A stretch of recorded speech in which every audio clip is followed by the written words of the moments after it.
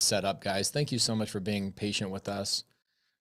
All right. Yesterday we had 2,500 people here. What a blast. An absolute blast. Did everybody get their homework done yesterday? Did everybody get their homework done yesterday? And by the way, if you're watching this in the future, this is day 2. We have a 4-day challenge. Day 1 was setting everybody up right, getting everybody on teams, giving people homework leading into day 1. Everybody got their day 1 homework leading into day 2. So here's the plan for today. The plan for the day is I'm going to remind you guys what our goals are. I'm going to reintroduce my team to you. We actually have a virtual assistant that's going to start calling. Okay. I've got a cool, we got Ross. Ross is in the backstage, dude. I just met him for the first time. It's super cool. Ross, the boss. So I want to make sure you guys give him a lot of love. He actually said he's really nervous. And I want to make sure you guys give him love. All right. Make sure we give this man some freaking love. We all know how it feels to be nervous. In fact, is anybody in here nervous right now? All right. Now, take the time. We've got 1,000 people in here pouring in. You guys know how I do my challenges. There's a lot of people out there doing challenges that are trying to upcharge you a $25,000, $35,000, $45,000 product. I have nothing wrong with that, but that's not what we're doing here. We are truly just trying to put my sub-2 students in a position of leadership so they can help you guys out. So if you guys are a non-sub-2 student, say, type the word no in the side chat for me. Type the word no in the side chat. Okay. So the reason why I do these free challenges is I do this for my sub-2 students to make sure they are in a position to lead people that they are a few steps ahead of. Doesn't mean they're going to know everything about everything, but it just means that they know a little bit more than the next person, especially if they're just starting out. Now, if you are a sub-2 student, I want you to type in the side chat sub-2 or yes, one of the two, sub-2 or yes, whatever comes easier. Okay, so we've got a great blend of people in here, an absolute great blend of people. It's probably 50-50. Now, if you are a gator, somebody that has money that you can lend money on transaction, type in the word gator or the gator emoji. Love it, dude. See, we bring all the people here. For you guys that don't know what a gator is somebody that can, when you get something under contract and you need to fund the earnest money, these are the people that can fund your earnest money and cover. Oh, check that out. Somebody says I have $250,000 to lend money on.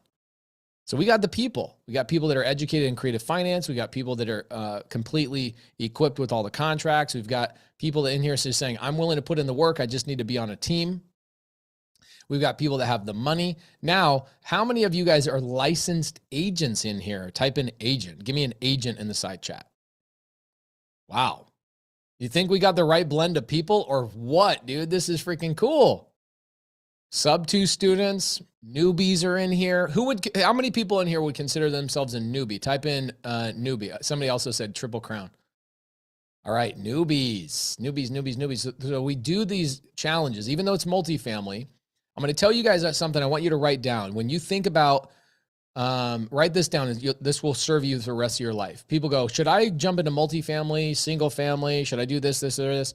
And my answer is if you're brand new and you're not taking any action, this is what you got to do. Don't decide whether it's multifamily, single family, being an agent, a wholesaler. You need to be around the energy of activity. That's what you need to write down. Write down, I need to be around the energy of activity. Who else is taking action? How can I be around other people that are taking action? That's the main reason why we put this together. Every 30 days, we do a 3, sometimes 4-day challenge. This week or this month, we're doing a 4-day challenge. We create this challenge so we can help you guys go out and find multifamily opportunities, figure out how to underwrite them. And so today, we actually have somebody going to come in and teach you guys how to underwrite some multifamily. You guys want to learn a little bit about underwriting multifamily? Give me a yes in the comments. Now let's check out how many people we got on YouTube. Now it's always funny about YouTube that I get people over there. Guys, I love you. And I'm glad you're on my YouTube channel. It makes me money. It's great. That's actually where I make all my money on my lives is I actually make it in YouTube. YouTube paid 17 grand this month. I gave all that money away to Bobby, my videographer, because I told him to save up for a sub-2 house. And thank you guys for doing that. So here you guys go. Here's the Zoom link for the people that are currently in YouTube right now. You know it's live. It says it's live. Today is December 8th, 2022. I want to make sure that you guys come in here and we all hang out. Now, if you are new and you were not here yesterday, Alexandra Beard. No, I do not want you going to YouTube. Don't go to YouTube. Please don't go to YouTube. Come stay here. The Zoom is way better. The comments are better. The vibe is better. I can have you guys come up here and I can actually talk to you guys. Zoom is way better. I cannot talk to the people on YouTube, unfortunately. Okay. In fact, I don't even watch the YouTube chat the whole entire time. So somebody could be spamming me and talking crap about my mom and all that kind of stuff. I could be doing all that. I just want you guys over here. Okay. Be in the Zoom with us. We've got a combined 1,500 people. Okay. 1,500 people right now. It ends up getting to about 2,500, I'm sure. So grateful to be here. I'm grateful for the opportunity. I'm grateful for the fact that I now understand real estate at a pretty high level. I have a lot to learn, a lot of places to grow into and expand on, but I'm so grateful that I actually understand how to underwrite things. I know how to look at a building and say, that's a good opportunity. And not only is it an opportunity, but I'm grateful for the opportunity that I can make money on it. I know how to actually take something and I can wholesale it. I can take something and I can develop it and flip it. I can take something and put it in my portfolio. In fact, if you guys look at my Instagram story, today I just barely wired money to close out a 264 unit seller finance deal in Springfield, Illinois, $20 million acquisition. My biggest seller finance deal to date. The biggest seller finance deal I've ever done in my life. I closed it literally today. Closed it today. Boom, boom, boom, boom. Biggest one I've ever done. $0 down. It was $0 down. The reason I wired money is because I'm wiring money for the construction costs. $0 down, $20 million acquisition, 41 buildings. It will net me every single month after all expenses, all payments, $48,000 a month in net paycheck to me. $48,000 per month. Boom, boom, boom, boom, boom, boom, boom. That's freaking dope. That's what is that? $500,000 a year on one deal. One deal. The unfortunate thing is that my travel costs are more than that every single year. Last year we spent $887,000 traveling and putting together subto meetups. So that one asset wouldn't even cover that, but I'm obviously crazy. Okay. Malcolm, Kristen says, please, Lord, I just need that one deal. I know we all do. I didn't have that deal until today. It takes a while, right? Couple of things. I didn't have this when I started. I didn't have Zooms where people were doing this stuff for free. I didn't have a community of subto community leaders that are with me. Like today, my subto community hung out with me for 7 hours this morning and watched me call brokers, work deals, underwrite things. 7 hours this morning. Okay. I didn't have that when I started. So that's why I give it to you guys. And people ask me all the time, why do you give so much? Because I remember when I had nothing to give.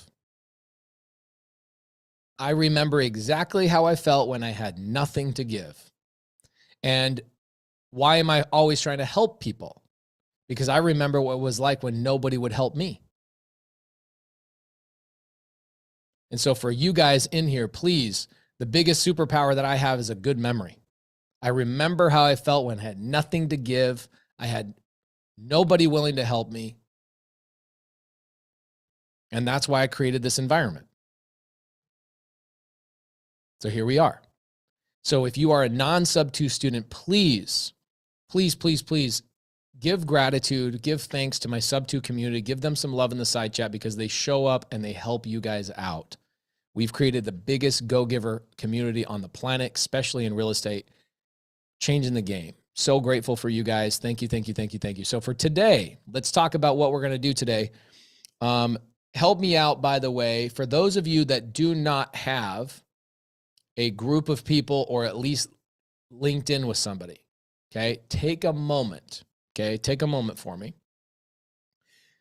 And I want to make sure that the people that need help and they need somebody to plug into, here's what I want you to do, okay? Everybody pause for a second, okay? Pause the side chat for a second, okay? Pause the side chat. Pause the side chat. I'll either shut it off or you guys got to stop typing. There we go. Perfect. Slow down, slow down, slow down, slow down. Here's what I want you guys to do. If you need somebody to collaborate with and somebody to keep you accountable, I want you to type in, I need help and your phone number. I need help and your phone number. And my leaders, text them. Okay. My leaders, text them and make sure they get plugged in. So say, I need help, put your phone number. Okay. See all these people here, guys? I'm telling you, every dollar I've ever made in my life is from helping people. Here you go. Here's all the people. I need help. I need help. I need help. I need help. I need help. I need help. Okay. Now, if you're a sub-2 student, you should be linking in with other sub-2 students in the 7 hours I was live this morning and the 7 hours I'll be live tomorrow. Okay. If you're a non-sub-2 student, then say, I need help. Plug me in. I want to be on a team. Because the reality is what you guys are going to have as homework tonight is going to require you to be linked in with somebody. Now, I'm going to put this on pause, okay? Okay, you had a moment to tell everybody you need help. Now I'm going to put this on pause. I want you guys to take a couple of minutes, okay? A couple of minutes. If you are a leader, go through and text 3 or 4 of those people. Scroll through the last 300 or 400 messages and text those people and say, I'm here to help. Let's connect. Okay, and as I'm opening up, as I'm warming up, you guys should be communicating behind the scenes with each other. Okay, what piece of homework we're going to have, okay, is tonight, the last hour to 2 hours tonight, what we're going to be doing is we are going to have you guys going round robin, calling and doing the work. And if you don't have a round robin, here's what I mean by that. Here, look at my screen. Okay, here's what a round robin looks like. Round robin is one person, usually I would suggest it needs to be a sub-2 student, puts a Zoom together, and they invite 5, 6, 7, or 8 people on that Zoom. Okay, and that could be you. You're one of the people who say, I need help, help, help, help, help, help, I need help. Okay, this is what you guys do. This is a round robin. Okay, people are all together, you're in a Zoom. I'd probably try and keep these rooms around 10, 15, 20, whatever it may be. Okay, this was part of the homework yesterday, okay, in the free Facebook group. And the sub-2 leaders should be creating a Zoom. And what you guys are going to do today is the last 2 hours of the challenge is we are actually going to be watching you guys take action. So this person calls, and then it's this person to call, and then it's this person's to call, and it's this person to call, and it's this person to call, and it's this person to call. And you walk around and you daisy chain and you take action together. That is what we're going to be doing today. So the people, what's funny is they go, you know, I just want to learn multifamily strategy. Guys, I could give you all the information on the planet. If you're not going to take action, it means nothing. And if I could give you all the information on the planet, but if you're not connected with my community and you're not connected with my leaders, it doesn't mean anything. You're not going to go anywhere. There's a reason why 1% of people are successful in life is because the other 90% think they're going to do it on their own. You're not. So that's part of what the homework is tonight. So I'm unreleasing the chat. Please make sure you guys are connecting. Okay. Delaney Suarez, we got the need hard money thing. Thank you so much. I appreciate it. Please no more of that. I appreciate it. We're watching you. You guys start promoting that kind of stuff. I'll pull you out. I pulled out 3 people, 3 knuckleheads yesterday. Please no more. Okay. Now take a couple minutes. If you are a leader, take a couple minutes and bring some people in your group. These are the people that are going to find opportunities for you. These are the people that are going to call brokers and they're going to call agents and they're going to call sellers. These are the people that you're going to put on your Zooms. Okay. If you are a sub-2 student, you should be a leader. Okay. If you are a sub-2 student, say, I'm a leader. I'm a leader. Okay. I'm a leader. Take the leap. Let's do it. Let's go. I mean, I just want to say it one more time. Today, I closed my largest seller finance multifamily deal of my lifetime. A new milestone was hit today. A new freaking milestone was hit today. I am so proud of my team. I'm so proud of my community. I'm so proud of everything we're accomplishing. I see a lot of people closing a lot of deals. Their biggest deals of their lifetime. I saw Carolyn and Myron they close a 30-unit deal with me, then they go and close a 40-unit. These things are freaking amazing. Okay. Doing multifamily is pretty freaking cool. All right. Let's see here. Boom, boom, boom, boom, boom, boom. Man, people sending me all sorts of deals today. I got my whole inbox is full of deals. This is great. So guys, we're going to teach you how to underwrite and some processes of underwriting today. I will be putting the side chat on pause during the underwriting session just because that gets a little bit busy. I want to make sure you guys are taking the first couple of 15, 20 minutes to warm up with each other, be friends with each other, all of that kind of stuff. Make sure you get on a group. Now, let me show you something. If you guys came in here brand new today, there's the YouTube channel. Look at these knucklehead YouTubers over here. Let's see how many they got. 152 people are on YouTube. Why, guys? Come over to Zoom. I guess maybe you like YouTube more. I don't know. But let's go over to Facebook and we'll go to Creative Finance with Pace Morby Facebook group. And this is where you guys can also link in with each other. Okay. There you go. See, I've got a sub 2 student, James, saying, I'm a sub 2 student in Gator choosing the Texas market for Elephant Challenge who wants to join up and make deals happen. So take a couple of minutes. I'll give you guys the link in there and make sure you guys are linking it. If you're somebody that needs help, stop being a little baby. Stop being a little baby and making sure people hold your hand. Go over and take some action. Okay. Where's the Zoom link for the Elephant Challenge? I don't know, Michelle. Maybe we emailed it 18 times. Okay. There you go. Damon says, I'm sub 2 in Texas, ready to squat up. So guys, here you go. They're giving you Google Meet links, Elephant Challenge, SoCal. Here you go. Can't get into TED day 2 email. It's probably because you didn't check your email, my guy. And it is on YouTube. Why people got to have such a hard time? It's literally on YouTube. This is the hardest part of my life. Literally, when people say stuff like this, I feel like somebody's punking me. I feel like he should change his name to Ashton Kutcher and be like, yo, punked, you got punked. There you go. Rashonda, you see my sub 2 students. This is why you should love on them. Sub 2 student Rashonda says, for the Elephant Challenge, I'm working the DFW. Who's with me? Let's go. All right. For the Elephant Challenge, I'm focusing on Texas. Who's with me? Guys, you've got all the help you need right here. Jump into these individual groups. Ooh, look at Ryan. Ryan's gangster, by the way. Ryan used to be, I'm going to tell you guys something cool about Ryan. Ryan used to be a multifamily property manager for a big company. He knows his stuff. Okay. He's a good guy to go and jump on his team. Got 120 comments. You probably should be on his team. This guy knows what they're doing, guys. Let's work together. Go, go, go, go, go, go, go. The link is right now in the side chat. Okay. For you guys that can't get into the Facebook group, it's because you probably didn't give your email up. Okay. I'm going to give you guys the link in the Zoom or in the YouTube. I'm going to then move on. I can't keep reminding you guys what we're doing here. It is the hardest thing in my job is saying the same thing 85 times. I wish I could say things one time and move on, but that's not how it works. I got to move on. All right. Okay, cool. Couple of things. I have somebody coming in, couple of guests. And one of them is Carolyn and Myron. We've got Ross, the boss, in the backstage. We're going to bring him up today. We're going to start calling. We're going to start pulling lists. We're going to start showing you guys how to underwrite. We're going to be showing you guys all the things today. It's a good day. Today it's 1:20. We got 4 hours and 40 minutes. We got plenty of time.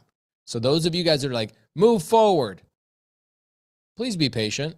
You've taken zero action in your life all the way up until this point, and for some reason you can't be patient with me for 40 minutes as I warm everybody else up. Shows the lack of mindset for you. Please be patient. We're trying to have fun today. We're trying to have a good time, okay? Amazing, amazing, amazing. Okay, cool. I think today is the day. Hold on just a second. I got to double check. I have a gentleman named Greg Herlean. Okay, he says he's going to come out at 2 p.m. Okay, cool.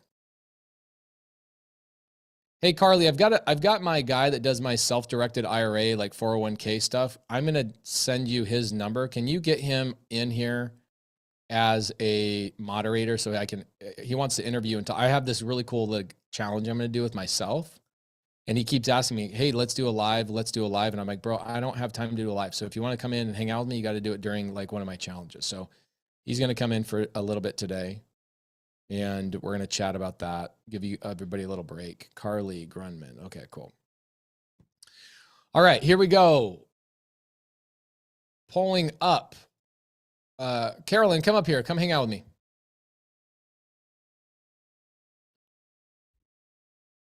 Carolyn, we don't have your husband here today, right? He's going to be picking up our daughter in a minute. Okay, perfect. Guys, everybody give Carolyn some love, please. Welcome her. Thank her for being here. She's not being paid to be here. She does want to do deals with you, though. Yes, She definitely. does want you. She does want you to be her private money lender if that's something that you guys are into. She does want all of these things. Yes. Hi. You want to say Who's hi? that? Oh, there she is. There's Sunny. Hi, cutie.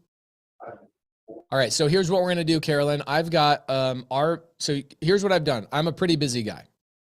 And so what I need to do in my life is I need to partner with people. So what I did is I partnered with Carolyn and Myron, and I'm only partnering with them for a couple of months. Carolyn's like, wait, what do you mean? I thought we were only partnering for the Elephant Challenge. Well, guess what? Special announcement. Here's what we're going to do. Everybody write this down. Next month, we're going to be doing the Elephant Challenge again. It's going to be multifamily again, but it's going to be compounding on the learning we did this month. Okay, because I want to get really nitty gritty. I want to get warmed up this month. I want to get really nitty gritty next month. Okay, does that make sense, everybody? Give me a yes. Everybody understands. Yes. Okay.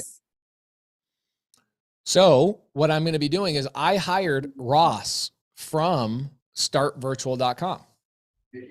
And I thought, here's some cool value that we can provide to people. Here's some amazing, amazing value we can provide to people. I don't want to just hire Ross, who we haven't met yet. He's super nervous, so we'll give him a lot of love when he shows up here. I haven't met Ross yet for more than like 30 seconds as I was going through the backstage. What we're going to do is I'm going to let Ross go live every day, and we're going to give you guys a link to watching Ross call and set appointments with tired landlords and brokers. Is that something that you guys want to see? Is that something that would benefit you in your life? Okay. Or is that something that you'll just consume more and take more notes on, but you won't take any actual freaking action? Okay. So here's what I want you guys doing. All right. Here's what I want you guys doing. I want you guys pairing up. I'm only going to give the link to 2 people. Okay, for Ross. And this is going to, guys, by the way, this is not going to be just for tomorrow.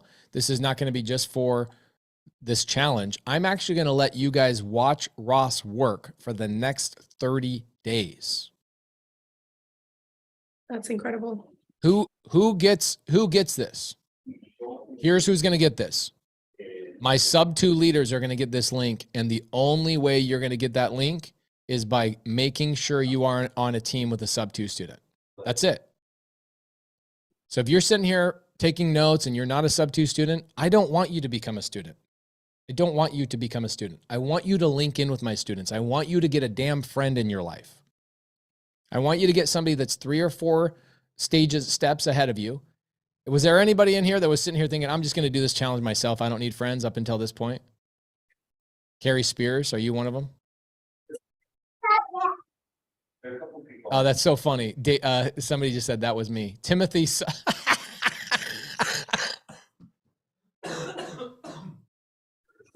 Bro, I have to work so hard just to get you to take action. I got to spend my money on you so you take some action? Come on. I'm glad you told me though, Timothy. Thank you. Is that something that's going to, guys, my only job here is to compel you to take action. That's my job. And I'm going to create an environment that gets you to take action because that's the only way you're going to win. Pace, you sound like you're dying. When I hear people are not taking action, that's what kills me slowly. It's killing me softly with his, you know what I'm saying? Okay. Nice. So I am not going to let you guys want to see how this is done. 6, 7. I don't know how long Ross will work every single day. Okay. But let's get it done. All right. So Carolyn, this is what we talked about yesterday. Let's get into the work. All right. Yes. We talked about, okay, here, can I give you the schedule for the day? Sure. I got to be a good partner and give you the expectations. Love it. Okay. So from 1:30 to 2:00, me and you are going to talk with Ross and come up with a game plan. Okay. Okay. Then what I'm going to do is from 2:00 to 2:45, I'm bringing on a gentleman named Greg Herlean. Okay. Couple of reasons why. Okay. A lot of my multifamily investors actually come from Greg. Do you know why? Because he owns a self-directed company, self-directed IRAs. A lot of his clients come to Greg and go, teach me how to do my IRA self-directed. So we're going to talk to you guys. Is that something that you guys need to learn when you're trying to raise capital for multifamily? Is what does a self-directed IRA look like? So when Greg comes in here, this is probably something you need to know. Do you agree? Agree. Okay. Oh, look, somebody just says, I've got money with Greg. Lisa Moore says, I've got my money with Greg and his company. See what I'm saying? By the way, where are my private money lenders in here? Give me a yes or put a $sign in emoji. Okay. Debbie Lou, she's actually loaned me money multiple times. Debbie's amazing. Marta, I don't know if she's in here, but she just wired me $100,000 yesterday for a multifamily deal that we're closing out on. Marta's awesome. Okay. Jeff says I'm a private money spender. Love that. Julie Burkhart's one of my partners. She's my partner in 2 deals, actually. Love Julie. Taking all your names down. Thank you. Of course you are. Christine. Wow. Christine's in here. She's awesome. We love her. Okay. So Greg will come in from 2 to 2:45. Okay. Then what we're going to be doing is from 3:00. Okay. To, let's see, 3:00 to 4 p.m. We're going to be doing underwriting. Awesome. Okay. And then from 4 to 6-ish, we're going to be calling and doing outreach. Okay. Love it. Is this a good strategy? Is everybody on the same page with me? Guys, the only time zone that matters on the planet is what time zone? Arizona. The only, not mountain. Are you kidding me? Bunch of freaking mountain people up there. The only people in the continental US that does not change our time zone twice a year is Arizona. Okay. Arizona. We are in our own time zone. All right. Very cool. Very, very, very cool. Now, this is our schedule for the day. Please snapshot this. So when somebody comes in and asks us, what are we doing today? This is what we're doing today. Please make my life easy. Do not ask me, what are we doing today in 15 minutes? Make my life easy. It stresses me out when I feel like I do a really good job, right? So the first thing we're going to do is we're going to be coming up with Ross, the boss, and the game plan, right? Second thing we're going to be doing is talking about private money. And we're going to bring in Greg Herlean. Okay. Third thing we're going to be doing is we're going to be doing underwriting, teaching you guys underwriting.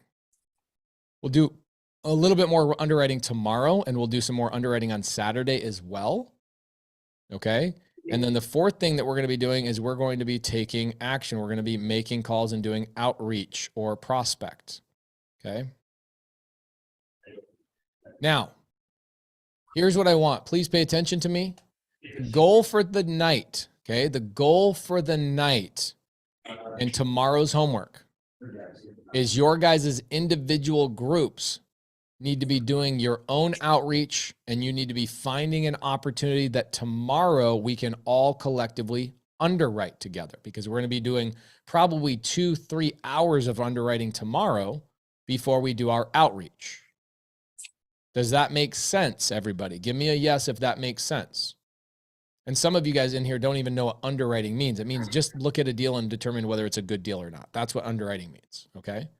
So you do realize how important it is for you guys to have a team so that tomorrow you guys are underwriting together in smaller groups. Okay. Tommy Harper, you say you need a team, but I already showed you how to go get a team. Guys, did I already show everybody how to get a team? Okay. One of the reasons why you guys are not doing great in life, some people, not everybody, but some of you guys, is because you cannot follow instructions. Okay. Thanks for explaining underwriting. Can you repeat tonight's goal, please? Nikisha, can I talk to you? I want to make sure that if you ask that question, we have a conversation about it. Okay, and we'll bring Ross up here in just a couple of minutes. Nikisha, I think I'm saying that right. Yeah, I definitely am. Nikisha, what up? Hi, how are you? Hi, how's Nikisha, my new friend? I'm doing well, thank you. Okay, cool. So you understand underwriting now because I just explained it, right? Yeah. Okay, so it's just the process of somebody giving you a bunch of information about a property, like close it. When does the seller want to be finished with the transaction? Oh, the seller wants to sell in 30 days. What's the down payment? Blah, blah, blah. All of those factors coming together and you determining whether it's a good deal or not a good deal. And if it is a good deal, now the next step is, what are we going to do with it? Because I might not be equipped to buy this and hold this in my portfolio. Yeah. I might need to find a buyer for it, right? So all of that is the process of underwriting and determining what we're going to do with an opportunity that lands in my lap. So can you underwrite something right now, Nikisha? Do you have an address for me to underwrite? Absolutely. Oh, you really do? I really do. Okay, cool. Well, I'm not going to underwrite it for you, but I was hoping you were going to say no. I was hoping you were going to say no, Nikisha. Pretend like you're saying no. Say no, Pace, I don't. No, Pace, I don't have one. Okay, so that's the goal of the night. The goal of the night is for everybody to be able to say, yes, I have something for my team, my group, the people I'm squatting up with to all underwrite and look at together. Okay. Does that make sense? Absolutely. Because here's what ends up happening on these challenges. Guys, I've been a part of these challenges. I'm sure a lot of people in here have been a part of challenges. Nobody's breaking up into smaller groups and using their community as leaders. And so what happens is you guys are taking a lot of notes, but what did you really, let's ask the question. In the last challenge you guys were a part of, legit, I don't care whose it was. Don't tell me whose it was, but did you really move forward in your business? I did not move forward in my business. I did not. Most people don't. Okay. Okay. Most people don't. What they do is they go, if it's one of mine, yes. Okay. I feel like I didn't have enough information to move forward.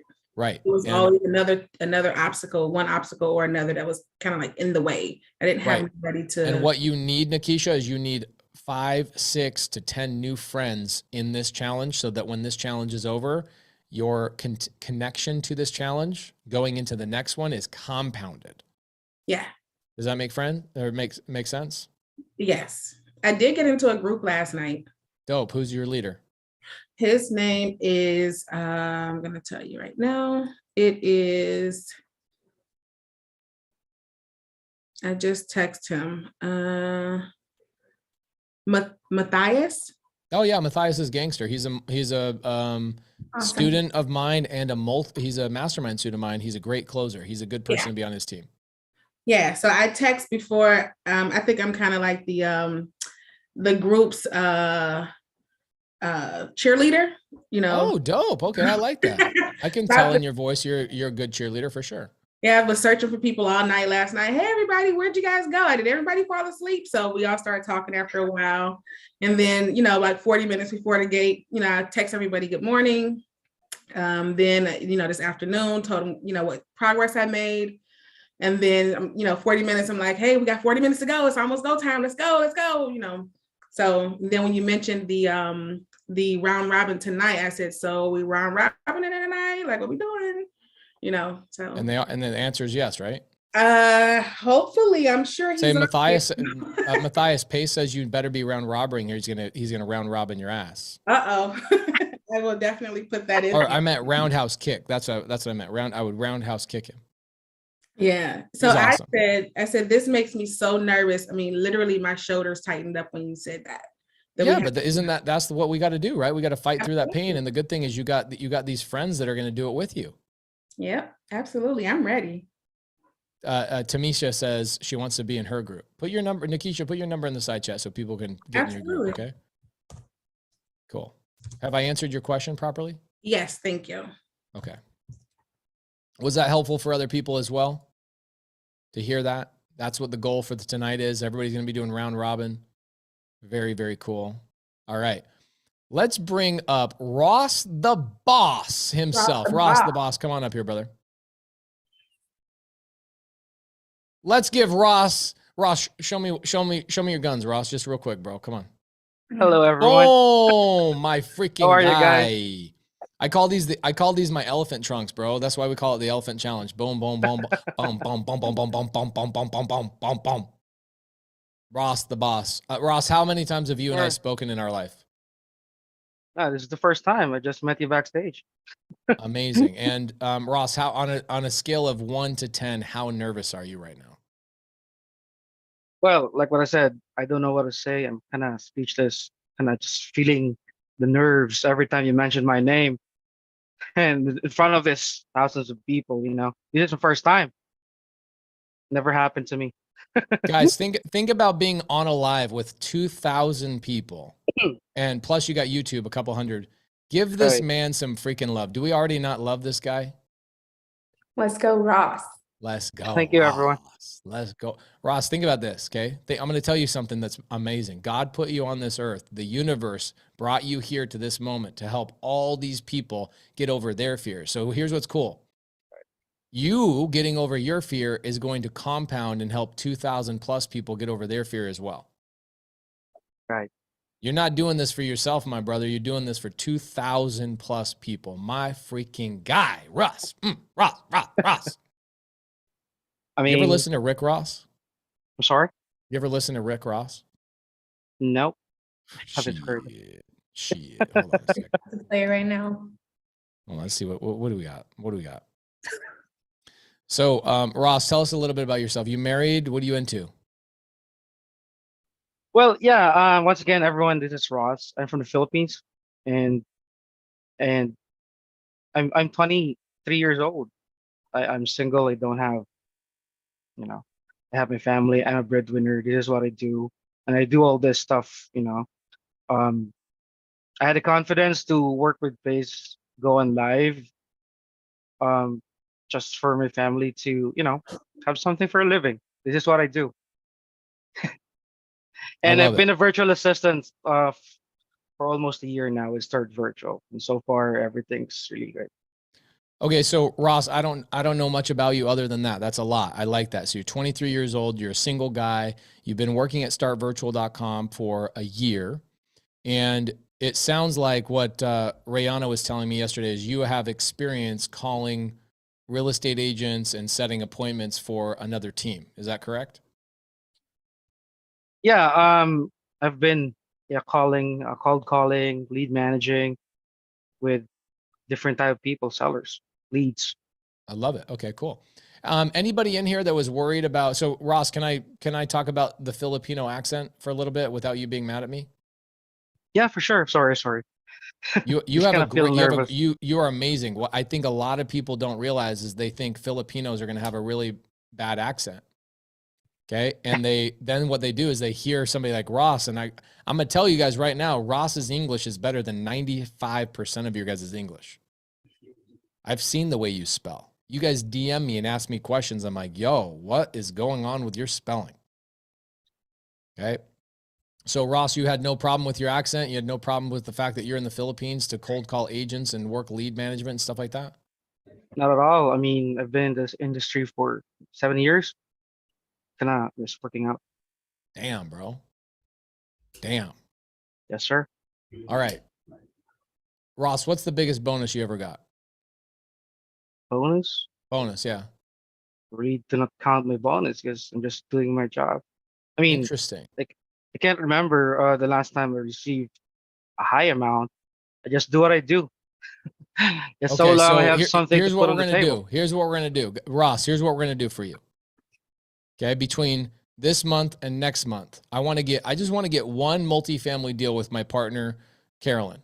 I want to get one multifamily deal. That's it. It's easy. We could Okay. get 3, we could get 5, we could get 12. I don't know. I want to get one. Right. Okay, I'm gonna give you $2,500, 2,500 American dollars as a bonus Wow. for getting a deal with me and my partner, Carolyn. That's amazing. Okay. It's in the bag.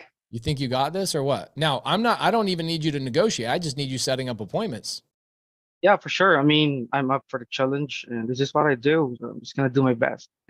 You're going to do your best, bro. You're going to do your All freaking right. best. Proud of you, man. Already just showing up, being in front of 2,000 people. This is going to be amazing. So here's what my business is, Ross.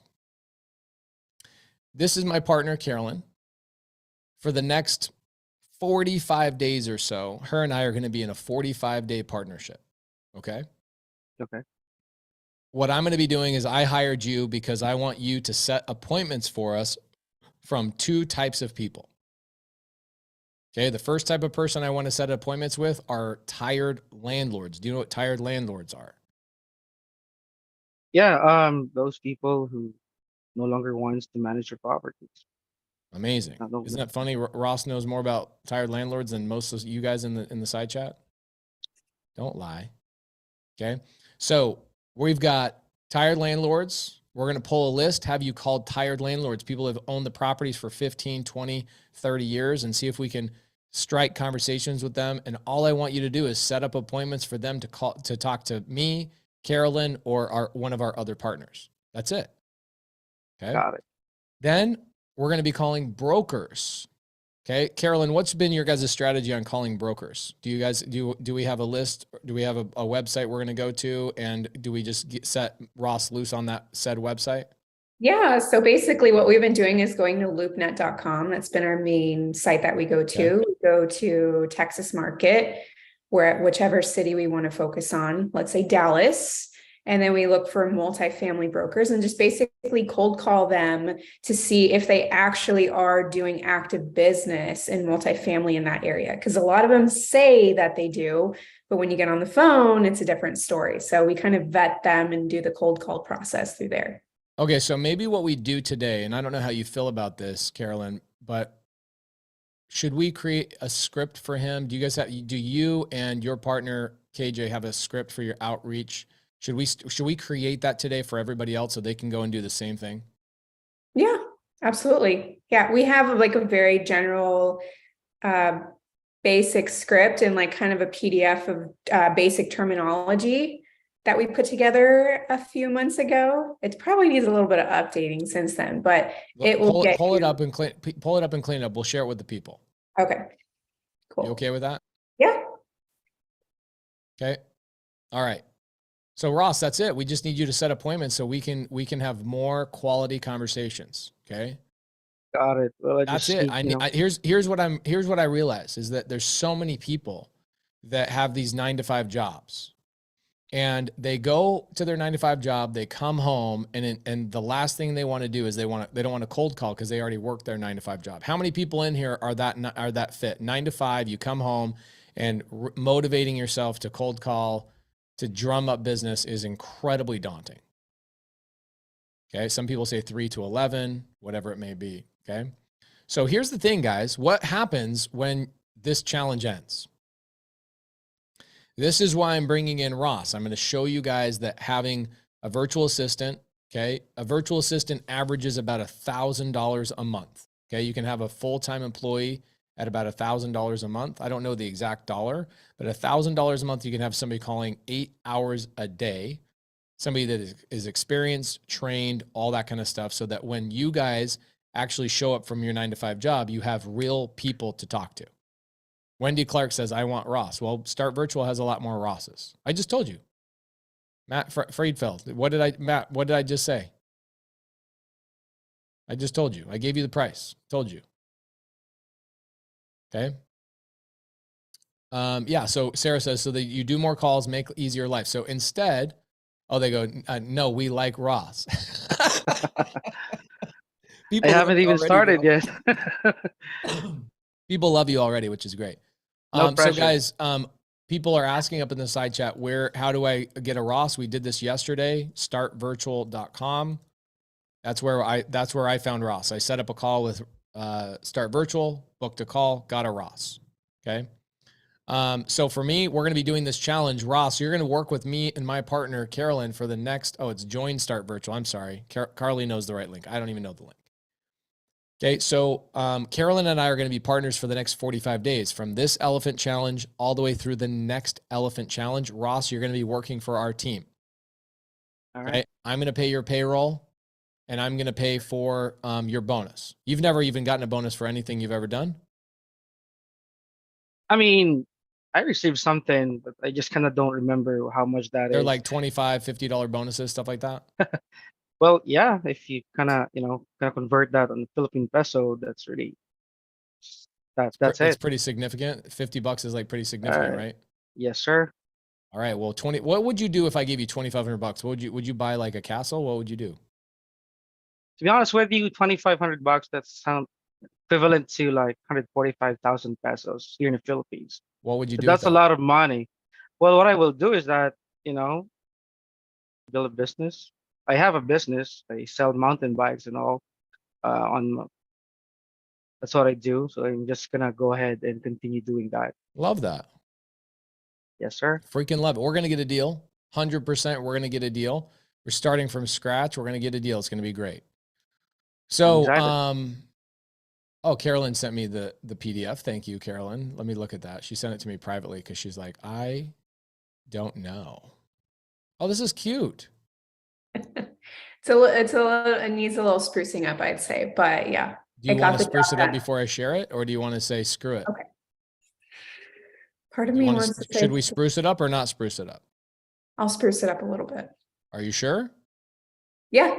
How much time do you need? Because if I bring Greg Herlean up here, I can talk about IRAs, I can talk about all that kind of stuff, and you can spruce that PDF up, and then we can give that away right when you get back. Yep. You want to do that? Yep. Perfect. Okay, cool. So Ross, do you understand the position and what our plan is? Yes, sir. Just, walk me through how do we do it, and we'll get started. Okay, cool. So Carolyn has a script. We're going to give you the script. We're going to show you where to call. We're going to give you all the tools that you need. We're going to get calling on it. Now, Ross, I don't think you've ever done this for Start Virtual, but have you ever called leads on a Zoom to show other people how good you are on the phone? No, like what I said, this is the first time I'm in front of this number of people, and I think we have 2,300 people now. well, it is what it is. I'm already here. There's no way out. If you converted these people to pesos, this would be 145,000 pesos. Yes, sir. Pretty much. Okay. So I'm just gonna think. It is what it is. That's it. We're gonna here's what I love. With all my virtual assistants, Ross, this is what I love about showing people what this business looks like, is that people believe this business should be, I pick up the phone 3 times and I get 3 deals. Is it anything like that? You get a lot of no's, right? You get a lot of people that hang up on you. You get a lot of that stuff, right? Because even if you dial 200 numbers there, you can barely talk to 20 people out of 200. So, there you go. So guys, I want to show you guys what it's really like. I want to show you the nitty gritty. This is the stuff that nobody on the planet is doing. We will show you what our virtual assistants are doing to give you a clear understanding of what this business looks like. And we'll do that from now until all the way to the next Elephant Challenge, a whole entire month. We will let you guys watch as he sets appointments for Carolyn, Myron, and the team. Carolyn, am I putting too much pressure on you guys with too many appointments? No, not at all. Well, is this going to help lift you guys with more appointments? Absolutely. Are you sure? Yeah. Or are you just being polite on screen? No, I'm not just being polite. Let's go. Are you excited about it or not really? Yeah, we want to get this guy a bonus. Are you excited about Ross or what? I love Ross the boss. Let's go. Are you excited to have Ross on your team at this point? Yeah, of course I am. He's going to kill it. Ross, you're going to freaking kill it, bro. You're going to tee up this. So let's give Carolyn some freaking love, Ross, because she just closed a 40-unit deal, seller finance. Yep. Freaking unbelievable. Let's give that woman some love. Thank you. Appreciate you. Good job. We're proud of you. Beast. As a woman, do you like being called a beast? I mean, yeah, I kind of am. Ah, I love it. All right, cool. All right, so I'm going to bring Greg Herlean up here. Carolyn, you go spruce up that script. We'll give the script away afterwards. Ross, I'm going to have you pop away for about 45 minutes. Yes, sir. Was it as scary as you thought it was going to be? Well, yeah, but then again, the people on this Zoom is kind of, really, really great to look at, welcoming me with, happiness and that. So I'm just kind of excited about it. Good. They're excited too. Does anybody feel like Ross could change your life by seeing him just do the work? Absolutely. Do you see the chat, Ross? Yes, sir. And, I can't even express how, kind of nervous, how lucky I am to have this experience. Because again, working with Morby is just out of the blue. I mean, it happens once in the blue moon.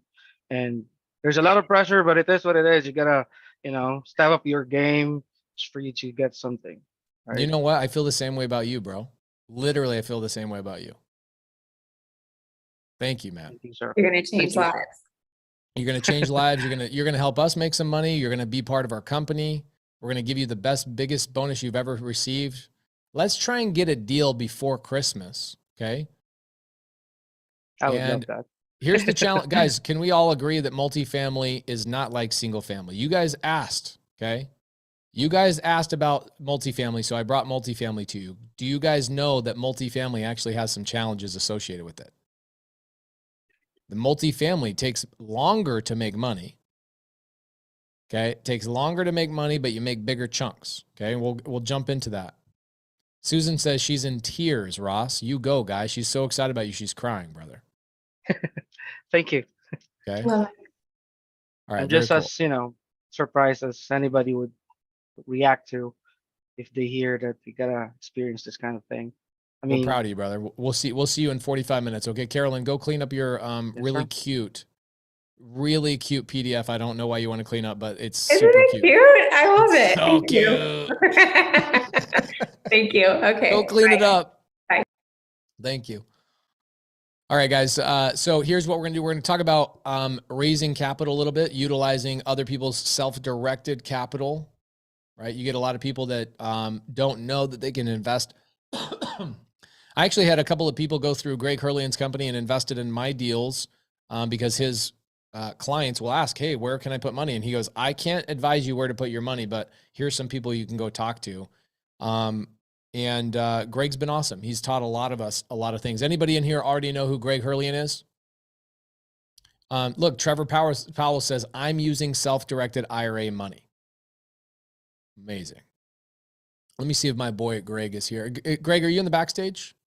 You might be here a little bit. I might be asking a little bit early. Oh, there he is. Hey. Where are you today? Where are you speaking today? San Diego with Kent Clothier at the boardroom. Holy crap, bro. You and me have been on a speaking journey this year, huh? Yeah, at least we met this last year, like through all these speaking journeys. It's been good. Well, here, I'm going to tell you guys something. I'm going to give you guys a little lesson here. So I saw Greg. His handsomeness kind of intimidated me a little bit. So I was like, I didn't want to go up and talk to him. I was like, that guy, wait, he's part of a trust company? He sounds too important. And for real, you and I spoke on, I don't know, probably half a dozen stages before we really connected and started doing business together. And that's my fault. Well, it is kind of, my side of the story is we were in a lot of stages. And the only reason why people would stay for me is they'd say, Pace is coming up next. And so then they'd slide me in right before Pace. And then they'd have to like keep everyone motivated. Like, don't worry, Pace is next. And so that's how I got introduced to Pace. I was like, who's this Pace guy? No one's here to see me. And then after I heard you, and I was like, okay, I got to get to know Pace. So that's my side of the story. So yeah, guys, Greg is he's the private money guy in my mind. Right? Instead of like the trust guy, he owns a company called Horizon Trust. But for me as a consumer, I don't know anything about Horizon Trust. I don't want to know about Horizon Trust. I want to hear private money, self-directed, IRA, how can people plug their money into mine? Who in here has a retirement account, by the way? How many of you guys in here have a retirement account that don't know that you could be investing in either my deals or other people's deals through a self-directed IRA? Okay. A lot of people have retirement accounts. So Greg, what do you do for your business? How do you help people that have retirement accounts? So really, first and foremost, we teach people about something that's been around since the 70s. It's about a self-directed IRA, on how an individual can use their money, their retirement funds, an old 401k or a current retirement plan, like an IRA, a traditional IRA, and invest it in alternative assets like real estate. 75% of my investors invest in real estate. I'm a real estate guy, true and true. And so what you can do is, what we teach people is how to use retirement plan and get out of the stock market, or get partly out, how much you want to be out, it's up to you, and invest in real estate or what you understand, what you know. It could be even your own business. And I got into it by default because I had no money. I wanted to get into real estate. Banks weren't lending to me. And I was like, well, where do I go? What are these options? And so literally in my early 20s, I learned about this concept, and it totally changed my business. I mean, it totally changed my real estate world, just by understanding how it works and how to utilize a company like mine now that I own, how to utilize that company to build my business today. Okay. So let's say I'm somebody in the side chat. I think that there's two people, and you tell me if I'm wrong on this. I think there's two people in the side chat. One, somebody that should reach out to you because they have a retirement account that's not being used and they're not investing in real estate, or they're not investing in other things. They don't realize they should be. And there's a lot of questions in here, by the way. Leah says, what's the man's name, please? He's married, just so you know. Okay. He's married. Greg, how can people reach out to you? I'm going to put the side chat on pause and get your information. Michael said you're handsome. I agree. I am Greg Herlean, and my email is greg@horizontrust.com. Okay. Greg at horizontrust.com. I respond to all my emails. In fact, those of you who heard me a couple months ago, you and I spoke, I responded to a lot of you. I take pride in that. I definitely connect with those who want to work with me or have questions about what we do. So. Okay. So there's Greg's contact info. Greg, do you have somebody on your team that you want me to send people to, or is it better for them just to email you? It's just go to me right now. And then when I respond to you, I will introduce you to someone on my team. Okay. So I'm going to keep the side chat on pause, but I do want to ask all the people that have, I did a Zoom inside of Subto with you. This is not a Subto Zoom, by the way. This is a free challenge that I'm running. You and I have been playing, catch for the last couple of weeks. And I just kept telling you, I'm like, man, I'm always on a Zoom. I'm always in a meeting. You're going to have to come into one of my challenges. And then I realized, holy moly, I'm doing a multifamily challenge. It actually makes a lot of sense for Greg to come in here because, again, I think there's two people in here. One, the person that has money that they need to go and put through your guys' company. And then two, I think that there's people that don't realize that that's also where you find private money, is people that have self-directed IRAs. Is that correct? That's it. Perfect. Those are basically everyone probably on this should either need one of those two things. They have a retirement account and they need to self-direct it, invest it in what they know, or they have no money or very little money and they want to know where to access private money. So you said it perfectly. So is there any way that you can help people access private money, or is it just to get around people that have self-directed IRAs? It's really to get around. I mean, it's interesting. It's really to get around people with IRAs. I mean, that's the quick answer. But the longer answer to that real quick pace is, there's over 84 million IRAs in the United States. And so, and look, there's only 300 million in the United States, give or take, right? Yeah. So almost a third of the people in the United States have a retirement account. And I can tell you, what's that? That's crazy. Yeah. And that equals $5.4 trillion. And that's not 401ks. That's just IRAs. And then the reason why this comes up is like, well, where do I go? It's all around you. In fact, that's how I got into kind of that world, is you just start talking about it. I was a real estate investor and all I talked about was self-directed IRAs. Why? Because everyone thought they were a real estate investor. And so a 23-year-old talking about real estate at the time, I was like, man, everyone already thinks they've already bought a home. They're already real estate experts. At least that's what they thought, right? And so I was like, what can I bring that's different and get their attention? So I started talking about self-directing.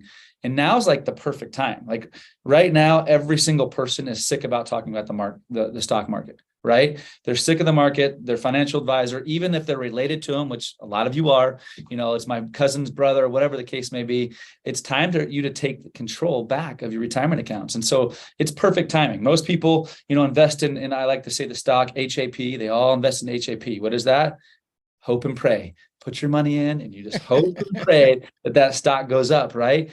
And look, right now, people want to know what their options are. They want to know that what their advisor is not telling them, like investing in real estate or in their own business or in golds and precious metals. I won't say FTX, that was an option, but alternative assets. And so real estate really is how most of my clients have found success. Okay, cool. So I'm somebody that wants to, well, let's ask the question in the side chat. We've got 2,200 people on Zoom and we've got 400 people over on YouTube. How many people in here have an IRA in here? I bet you it's 30% of the people in here, maybe 40% of the people in here. So when people are asking, well, where do I find private capital? It's funny that they, one, already have their own private capital sitting in their retirement account that they didn't know that they could actually use. And then two, the people in here that need private capital for a deal don't realize that we just brought 500 private money lenders to you that need to take their money from an IRA and convert it to a self-directed. Is that correct? That's correct. And what's great about that too, and we haven't got there, but we can in a little bit, is you get to call the terms. This is like going to the marketplace if you have an IRA or you're looking for funds, someone has the IRA, the terms are to decide upon both parties. Unlike typically, right, a hard money lender, their terms are pretty strict and very typical, right? Might be 12% or 10% plus a couple points, it's fixed. But if I go to Pace and I'm like, hey, Pace, I got this great deal, rather than you lending me from your IRA and I paying you 12%, how about on this deal, Pace, I give you 10% of the deal. I'll give you 10% of the profits to your IRA. And so Pace likes that because it's an IRA. He can't touch it anyways. And so he then lends or gives me part of his IRA funds from the trust company, hopefully it's Horizon, right, to my company or to my deal. And when that deal sells or matures and pays off, Pace gets back his money plus his profits back into his IRA. And it's the terms that we decide, whatever we negotiate. And so that's what's great about it. And and typically what I like about IRA money as well is if a deal goes long, never happens, right? Real estate always goes exactly as planned. But if it happens to go 6 months longer, 12 months longer, it's your retirement funds. And so it's not like you're like, oh crap, I need that money back into my savings account. So retirement kind of money is low hanging fruit for both you, if you have the IRA, or for somebody else who might be lending you their money from their IRA. And in that example, sorry, going on a quick tangent, if that's okay, Pace, for a second. If I were to go to Pace right now and say, I have a real estate deal, will you lend me your money, Pace? And if Pace were to give me, $100,000 from a savings account or $100,000 from his IRA, do you think he's going to be checking up with me as frequently if it's from his IRA rather than his checking account? No. No, not near as much. And so as a real estate investor, I actually kind of like that. I felt like it was not that I didn't, do a good job as an investor, but if I was off a couple weeks, couple months, it was not a deal breaker. And as as an investor, that's a big deal, a few months sometimes. And when you're dealing with a hard money lender, when it's 12 months and those extension fees come up due, you're paying your extension fees. That's just how it works. So there's a lot of, I saw you wrote down private money. I mean, that truly, there is a bucket of monies here. And let me just clarify one thing about retirement accounts. If you have an old 401k, that also applies. So if you have a current 401k with your current employer, that cannot be rolled in here into a self-directed. But most people, over 50% of Americans in the last 5 years, have lost or changed jobs. So therefore, you have an old 401k. I bet, and in fact, you could ask that question. How many people have an old 401k? It's just sitting there. They don't even know where it's at right now. And how does anybody have that? Holy, are you kidding me? I bet. You can help those people. I bet there's millions of dollars on this call right now, millions of dollars sitting in old 401ks. People don't know what to do with, don't know they have the option. You can roll those old 401ks. Carlos Garcia says he has 70 grand sitting there in an old one. an old 401k, and you can move that into a self-directed IRA account, no taxes. It just transfers into a self-directed account, and you have access then to invest your funds in what you want. And so look, that didn't even include the 84 million accounts I just talked about. These are old 401ks. What the freak? You're looking at the numbers, aren't you? I am. I'm realizing that literally like 60, 70% of the people in here. Look, Daniel says I have over $150,000. Yeah. It's everywhere. And look, advisors don't typically, and I don't hate on advisors by any means, because this concept is not for everybody. If you don't know where to put your money or have zero options, this is not the place for you. But if you think you can do a little bit better than the stock market, which I think, if you can do 2%, that's typically better than the stock market these days, you can probably do better. And I know most of your followers, I've met your community through our last, 2 months ago, and they overwhelm me with a great response. Like, I just love interaction, and they're active. Obviously they're active, they're doing deals. And if you're not doing deals, the other thing that I see your community doing is they can lend. I think, do you have a fund? I feel like you haven't spoken too much about it. Yeah, we have a fund. Someone else's deals.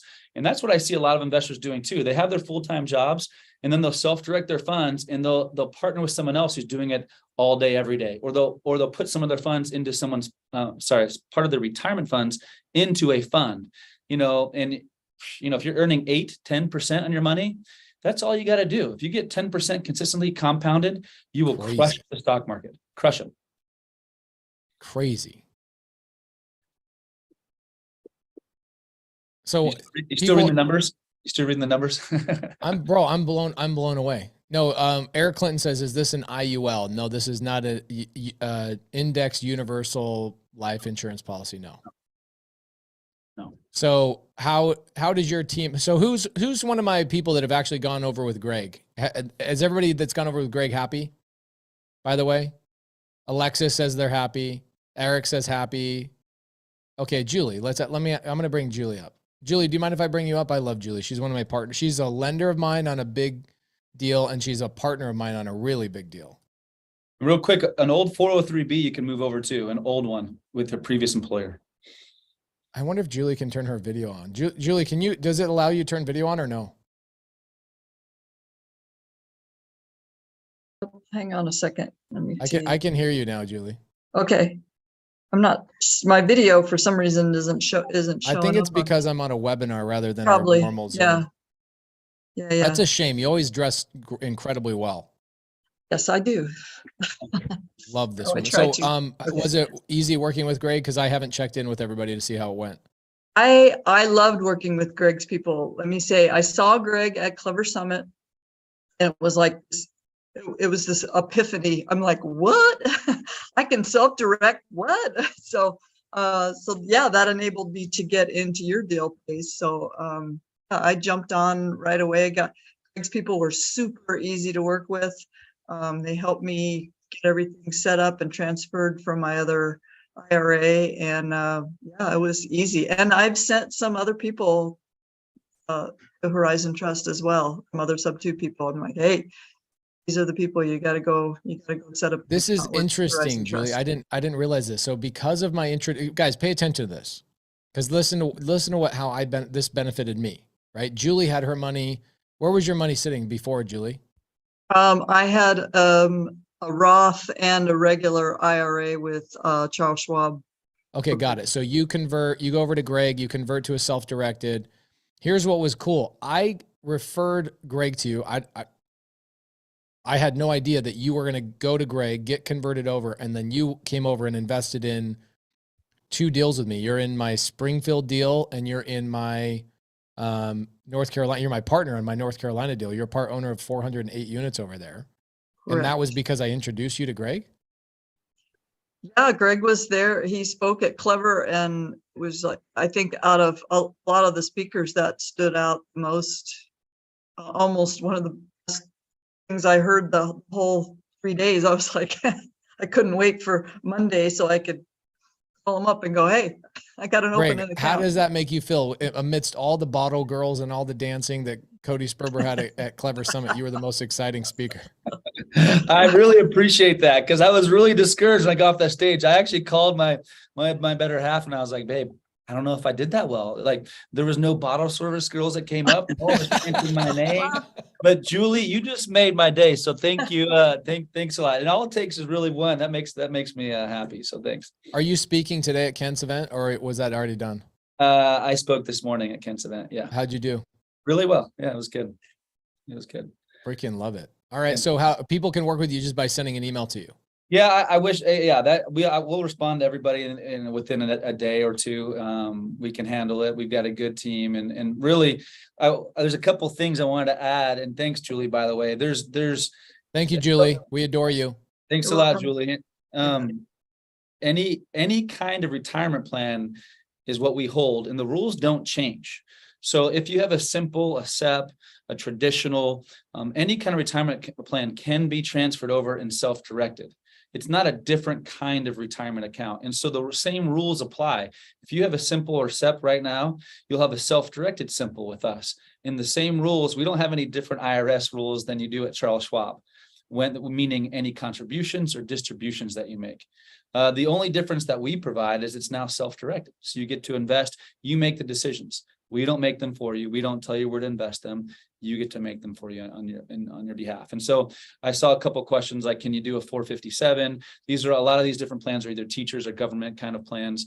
If you've retired from those different places of work, government, school districts, etc., that have 403Bs or 457s, excuse me, we can help you with those as well. The biggest thing I'd say is if you're not sure, just email me and say, hey, look, I got this kind of account. Does it qualify? I'm still there or I'm not there.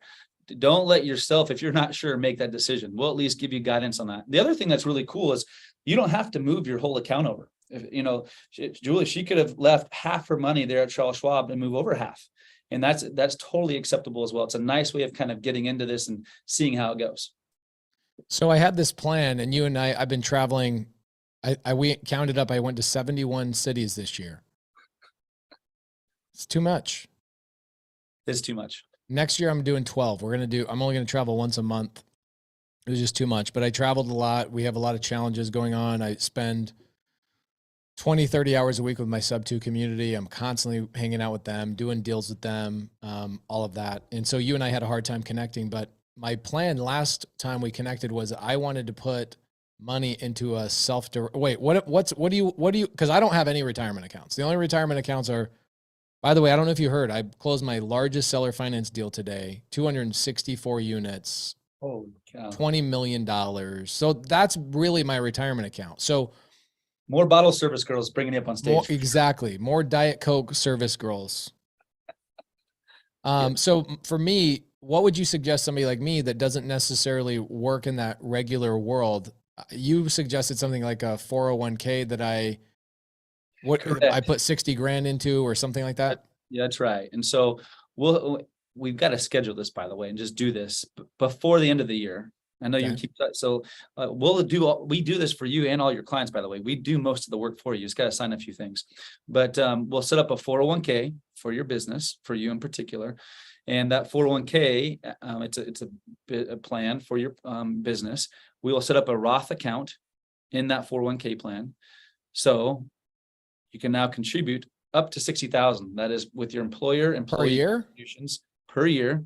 And so now that $60,000, if you do, and there's a couple examples I can show another time, but your $60,000, you do one of your deals or two of your deals. The idea is just do a couple deals inside your retirement account. Your $60,000. I know you don't do anything a couple times, so you'll probably do it once a month. If you do it once a month, you can turn your $60,000. You know what you can do that. Probably turn it into $500,000 in 1 year. And by the way, I legit have something that I'm doing right now that I put in 400 grand 4 months ago, and it's now $1.6 million. In 4 months, 400x in 4 months. So use that example. You could have, in that example, put up $360,000 of your funds, $40,000 of your retirement fund. So your IRA could have been 10% of that deal, and it would have gotten 10% of the upside. Therefore, zero taxes on all those gains. Zero. Today and tomorrow, when you take it out at 59.5. Will you guys help my bookkeeper know how to manage that? You guys good at that at Horizon Trust? We'll help you with all that. There are some new rules though now because of the what's his name? Peter Thiel. I don't know if we talked about it last time for a second. Peter Thiel, the starter, he was one of the founders of PayPal, right? So you now can only make, well, actually, technically, you can make up to $10 million per year in your account, but over $2 million, it triggers an audit. And, so I recommend trying to make less than $2 million per year in retirement account. Okay, I can do that. I don't mind being audited. I think that'd be fun. Okay.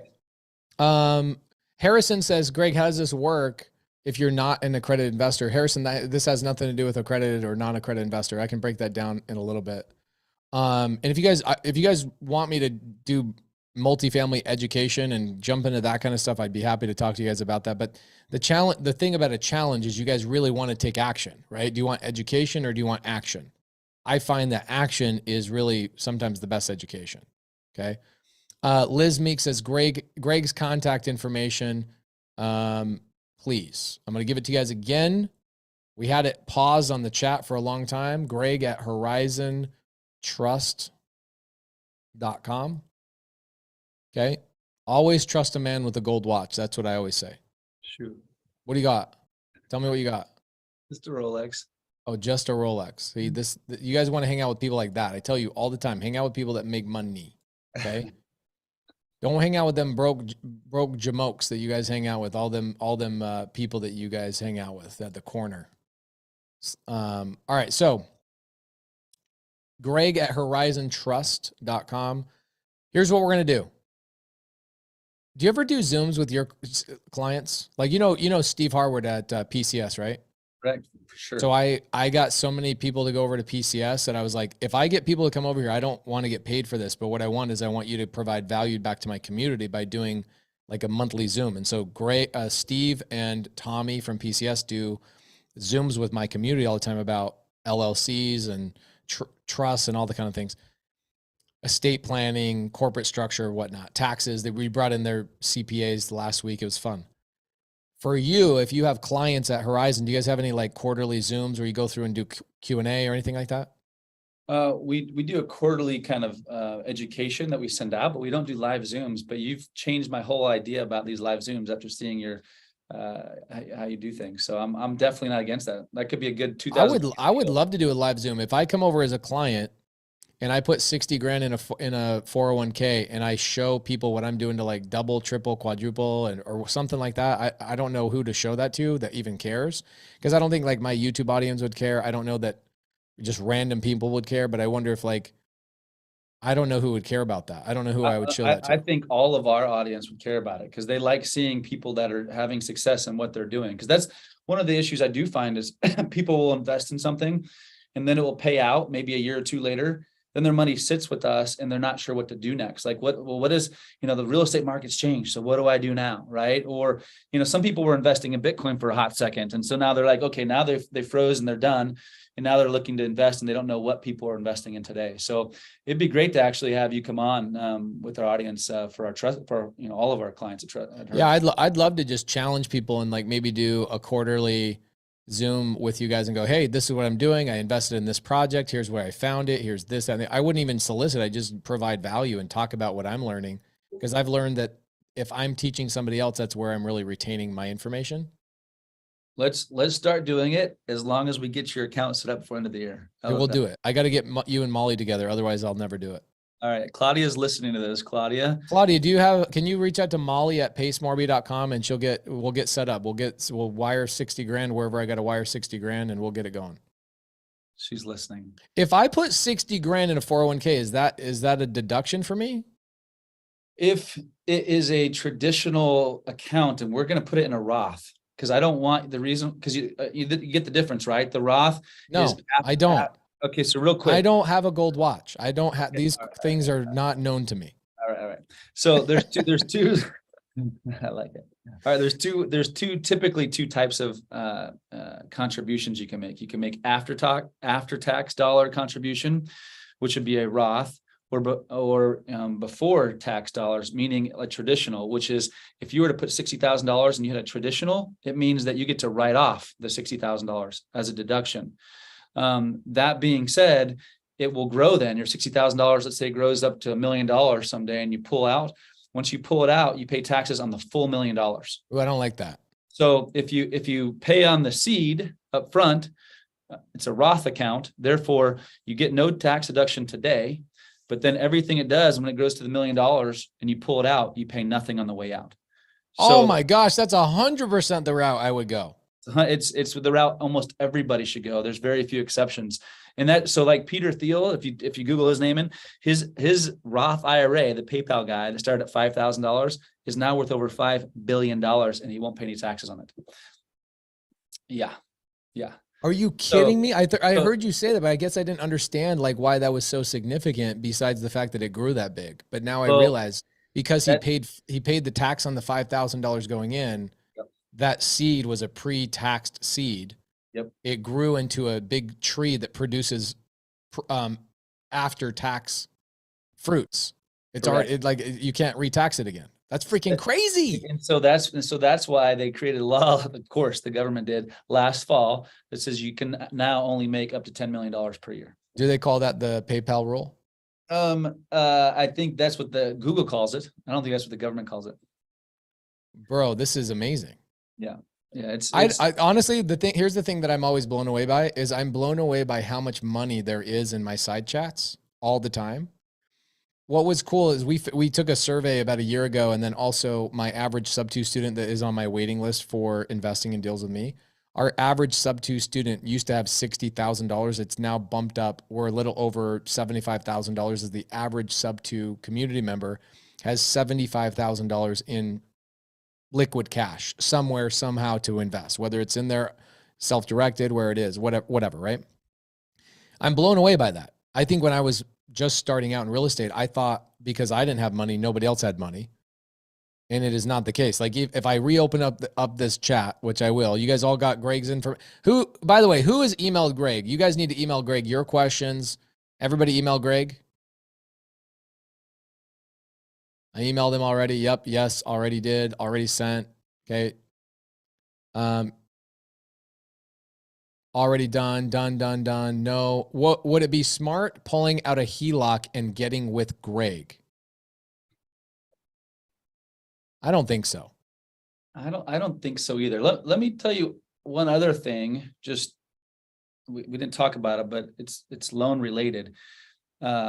Most people don't know that you can actually also, your retirement account can borrow non-recourse money. So let me give you an example. This is something people don't understand completely either.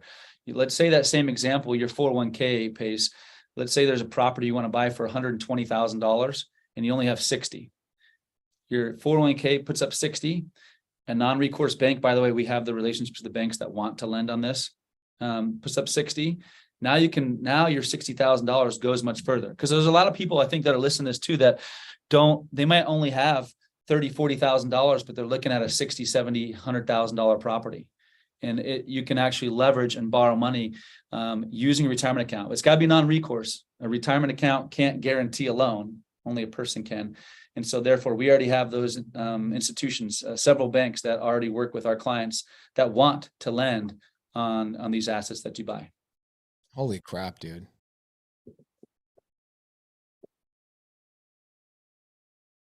Anybody learn a thing or two in the last 25 minutes? They need you how much time are they giving you on stage? You need to have 2 hours up there, bro. I appreciate it. Next time I go up on stage, I'm going to say, look, Greg and Pace are coming up on stage together. I think that will be better. So who's on your team? Who's in the side chat with us today? Claudia is there. I think Brandy is there. Kelsey should be there. Oh, you got a big team. I've got at least 3 or 4 there, but there's about 40 people on our team, and I think 3 or 4 or 5 of them are here today. There's I think Claudia.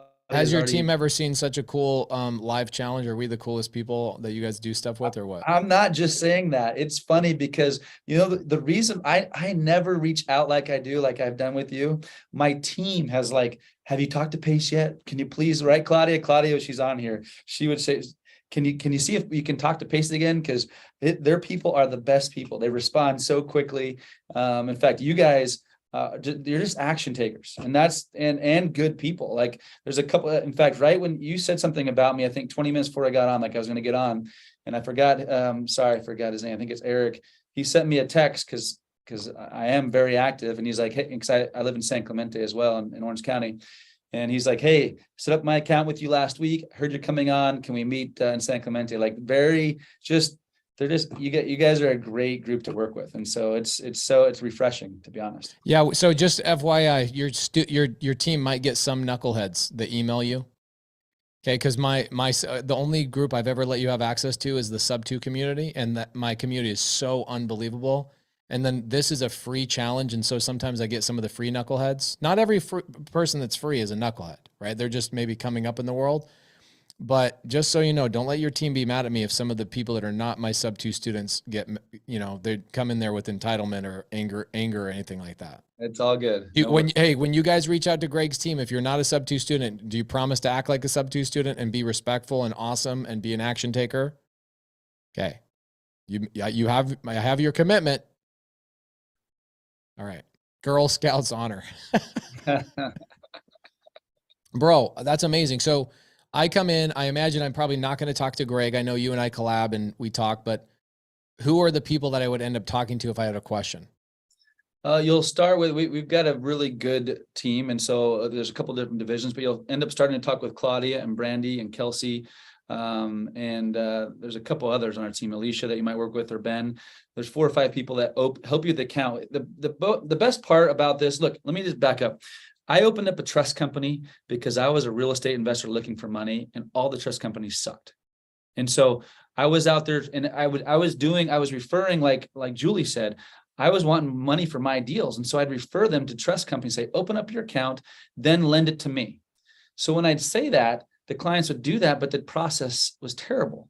It took too long, and they would send out a 30-page application, and my clients got confused, and they thought my real estate deal was bad. And so after doing that for 7-8 years, I was like, I've got to fix this. So I truly just opened a trust company to fix the process. Now it's totally flopped. I spend 90% of my time on building and educating people on the IRA business, and like 10% of my time on real estate. But I'm so passionate about the IRA side because it's still so new and fun to teach people. So what we are really good at, because all trust companies are alike, we all have the same rules. I can't do anything differently than someone else except provide a better service and a quicker service. So when you talk to my team, if you take 15 minutes to actually talk to us, we will fill out the whole application with you over the phone rather than just sending it to you, because they're going to ask you questions you're not familiar with about your current IRA, what kind it is, how to transfer it over. We want to help check all the boxes for you. So then when it arrives, you can just review it and sign off. So a lot less friction. Way less friction. And then the last thing I gloat about is our process on getting your money transferred over.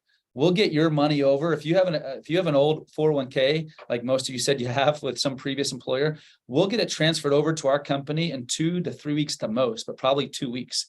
And that might sound like a long time, but most companies, it takes 6 to 8 weeks. And just to give you an idea on that, some clients will say, hey, look, I'm going to do this self-directed thing once I find the right deal. And that is absolutely the wrong way of going about this. If you know you want to self-direct and you're going to find a deal, move over your money today. The reason why is because you don't know when you're going to get that call. Pace calls you, or some other private lender or borrower wants the money, and it takes 2 weeks. So if you we'll get an email, like some of you might even email me like, hey, look, I got a deal I'm closing on Monday. I want to do this with my retirement funds. Doesn't work like that. So don't be that person that waits to open up an account because they're waiting for the deal. In fact, most of my clients are pretty happy that they moved their money over to us 4 months ago. And if they still haven't invested, they actually are up more now by doing nothing than if they would have left it in the stock market 4 months ago. Right. That's a good point. And the thing for me too is like on the multifamily stuff, we've got a deal closing in 2 weeks. It's a big deal. And when somebody comes to me and they say, hey, I want to invest with you. And I say, okay, great. What do you have? They tell me the retirement accounts. We had this deal, it was a couple of years ago, that the amount of time it took for their company to transfer and do all the things, it was like 35, 45 days. Yep, that's normal. And my deal had already closed, and they missed out on the opportunity. And I had to go find another investor at that time because the timeline just was horrible. That's a great example. Once your money's with us, by the way, We process everything no more than 3 days, typically 2 days. So you want to have your money ready at sitting on our trust company. And so when you do send us the contract that you guys agree on, or the fund, or the deal that you're investing in, we transfer the funds. All you have to do is we obviously verify, we'll send a text saying, is this you? Do you want your $100,000 sent to title? And if you respond yes, we send it to title. And so it's, time is money. And so that's a really important thing. Okay, so here's a question. Is there a minute? I don't know this answer, so this is good for me. Are you guys happy with this information? Should we keep this guy here? Okay, I didn't think I was gonna. I thought I'd keep him here 45 minutes. He's only been here 32 minutes, so we got a little bit of time. A couple of things. What's the minimum amount of money I could get started with a company like yours? Do I need $100? Do I need $100,000? What's the least amount? Look, the minimum to get started is what we recommend is at least the $5,000. The contribution to get started is $5,000. You can start with less, but really should start with $5,000. And most of our clients, doesn't have to be all of you, obviously, are coming over with some kind of retirement account already. So you already have a retirement account you're transferring over, but don't make that be a reason why you don't get started. If you have no retirement account, like Pace, for example, right? He's got no retirement account. You can start right away and open up one and make your contributions. We're going to help you with what you can contribute. That's why I can't technically go over that with everybody here. There's a certain amount that you can contribute in a 401k, a self-directed 401k. So if you want to contribute more than 5,000, which is what I would recommend, like $25,000, $50,000, $60,000, we'll go over how that works and how much you can contribute, because it does depend on how much income you make, on how much you can contribute. Okay, so this is good. This is a good question. Is it better than an IUL or similar? They're so completely not even remotely close to the same thing. Yeah, they're really different. I have IULs as well. I do the infinite banking concept. I borrow from and pay, borrow. They're just different, and they can work hand in hand. I've got lots and lots of clients that do both things. Can you buy notes in your trust account? I imagine there's no limitation on what I can buy, right? There's a few things that you can't buy, but in general, I mean, you can't buy arts and collectibles. You can't buy, what are those new things? They create Pokemon. Yeah, Pogs. well, of course you can't Pogs. do that.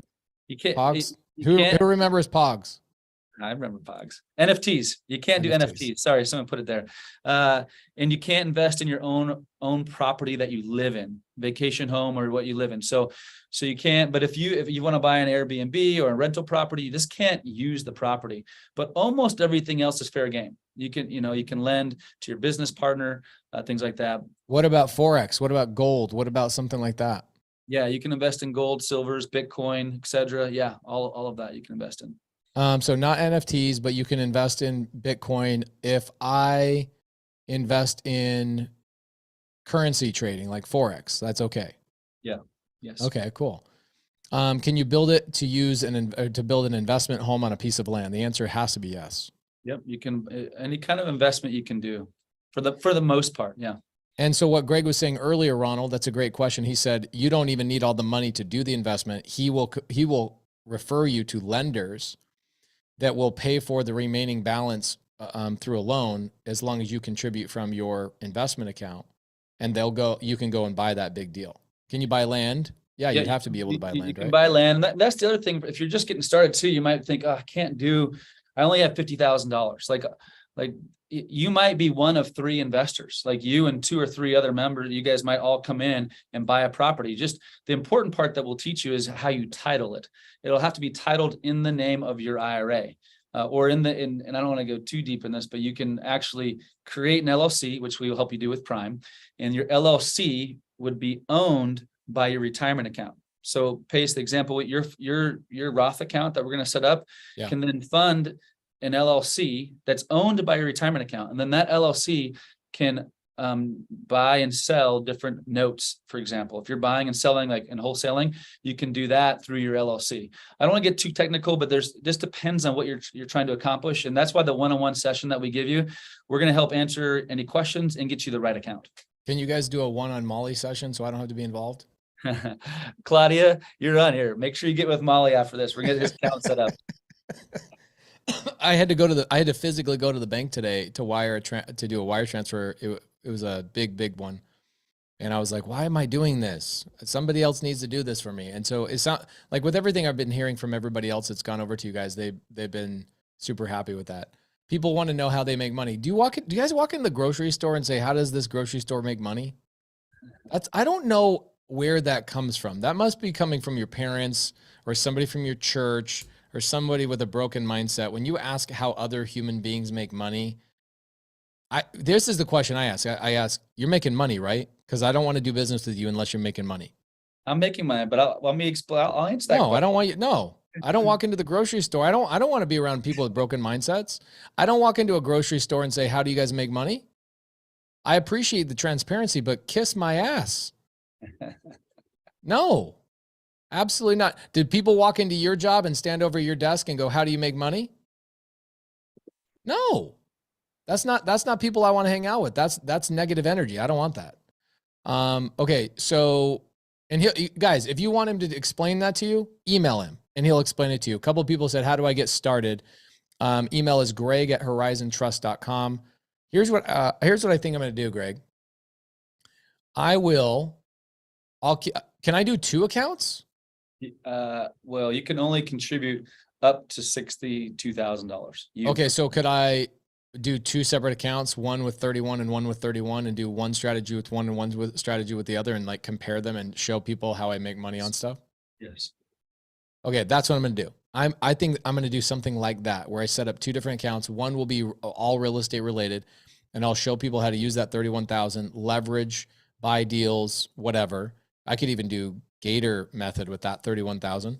And then I could do on this 31,000, I've got this really cool, fun thing that I've been doing the last 4 months. I haven't talked about it yet because I haven't like proven the model 100%. It's made me 400%, but I haven't proven the model. And what I'll do is I'll show people that also have self-directed. I'll show you guys. I'll do a Zoom with whoever is a Greg client, and I just don't want to come in and bombard in your community. You know what I'm saying? Like that's not my style. So No, my community would love to hear from you. Okay, yeah, let's do it. That'd be fun. It'd be a lot of fun to just do that and come in and go, hey, this is what I'm doing. This is the deals I'm doing. Okay, so Greg@horizontrust.com. Send him an email. Even if you have a question, if they just have a simple question, you guys are cool answering simple questions.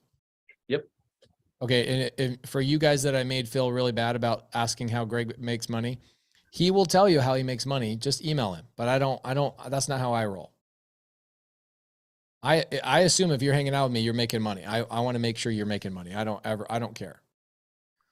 Okay. Can I pay the taxes on my 401k and turn it into a Roth as part of this process?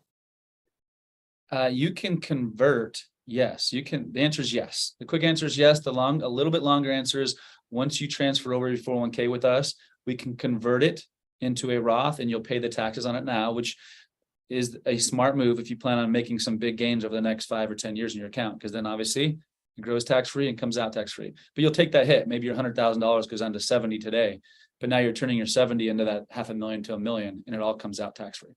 Okay, so Mark Presswood says, how about a beneficiary IRA account from a parent that passed? Yep, we hold those as well. What are the things that are like obvious that right off the top you don't deal with? Because there's been a whole bunch of stuff I've never even heard of before. Well, like I saw a lot of the 403Bs, 457s. Those all work. Those work as long as you don't work there any longer. Those pensions. I think someone asked about pensions. If it's an old pension from a previous employer, you can roll that to us. Typically, pensions where you're currently employed, or that you've already taken retirement income from. We might not be able to transfer over. If you're not sure, and I didn't really answer that, just ask in an email, hey, look, I got this kind of pension. Here's what and then we'll quickly respond to you and we'll tell you yes or no. And I'll tell you, the one thing to really speed up the process is when you have your first call with us, if you have a copy of your statement in the last year, just give us, just show us a copy of your statement. Your statement's going to tell us all about your account. We're experts at these accounts. And so we'll know once we see your statement exactly what kind of account you have and what your options are, if you can or cannot roll it over. Okay, love it. So you actually will give people, how much time will you guys typically spend on the phone with somebody answering these questions? A typical call is like 45 minutes long. And they're talking to you, or they're talking to Claudia, or what? Talking to Claudia's team. Yeah.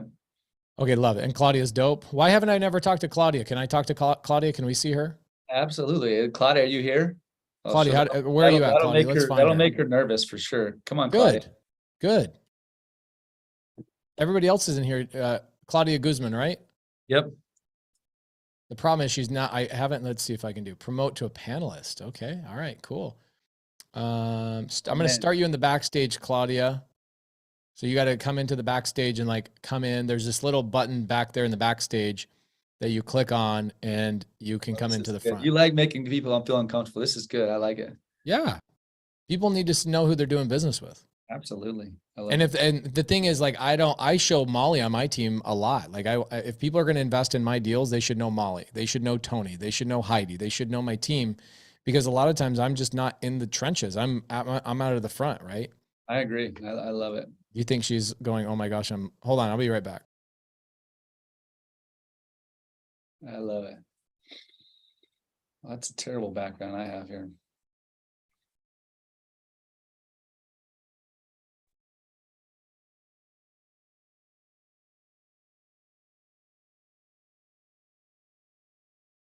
I can't hear. I wasn't going to let her hide, bro. I had to go back there and get her. She was trying to hide.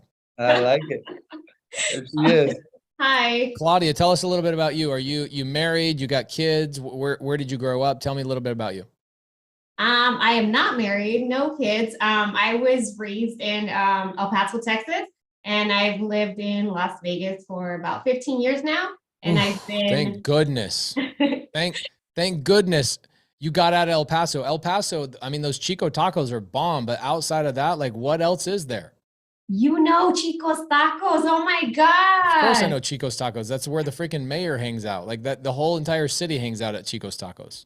You literally, only if you're from El Paso will you know what Chico's Tacos is. I've never heard anybody famous that knows who Chico's Tacos is. That's awesome. Yeah, I mean, it's bomb. People just need to know. It's soupy tacos, basically. There's with a lot of cheese. Yeah, there you go. Tons of cheese, tons of sauce. It's bomb. I think they only have one location, right? Or they have multiple? They have about 6 now. They had one for a long time, and now they have about 6 because it's like the signature thing to do in El Paso, Texas. They should do one in like Vegas, right on the strip. People would eat that up. People would go all night long. So you got out of El Paso, you've been in Vegas. Is Vegas like, why Vegas? What's up with Vegas? I just chose Vegas. I didn't want to be in El Paso after I graduated, and I had a career at another company that I was affiliated with, Horizon Trust, for 13 years. And then I came to work for Mr. Greg Herlean about 2 years ago. Amazing. I stole her away. She was someone that worked with a great company, and I always loved the way that she handled all of our clients. And so it took me like 2 years to get her, but she's been great on our team. Really, really good. She will take care of everybody that gets a hold of our company. Oh, so okay, Claudia, let's say I email Greg. Greg probably is not the person I want to talk to. He's smart. He knows all the answers, but he's busy. He's talking at Kent Clothier's boardroom. I love Kent. He should be doing that. Who is somebody coming in and helping answer these emails and getting on the phone with me, scheduling a call? How's that working? Yeah. So what it has been working is they go ahead and email Greg. Greg likes to personalize every single email that comes through. So he will reply to you, copy me, and then I will go ahead and reply and copy one of my teammates so that we can go ahead and get you on the schedule and we can go ahead and get you started. So that's amazing. The cycle. Claudia, can you email Molly at pacemorby.com and get me on board? I want to get this going before the end of the year. Absolutely. I actually talked to her yesterday, and she's lovely. I really enjoyed talking to her. I answered some questions for some of your clients, and I will definitely get her on the phone and we'll go ahead and get you started. I think you guys are helping me because I have a lot of private money not private money lenders, but investors, people investing in my multifamily stuff. And so you're probably helping navigate their money through your guys' company, correct? That's correct. Yeah, that's the questions that I was answering for her yesterday about some clients that were kind of in the final steps, and she was just asking some processing questions. And yeah, I talked to her yesterday. That's a good reminder, guys. I actually have Vina Jetty coming in here later this afternoon, towards the end of the day. Anybody that knows who Vina Jetty is, she's my partner on 1,000 units we purchased this year. And Vina is going to be coming in. Our deal, I think, is closing. How fast could if somebody wanted to invest in a deal with me today, Greg, and my deal's closing in 2 weeks. Could you guys move their money fast enough to get them into a deal with me in 2 weeks? The answer is yes, but they would have to definitely on the first call do we call the liquidation call with us, meaning we'd open up the account. That would take us a day. And then we would do a call with our liquidation transfer team where your client is on the phone with our team member. And we call, let's say, Charles Schwab together and say, hey, we need you to wire the money. Here's our documentation. We just faxed it to you yesterday. And we'll then speed it up by a week. It's definitely possible. I'd say there's a very good chance that the client is proactive with us. Yes. Okay, cool. So 2 weeks, maybe 3 weeks at the most. If I extended escrow and let some of because I see a bunch of my students came in and said they want to be in my big deal. And so guys, we are overcommitted on the non-accredited investors. I haven't sent out the email yet, but we are still accepting accredited investors. So if you guys are an accredited investor, I would work with Greg ASAP and move your investment funds over. This is a great deal. We've got one in North Carolina. I'm going to have Vina come in today and talk about it and underwrite it and break down the deal so you guys can see how we talk about offering memorandums. So if you guys want to learn a little bit about offering memorandums in the multifamily space, you need to learn about it. We'll talk about that today. Claudia, you're the freaking rock star of the team. Thank you for coming on here and hanging out with us. Absolutely. Absolutely. Thank you for having me. Have a great day. Are my sub-2 students not the freaking coolest people on the planet? They really are. Kelsey and Brandy are the ones that take most of the calls, and they have such great things to talk about him. They're like, I don't know what Pace does, but they follow him. They really, really love him. We attract the best people. And literally we created this amazing environment that attracts. I tell people all the time, your vibe attracts your tribe. And my tribe has really been amazing. Just the last 2.5 years. It's been a lot of work creating that tribe, but because of that tribe, it just magnetizes the coolest, most unbelievable people to us. So thank you for taking care of them. It means the world to me. It makes my life easy too, because I can tell you when I'm going and raising money for everybody in the side chat today, everybody watching in the challenge, we've got 2,500 people between YouTube and here. You guys have to have a company like Greg's. When you guys are going out and raising capital, you will 100% run into people that want to invest with you that they go, I don't have any money. And you go, what do you mean? Don't you have a retirement account? Don't you have this? Or go, yeah, I have that. Like, don't you know you could actually use that money instead of in the stock market? You can actually divert that and put that into my deal. It's going to make you 18%, 22%. You can be a part owner of this building with me. And they're blown away. When they hear this stuff, they're like, let's look at Julie. Julie invested, I think Julie invested $100,000 or $150,000 into my North Carolina 408 unit deal this year. Thanks to you, Greg and Claudia. Thank you guys. You made my life easier by letting my investors give their money over to our project. Thank you. That's a huge deal. Thank you. And then the second one she did is she's doing short-term lending on another deal for me. She's paying for the renovations on a big project for me. I think she gave me $100,000 on that, maybe a little bit more. And that also came from her retirement funds. And then I imagine, I don't know her situation, but I imagine when that money comes back to her, now it's that growth, that return is actually tax free. Mm-hmm. So help me get the project done. She made a return tax free, which is freaking cool. And none of that would have been done without you guys. Teamwork. Why was I hanging out with you at all these events and not freaking doing business with you?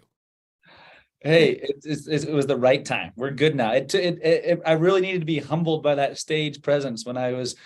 By the way, on that story, that I don't know if you remember, they literally they were all lined up about to go. I remember I was standing next to you, and I was like, "What's going on?" I was confused. Guys, I'm going up, and this is going to be really disappointing. That if you guys go out there, paste Morby signs, and then I get up there, and so I had to call them all off. So yes, no, that it was all meant to be. I think it was great. So. That was the energy of Clever Summit. We in my group, we call it the sub-2 summit. The sub-2 summit. It was like a big sub-2 family reunion. It was such a blast. And dude, I'm so grateful for you. Thank you so much. You make my life easier. You get investors. Let me just ask a couple questions. I want to make sure one way I teach is actually through the chat. I want to make sure people truly understand things. Guys, I've opened up the chat. Does everybody understand, even if you don't have money to go through a self-directed right now, or you don't have money to go with Greg, do you see how a relationship with Greg is a massive resource to you? Does everybody understand that? Do you understand the connection where I go out and I'm raising money and I'm running into people who are like, I don't have money. I don't have money to invest. I don't have money to invest. Meanwhile, how much money is stuck in these accounts all over the country? 5.4 trillion in retirement accounts. So there's 5.4 trillion in retirement accounts that's being untapped or misused. And your investors have no idea that they could actually deploy it through Greg's company and put it into one of your deals. Stupid. There you go. Okay, Claudia, we appreciate you. Thank you so much for hanging out with us. Absolutely. Bye. Okay, you and I are going to be in El Paso one day. It might be 10 years from now. It might be 20 years from now. We're going to do a big meetup, a big stage thing in El Paso, and we're going to share a Chico's Tacos together. It's going to be dope. I love it. I cannot wait. Thank you. Bye. Oh, Greg, thank you, dude. This was really freaking cool. Thank you so much for coming in here and hanging out with us today. Thanks for having me. This was great. Thank you so much. We'll do more of these. We'll do it once I fund my account and I kind of do the comparison thing and I show people what I'm doing, and we just have a lot of fun with it. You and I'll hang out a lot more. Sounds good, man. I really appreciate it. Thank you guys. And thanks to your whole community. Thank you. Wow. That was freaking cool. Wow. Holy moly. All right, guys. So for the people that don't know, was that good? Did everybody have a good day? Learn a couple of things? Did everybody write down some notes and actually learn a couple of things? When you guys are sitting here wondering, how do I raise money? I have always wondered how to raise money 10 years ago, 8 years ago, whatever. But then when you meet people like him, they go, dude, there's all these people that have all these retirement accounts. $5.4 trillion of retirement accounts are all stuck. Okay. Pace, I loaned to the other sub-2 students for my self-directed IRA. Oh, that's cool. So Julie's become like a full-blown lender. That's awesome. Invaluable. All right, cool. Thanks, Pace. I now have another strategy. Just so you guys know, that is when you guys are going out and raising money, multifamily really becomes more about raising money in the larger areas. Like when you get into the 200, 400, 500 unit thing and you want to start holding properties, you have to start syndicating and, creating funds and all that kind of stuff. And if you guys want, I can teach you guys all about that stuff. Okay. Maybe we can do that on Saturday, or I can do like a bonus Q&A or something like that, and we can talk about that. But really the elephant challenge is multifamily, but it's really more about taking action, right? Okay, so second thing. Okay, underwriting. You guys ready to do some underwriting? I'm 6 minutes ahead of schedule. 6 minutes ahead of schedule. Let's see what we got with, hey, Carolyn, are you there? Have you cleaned up your cute spreadsheet? If you haven't, I can do a couple minutes of Q&A on, I've got like 10 people with questions. In fact, maybe I'll do that. Esteban, how you doing, brother? Crap. Esteban, how you doing?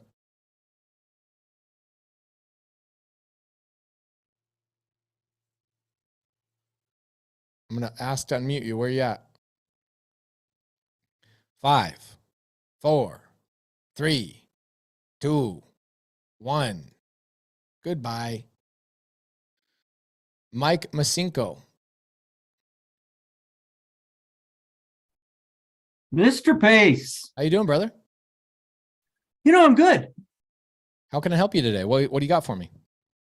Yeah, well, you addressed it a little bit yesterday. Yesterday was awesome. I pulled my list off Privy. Okay. Skipped it and made my first calls today. We'll see what happens out of that. I love it. You kind of talked about it yesterday, like you always do when I ask my first question, but I wanted to maybe just touch on it real quick. Well, I have owned some rough Class C small multi-units before. Okay. And they destroyed me in terms of the amount of time and effort and everything that it just sucked out of me. Yeah. And what you alluded to yesterday was, if you're trying to live off of it, that's probably where the problem is. Yeah. So if you're just getting started and you don't have mass income to throw at it, yeah, how do you handle the maintenance so that you're not out there being Joe Lunch Bucket? Ooh, I like that. Joe Lunch Bucket.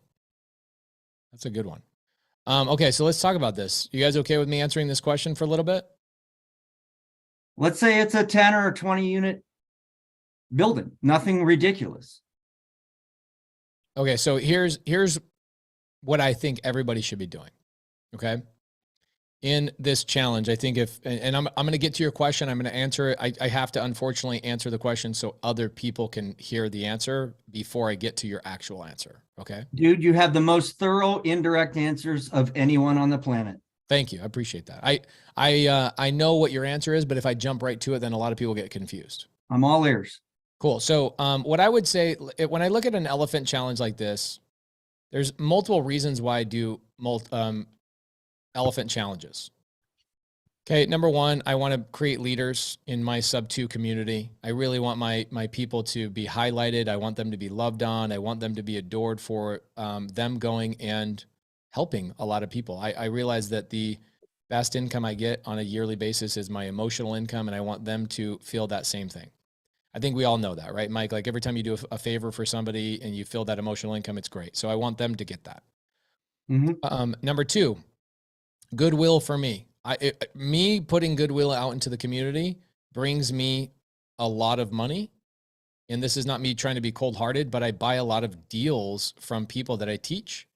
If I teach you how to go find deals, then I have an army of people finding deals rather than just me and my team, right? So I do that as well. Three, I really want to create change in the industry. I feel like everything in the industry is all about 100%. And I have nothing against a filtering mechanism like a mentorship. I look at mentorship as number one, or a filter, right? To filter out people that are resourceful enough to come up with any amount of money. But I just want to change the industry, that I don't want it to be a constant ascension ladder is what they're called, right? Everybody's always trying to ascend you into like a $25,000 thing, a $50,000 thing. It's like never ending. So I really want to change the industry by putting more free value into my content than other people even charge for. Like I want it to be something where people go, wow, I took a $25,000 course and Pace taught me more, gave me more connection, gave me more resources, made me feel better. I want people to feel like that, right? Yeah. So outside of that, here's what I also recognize. Okay. I recognize that the main person that comes into the elephant challenge, I'd say about 80% of them have never done a deal yet. Okay.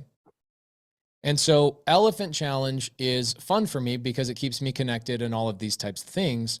However, if I have the other 20% of people coming in and helping these 80 people, it amplifies this person's success, it amplifies this person's success, etc. But for the people here in the elephant challenge, let's say they get a deal today. Now I'm going to head into you see why I'm going this direction and why it took me so long to get here. If they get a deal today, let's say they get a 10 unit under contract, I'm going to tell them immediately, what should they do with that, Mike? I mean, listening to you, Brent, Jamil, wholesale it. Right. So if I'm brand new, I'm not going to try and hold any of this stuff. I'm going to try and assign it to a more experienced person, somebody that's a student. I would say A is my option. Option A is assign. Option B is to partner with somebody more experienced and take like a 10 to 30% equity split, right? For bringing the deal to the table. So I don't have to be the person that worries about being Joe, what'd you call it? Joe Lunch Bucket? Yeah. I like that. I've heard that before. I don't know where I heard it. Maybe my dad or something. I really like that. Okay. So that's A and B. So everybody please pay attention. Does everybody understand what I think you should do with the deals when you find them? Give me a yes in the comments before I answer Mike's question. I want to make sure you understand this because I don't want you guys feeling deflated by my answer, because Mike already has owned property before. So I'm not answering the 80% of people right now, right? The 80% of people listening will listen to what I say to you, Mike, and they'll go, oh, Pace is talking about me. And I'm not. This is Mike. Okay. Mike has done deals before. He has experience. He knows what it feels like to have a pen to paper, buy a property, close on it. Okay. So I'm going to give him a different piece of advice than I would give the other 80%. Are we all in agreement for this? You see how long it takes for me to set up your answer? I'm listening. Okay. So now when I hold a property, especially in multifamily, if I'm in C+, okay. So guys, some people will ask the question of, well, what's the difference between A, B, and C? Well, The difference between A, B, and C in my household is this is a reward and this is a swift ass kicking in my household. Do we all agree with that? If I got a C or a D, my dad would just kick my butt, spank me. Well, guess what? Ironically, Mike said I got spanked on my C+ properties. It's ironic that you chose those words because I do agree when you go into that asset class, right? It's a different mindset of tenant. They don't take care of the properties. They actually have total entitlement. Poor people have entitlement. They just do. I'm sorry. You guys, if anybody in here is poor, it's one of the biggest things you got to break through is you got to realize that everything in my life is my own fault. 100% of everything in my life is my own fault. They have entitlement. So what they do is they look at you as this rich landlord and they want to beat up your property and you're constantly going over there repairing. And you're like, man, I thought I was cash flowing $5,000 a month. But now I got a $10,000 repair or a $15,000 repair. I'm losing $6,000, $7,000 a month. The degree to which sometimes a tenant can destroy a property in such a short period it's astronomical. It's unbelievable. It's crazy. It's like, this is going to sound really bad. Somebody's going to take this soundbite at some point when I become president of the United States and say, you said tenants are cockroaches. Yeah. They are like it's like, did 85 people live in this property? Like, how did you punch holes, do this, tear the door off the wall? The toilet's completely torn off the floor. What was going on in here? We had a guy that was in there for 2 months and I finally got him out. This was a studio, like, small studio. We filled a 30-yard roll-off when he left. That doesn't even seem physically possible. Right. It's crazy. So this is what we're talking about, right? We're talking about that. I felt like I was losing a lot of time and money on it because of making the wrong decision to take it on too soon, or what? I think it's a couple of things. So let me tell you what I do, okay? So I look at multifamily, and again, guys, I'm not talking to the 80% of you guys, the 80% of you guys that are sitting here saying, I am not ready to own. I already told you what you should be doing. Okay. I told you should be assigning the deals or you should partner on the deals, best case scenario. Okay. What I would be doing is probably aiming towards assignment. Who in here wants to assign rather than own? Give me a me. The majority of you should say, I'm just trying to wholesale, right? I'm a buyer. Mike, maybe you're a buyer, depending on if it's a seller finance deal, no money down. Yeah. Okay. But here's how I look at it. I own 0% of my assets are A class. I have 0% of my assets are A class. Okay. The majority of my assets are B. Let's say 1,300 probably are about Bs. So obviously I have an elevated demographic. They look like luxury properties, but they're just not. They're not in luxury areas. They're not luxury rents. They're not luxury amenities. This is Grant Cardone, right? Grant Cardone understands one thing. He says, and I had dinner with him 2 weeks ago. We talked about this for literally 3 hours across the table from each other. His thing is, I don't even care if it cash flows.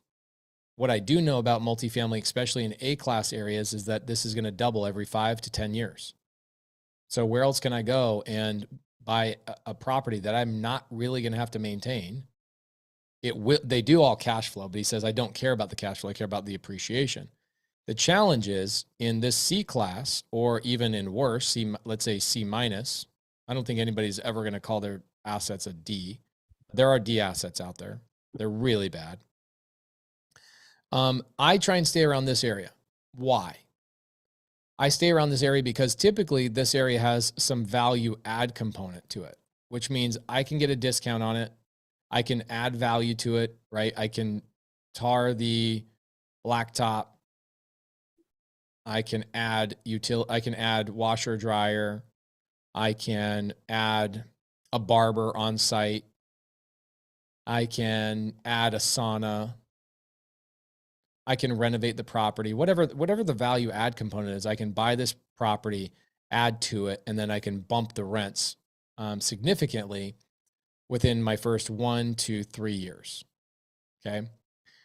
And again, in multifamily, where people really miss out on this, okay, is they don't realize that multifamily is a long-term game across the board, no matter what asset class you're in, whether it's A, B, C, or D. It's a long-term game. This is B, typically more expensive, harder to get into, have to raise capital. And so I would say this is the line right here. Okay. By the way, without creative finance, this is the line where everything up here is not even about the asset. Everything here is about one thing and one thing only. And what is that, guys? What is the main thing those assets are about? Going to be about the cash flow. It's about raising money. Okay. Okay. Because if I throw out let's talk about this. If I throw out a 500 unit deal to you today, like I've got an email full of them. I could pull them up right now. I got an email full of deals. Okay. I was doing this with my students earlier today for 7 hours. Some of the ones in Colorado. Yep. Some in Colorado. Let's see. I'll look at them. Let's pull them up. See if I can do a little screen share. Some people will steal my addresses, but so what? That's what you get sometimes. Okay. So here's my emails, missing credentials. I don't know what that's for. Asha is a new agent I found today. I literally found her today. Somebody referred her over to me and I talked to her. She sent me like 12 opportunities. I don't know what Molly wants. Somebody wants me to speak at their event. Okay. Somebody sent me a 6 unit to underwrite. Somebody sent me a sub 2 deal. Okay, cool. I'll look at that later. Another sub 2 deal. Somebody asked me to speak. Some giving more information than others, obviously. Always. Look at this. 206 units, 20 acres, seller finance. Pretty cool, right? So if I sent this to somebody, it's a $44 million asset. Okay, $44 million asset. Most people wouldn't even know what to do with that. Mentally, most people don't even know what to do with it. Okay. Mentally they go, that's not a deal for me. I can't afford it. Does anybody look at that? Guys, in the side chat, give me a confirmation. When you see a $44 million deal, is the first thing you think of, no, I can't, you don't even know the right questions to ask. Okay. So there you go. This is where the answer to my question starts coming in, is the proof right there in the side chat where literally 1,000 people have now said, no, I have no idea. That's why I'm here. Not right now. We'll teach you all this, guys. Okay. But you have to learn how to raise capital to get into that world. So $44 million acquisition, even if a seller is willing to seller finance it to me, I still have to raise $10 million. Does anybody in here have the confidence to raise 10 million bucks? I do. But most people are like, no. If you're in the sub 2 community, you have a pretty confident ability to raise million, 2 million, 3 million, because we're so tightly connected. You can raise money in there pretty quickly. But outside of sub 2, let's say you're a non-sub 2 student, do you have any confidence to raise over $100,000? No, even 100 grand, right? So the issue with bigger multifamily is not actually the multifamily. The bigger issue with multifamily has always been, will always be what, everybody? Learning how to raise the capital, talk to investors, meet people like Greg Herlean, right? Greg Herlean. I always call him Herlean. Wrong. Herlean. Okay. It's all about raising money. So here's what ends up happening. This is where the beginning of the question comes in, or the answer comes in. So what happens is most investors go, well, I want to get into multifamily. I know I need to get into multifamily. So I'm going to stay below the raising capital line. I'll make this green. Here's the raising capital line. I have to stay below here because in the traditional cash world, I want to get into multifamily.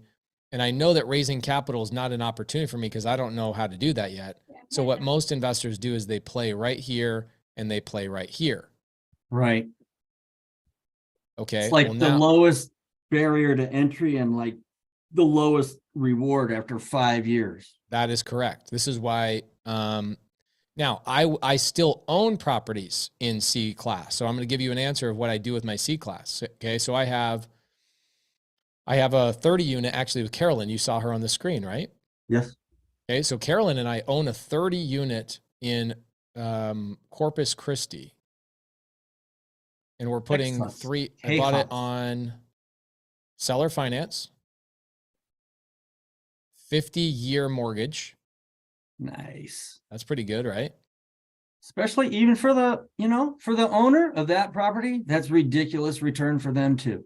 Yeah, it's good. And he got a higher price, right? So I think the value of the property was probably around 2.7 mil, but we paid He's gonna make 3.5 out of it when it's done. Well, we paid him 3 million on seller finance. Yeah. So I paid him 300 grand over asking, but obviously it's on seller finance. Can he change his mind? Larry, can the car dealership that sold you a car change their mind 3 months later? Gee, did you actually have a contract, Pace? Yeah. A legal contract that people have to abide by, like from now and into the future? Yeah, we had a contract. We went through a title company. The deed transferred in my name. You didn't spit into your hand and shake? It's a contract at the title company. Title company transfers the deed. I'm the owner. Okay. Kathy says, yes, you can actually exchange cars. Yes, Kathy, but Miguel says, was it legal? Miguel, I think Miguel's joking. We went through the title company, and Pace does not make amateur. Yeah, I broke all the laws going through the title company. Yeah. So, it's very legal, obviously. Pace, can we please do a deal? Haresh, this is the problem, Haresh. It's so interesting that Haresh comes in here and we just went through the most unbelievable hour of most people's lives. And the second you come in here, Haresh, you just showed me your attitude, bro. I love you, appreciate you, but you will no longer be allowed in my free challenge. I'll see you later. Have a good day. You guys just got unbelievable you're a patient value. Dude, Pace. So I think if people push your patience buttons, they might have taken it a little far. I don't know what the point is, guys. We just gave you so much value, and you want to criticize me because I'm not just doing what you want me to do. Guys, are we not having a great time together? Did you not just learn more about multifamily in the last 7 minutes than you probably ever even knew? Understanding A class, B class, all that kind of stuff. Did you guys not? Okay, great. So in order for you to do a deal, it might be helpful for you to know a little bit of context. Okay, so when you come in here and you have an attitude of, why are we not doing stuff? I will remove you. I have no apologies. Or here's a better idea, Haresh. Go create your own challenge. And go create your own group of people and go create your own momentum. Don't come in and suck up mine. All right. Thank you so much. I'm not even upset. I just thank you. And I also, what's funny is I'm so grateful for you guys that are like that, because I'm glad you showed me who you are right now, rather than me getting into a deal with you or being a partner with you, and then you show me who you are. Thank you for showing me who you are today. If anybody in here frustrated that we're not just doing a deal right now, but I'm actually teaching you really high level stuff, man alive. I don't get that stuff. This is why I spend so much time with my subto community, because I don't ever get that attitude in subto. People are so grateful, loving, unbelievable. And then I go into the free group and you always get the free mindset, the entitlement that you owe me something. You get class C tenant mindset. Yeah, maybe actually that might have been the guy that was your C minus 10 was being your property. Exactly. Okay, cool. So you take your C minuses. Yeah, so I take my C minuses. Okay, and I hold them, and I have no plan. Okay, so here, no plan. I won't do D class. It's just too much. When you say no plan, you mean you're not. I'll get to that. I'm almost there. Thinking anything into it. What's no plan? No, I didn't complete the thought. I'm sorry. Oh, sorry. So on the D stuff, on D I have 0. I just do nothing. I'm not going to buy D. Okay. Yeah. I don't think I'm worthy quite yet to buy A class. That's that's the truth. I think the brokers in the A class world here, I think this is a world that is not open to me yet. Truly. I think that could I really work my way in here? Yeah, I think I could. I think next year for sure I'll probably buy an A-class property. But for me, it's been really, this has been kind of our sweet spot, right? The hedge funds are in here a little bit, but they're kind of competing in this space a little bit more. So C class is really easy to get. Like I can get a C class today on seller finance, but I have no plan on a C, C minus, C plus. I have no plan of making money on that property. I shouldn't say making money, making a paycheck on that property for 2 to 3 years.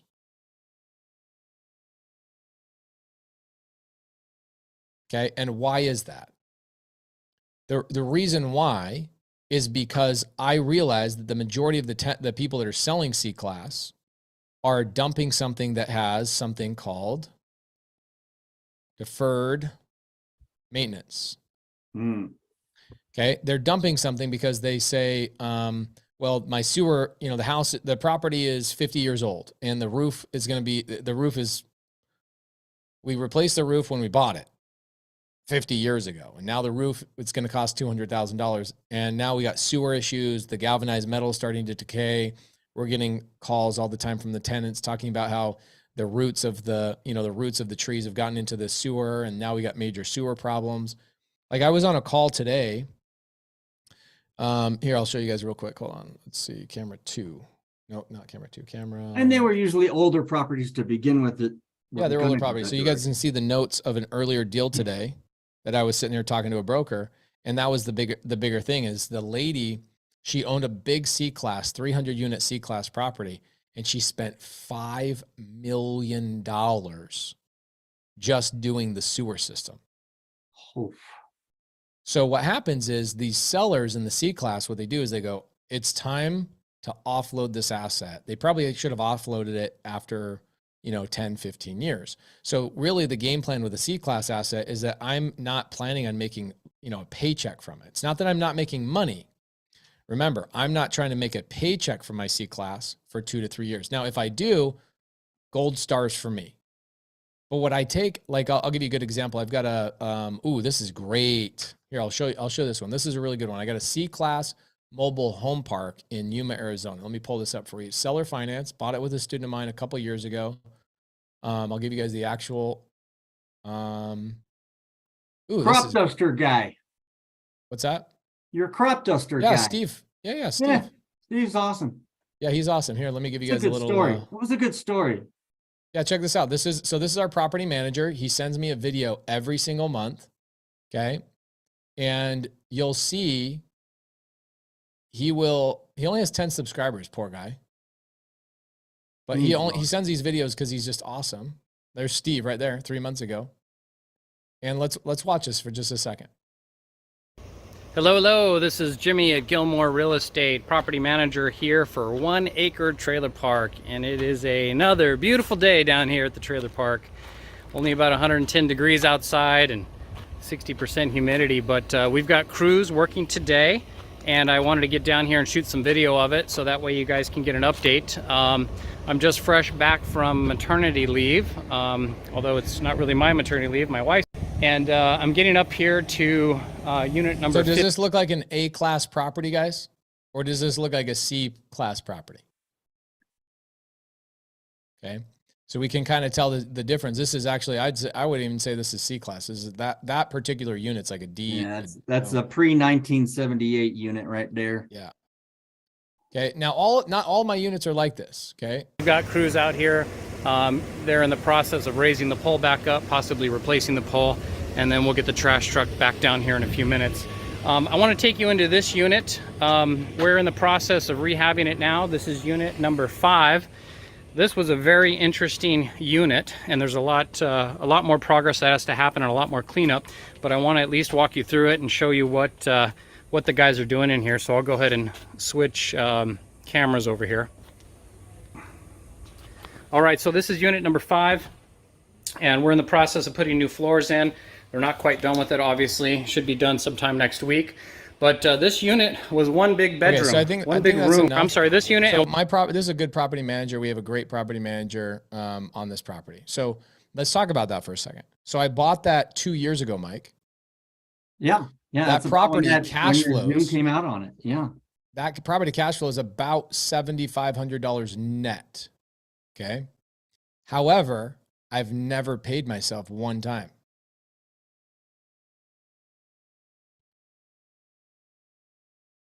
Are you just banking your equity? No, I'm giving it all to my property manager and I'm saying, spend the money on the park. Right. Putting it all back in. I'm just making it nicer, raising rents, boom, boom, boom, boom, boom, building it up. Because what, does that make sense, guys? Okay. Is somebody going to yell at me because I'm not physically doing a deal right now? Haresh?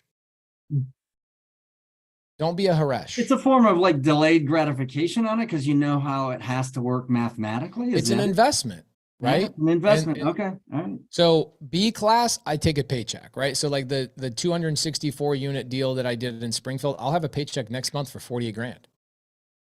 On a C class, I'll buy it. But here's the thing about C class, it's the benefit. I can get into a C class deal tomorrow. So the ease of getting into a C class is amazing, but the headache and the heartache is the counterbalance of that, right? So a C class is such a major value add where I can go in and I can go, all right, I'm cash flowing 7 grand, but why do I care about the 7 grand? Is I'm going to take that 7 grand, I'm going to reinvest. So now that property that I bought, I think we bought it for 600. Now I can sell that property for $1 million today if I really wanted to. I'm not going to because the property I bought on 0% seller finance. So behind me, what's happening is my silent bank account is paying down and amortize, like just smashing down that the debt I owe the seller, right? Yeah, C class does give you tax benefits. Yes, 100%. All real estate gives you tax benefit except for dirt. Yeah. Dirt is the only thing that doesn't give you tax benefit. Okay. So on your C classes, you're just CapEx and everything back into it. Yep. For the first couple of years. Okay. Okay. Because I just know when you're taking over a C class, you've got horrific tenants. Okay. You've got deferred maintenance and you've got, the other thing is, this is the other thing that a lot of people don't talk about. Okay. So I've got my deferred maintenance. I've got tenant mindset issues. This is C or below. Okay. C or below. Okay. So what's the third thing that I have a major problem with is this management. Do you guys notice a difference between the person at the 5-star restaurant that's welcoming you into the restaurant versus the person that's welcoming you at Denny's? Okay, I love Denny's, so I'm not criticizing, but there is definitely a difference. Do we agree? The experience is different. Guess what? The management that is willing to work at a C+ or a C- or a C is also a challenging management experience. You had a lot of turnover. Okay, does this make sense why C class is so challenging, everybody? So it's a different investment style, right? And I didn't know this, to be honest, Mike. I did not know this. I had to learn the hard way. And I sat down and I asked the same question you asked. And in fact, I paid a guy 15 grand. I flew into a guy, there's a guy I know in Raleigh, North Carolina, that does a lot of mobile home parks. And I went and spent 1 day with him for $15,000. That's how I pay. That's how I learn stuff. I gratefully pay people to learn stuff. And I go spend a whole day with him. We went and traveled to 4 of his parks. And those are the 3 things he taught me. He says, my management sucks, my this, that, and the other sucks. But it takes, once you get 2 or 3 years under your belt on one of these properties, you knock out all the stuff. You fix all the problems. All the cash flow goes into fixing the problems. And the fact that you're getting these deals seller finance at 0% is a major benefit to you because now your tenants, right? I'm not the one that's paying for those repairs. That's the thing that people really misunderstand is that I'm not paying for those repairs. My tenants are paying for those repairs. And so somebody that's like maybe a little bit inexperienced will go, well, I want a paycheck. Okay, if you want a paycheck, then just assign the deal, right? If you want a paycheck, then assign the deal to somebody else. If you want a paycheck, then go do a B class deal because a B class deal, you could usually cash flow from like day one. Okay. Now, the other thing too, hi, baby. You just came to say hi or did you have something? Okay. So my wife's like, why are you working so much? Okay. So assigning for a lot of people, if you don't know, my wife doesn't think that way, by the way. My wife just comes and checks in on me and loves on me. What'd you guys eat today?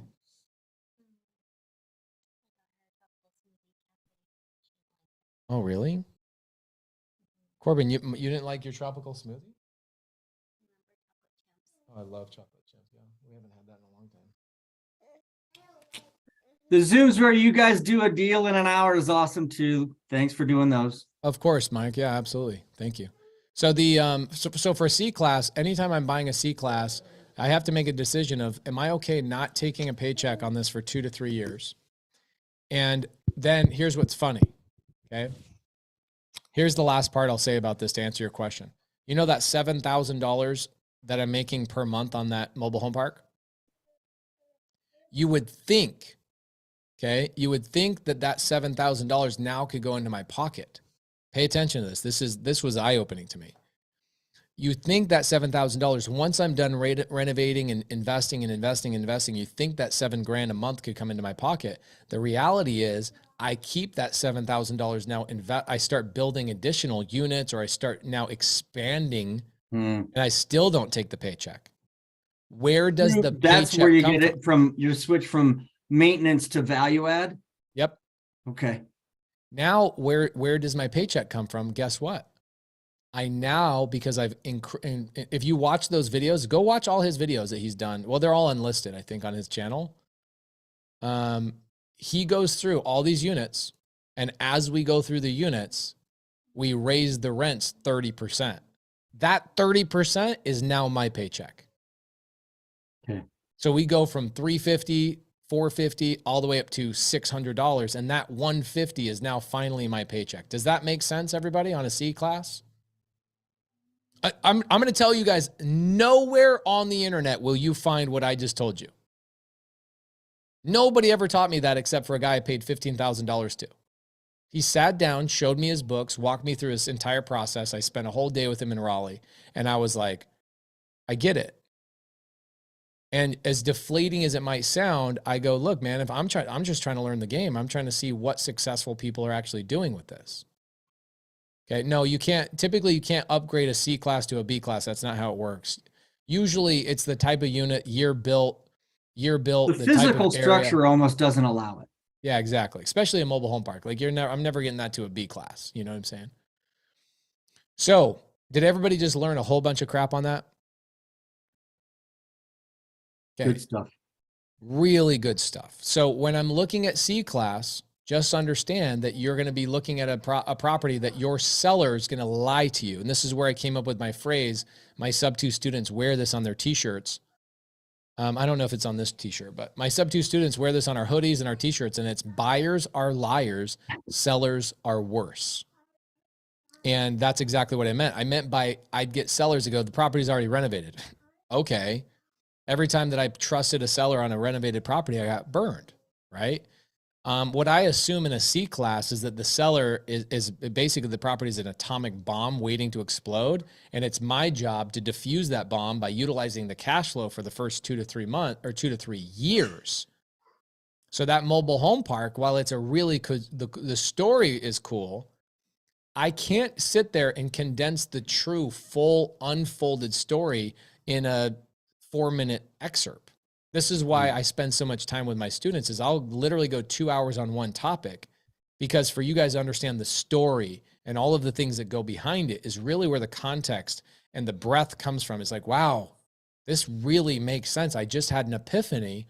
And it wasn't just because Pace taught me what a word meant. Pace walked me through an actual story and an actual deal. And I saw Jimmy, the property manager, and I've heard this story before. And now you see the whole thing culminate and come together, go, I got it. And so that's C class. Took me 30 minutes to answer that question. I like it, Pace. I think I got to tell you, though, I think Ken McElroy will say you are ready for A class, but you have to get that out of him. I know you're a fan. I know you're a fan. I think he's a fan of you, though.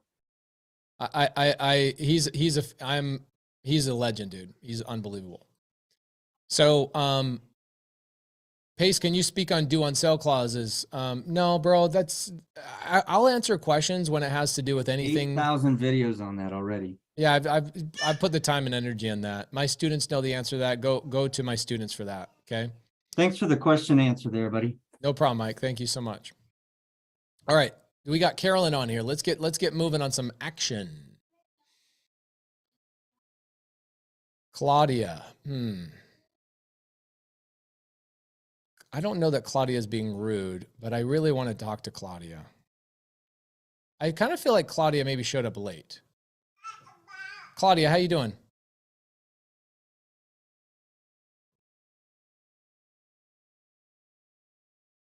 Claudia. She's like, crap, I'm being called out. No, I think she's being sweet, actually. I think she just showed up late. Claudia, how you doing?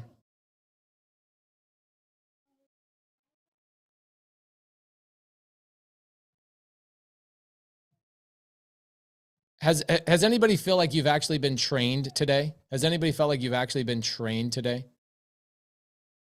Okay. Cool. All right. So Carolyn, how you doing? I'm great. How are you? Did you clean up your little script? I did. Okay. Let me drop it. Are you co-host? Can you screen share it? Can we talk about it? Oh, yeah. 1 second. Or do you want to share it with me and I'll pull it up? I'll share it with you and you pull it up so you have Okay, everything. cool. Yeah. Hold on. 1 second. Oh, come on. No, Jonathan Trimble says, has Ross been calling this whole time still? No, we're gonna now pull a list for Ross and we're gonna get him going. Okay, guys. Where are you at?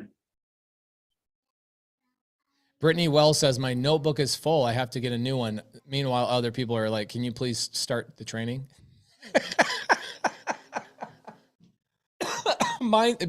Dude, if mindset is not everything, holy shiznit. You know what I'm saying? I broke the cardinal rule and sent you a DM. So good. Your questions tell me so many things about you. Okay, let's take a look at, wow, this is cute. Did somebody send you through cute training? No, I was born with it. Thanks. You were, oh yeah, I love that. Good answer. This is why you have women do stuff instead of men, okay? This is why I hire more women than men. Men are so not cute. This is cute. Okay. Hi, broker. My name is Pace Morby. How you doing today? I found your info on LoopNet, on Privy, or online. Saying online is good too. Wanted to reach out to you, see if you're actively working in multifamily. And you can add any experience in here. Okay, you can say something. Honestly, I would prefer for a lot of people that say add any experience in here. You could actually say, I'm actually newer to the business. It's perfectly okay to say you're newer to the business. Okay, would love to establish a relationship with you. See if we can have any current, if you have any current off-market properties, or is that or any that may be open to seller finance. Love it. Okay, let's bring Ross up here. Ross, can you pop up here, my brother? Ross the boss. Oh, Hey, say hi to Ross. Oh my Our gosh. new, we just hired a new. I love her. hi, Laura. Hi, Ross the boss. Hi. Oh my God. Look at her. I love your overalls. Wait, say hi. Hi. Oh my gosh. Wow. Carolyn, does that make you want to have more babies? A little bit, just a little. Myron's not here though, so no worries. Wow, she's so sweet.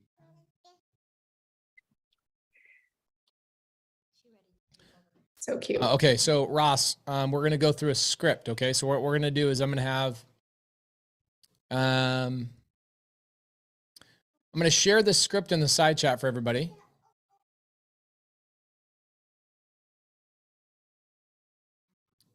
Let's see, where did I put that? Holy moly.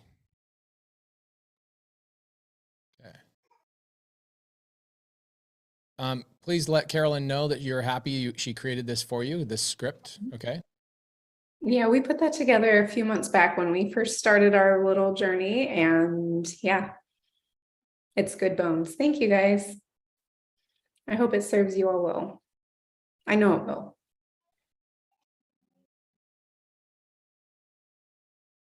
Okay, I got to remind myself to stop the chat for a second. Boom. All right, there you go. Outreach for multifamily.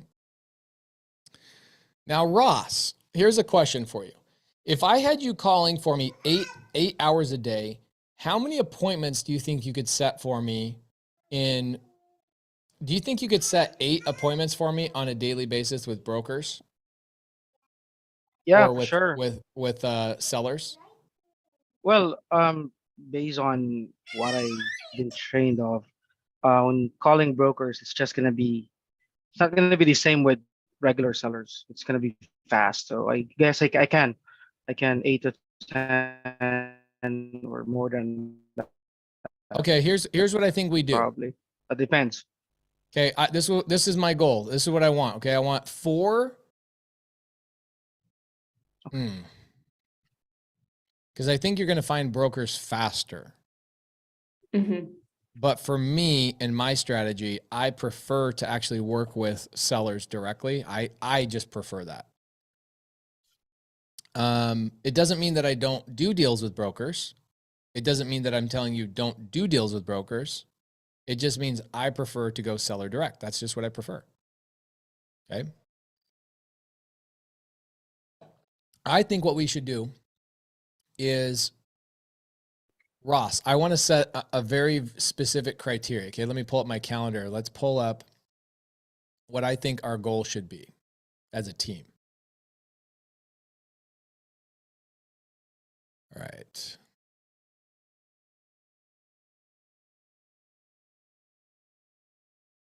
Look at all the sub-2 zooms I do. Oh my gosh. Holy moly. Okay, so let's go to Thursday, tomorrow. Wait, Friday. That's Friday. Okay, so tomorrow's Friday. So Ross, what I want to do, I'm going to share my calendar with you. Crap. I'll share it with you later. I'll have Carly share it with you. What I want to do is I'll share the same calendar with Carolyn and Myron. And all I want you to do is keep it simple. I don't want to have a CRM. I don't want to spend any money. I just want to, the only thing I want to spend money on is a virtual assistant, which is you. Okay. Okay. What I want to do is I want to shoot for tomorrow having an appointment at 1 o'clock.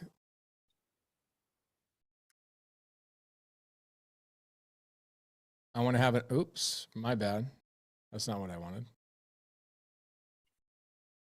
I got to change my calendar to the freak. Okay, whatever. I guess I'll do it this way. Okay, so I want an appointment tomorrow at 1 o'clock.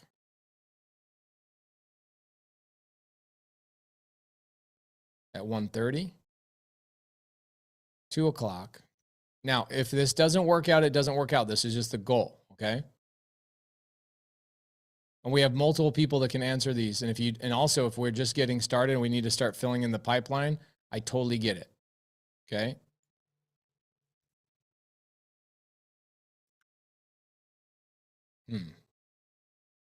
Actually, you know what what I want to do? Let's do this. 5 o'clock. That'll be the last appointment of the day.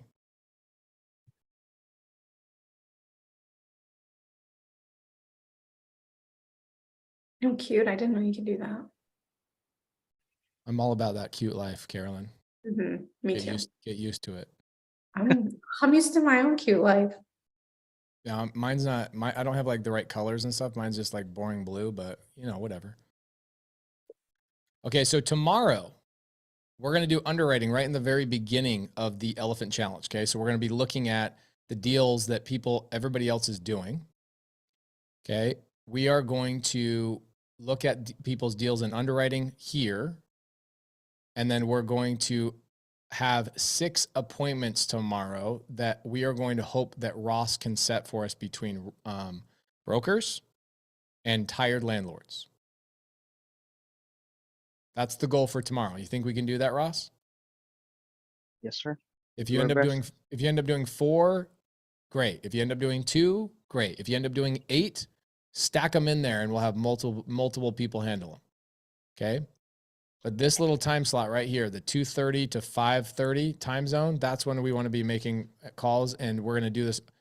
I want the appointment set for you to call between now and then to try and set appointments just to talk to somebody on our team. Okay, so I'm going to come up with a little script with you right now, okay? Let's see.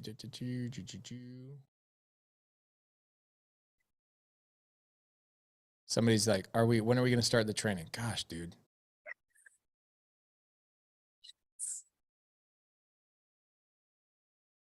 Okay, who thinks Carolyn's glasses are a good fit for her face? I think they are. Thank you. Babe status. Thank you. They're my blue lights. I wish Are they those- were. Are those blue blockers? Yeah, they're blue blockers. Are you serious? They are. From the 90s, that like commercial thing? The 90s. You don't remember? Who remembers blue Hold on, blockers? wait. Blue blockers. You're too young, dude. You're No, I'm freaking not- too young. well, kind of too young. Google it. Google blue blockers and you'll see a freaking the corniest. There's like a commercial. blue light brand though called blue blockers, but I'm sure that's ripped from the 90s then. Probably. You're talking about blue light glasses, meaning for like the screen of the computer? Yes. Okay. Yes. I didn't make it up, Alec. Look it up. Look up blue blocker commercial. I wish they were real though. Yeah, see, Phil says infomercial at 3 a.m. Rob remembers. That's how you know you have gray hair, is that you remember the blue blocker thing. Okay, so that's the goal. So let's backtrack into it. So tomorrow I want to make sure I want to have 6 calls, if possible, more. If not, totally get it. We're just starting out. Okay. So I want to have 6 calls where we are having the first initial call. Carolyn's going to have a call. I'm going to have a call. KJ's going to have a call. Who else on the team is going to have a call? Carolyn. It would probably just be us 3 then. Okay, us 3. Cool. Eduardo says I missed the script. Where were you, bro? Sleeping? Miss up there? I even stopped the chat. I even stopped the chat. Everyone missed it. What are you talking about? It's in the here. It's in. Tell me you guys can see it. Well, you can see it because then I got to turn on the chat again. Oh, you know why? My bad. I saw it. Well, it's because it went to panelists only. Oh. Ah. He did it again though. He did it to host and panelists. Well, the second time I didn't. Look, it'll show up as everyone. Should pop up in a second. There we go. There we go. Sorry, Okay, you guys got it. I screwed up, guys. I screwed up. Sorry, I screwed up. Human. Okay, so Ross, we know the goal. The goal is to have 6 appointments tomorrow between 2:30 and 5:30, if possible, Arizona time. Okay. These appointments can be seller direct, like Tired Landlords, and they can be brokers. I don't care. Okay. We just want to have those calls. Today, in about 15 minutes after we come up with the deal, we're going to go through underwriting. Okay. So, but actually we'll do here's what we'll do. We'll do script right now. And then we'll do underwriting. Okay. We'll do script right now. And then we'll do underwriting. So you wrote a script. I don't like reading things. So I'm going to come up with my own script. Okay. Isn't it weird? My personality is really weird, dude. Get used to it. It's freaking.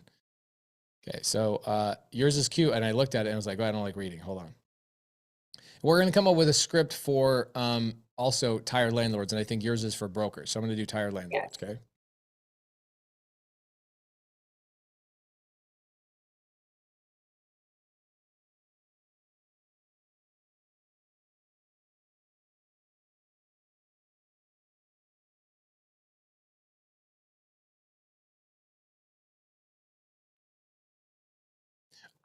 We're gonna switch this up, okay, Ross. I'm not gonna do how are you, okay, because I could do the how are you, but for me, I prefer with sellers because they're typically gonna be a little bit less formal.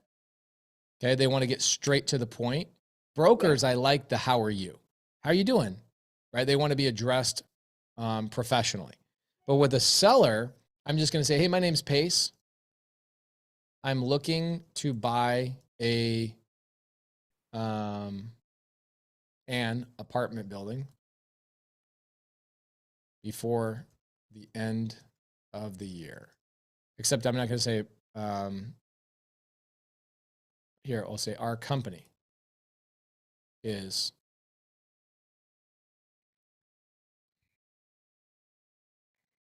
I noticed you owned the property on blank.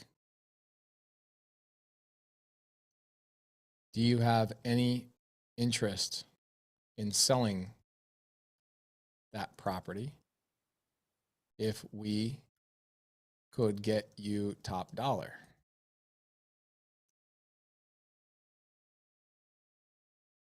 Yes. Okay, great. The owner of the company would love a chance to speak with you.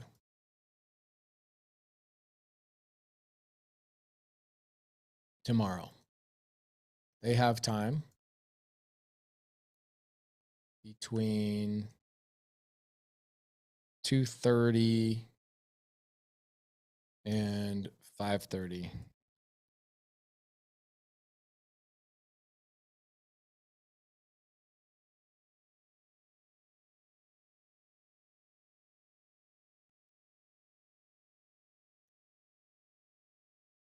Great. I'll have blank call you. Maybe I'll just say have one of the partners Yeah. call you tomorrow. No. How did you get my number?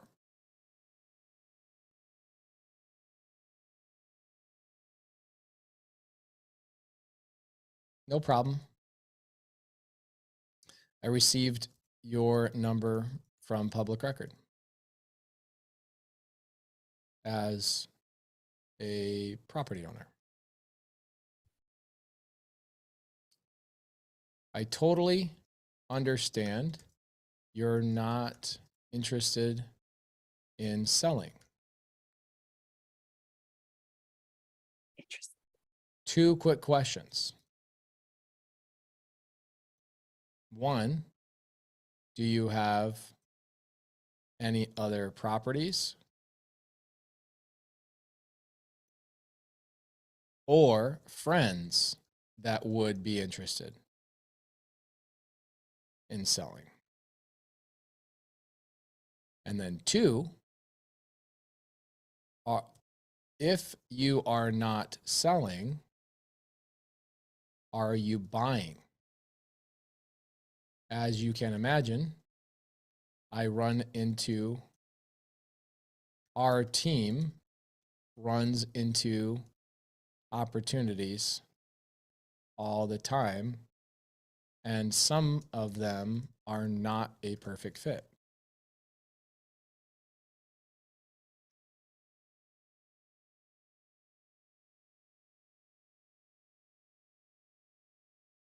Okay.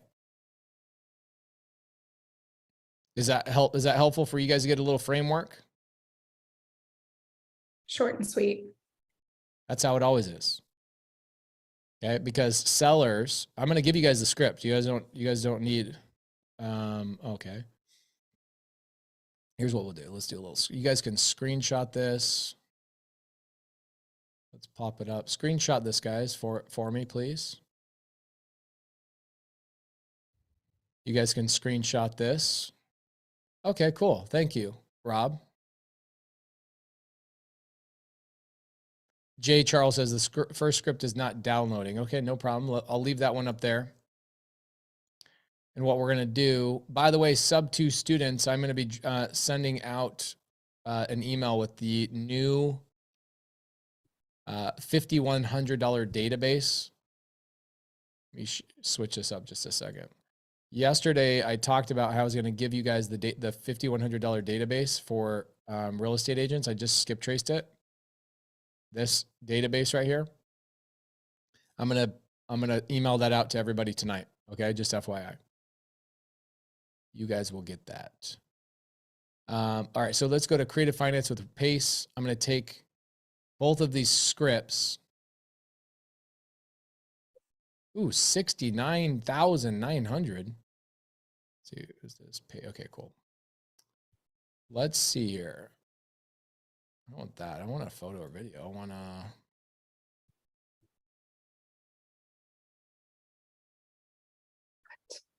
Why wouldn't it let you take a file? Well, because my team, a lot of times they take things away from me.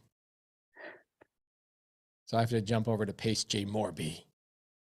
The more important guy, paste J Morby. Okay, let's do a file.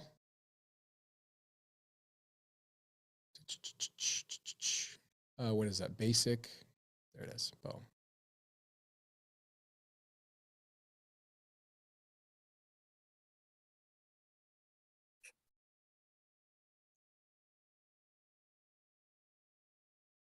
Okay, so it's still uploading. And then I'll do, okay, here we go. Boom, boom, boom. I wonder if I could add. That's so dumb. Why won't you let me add a freaking photo or file to it? I wonder if I could add another file. It only lets me add one file. Freaking That's Facebook. ridiculous. Here, let me give you a motion. Maybe it's just because it's uploading. Says it's done. It's ready to Oh, post. really? Oh, shit. Okay, here you go. Okay, there's that one. I'll take a screenshot of the other one. Actually, I'll just put the script in there.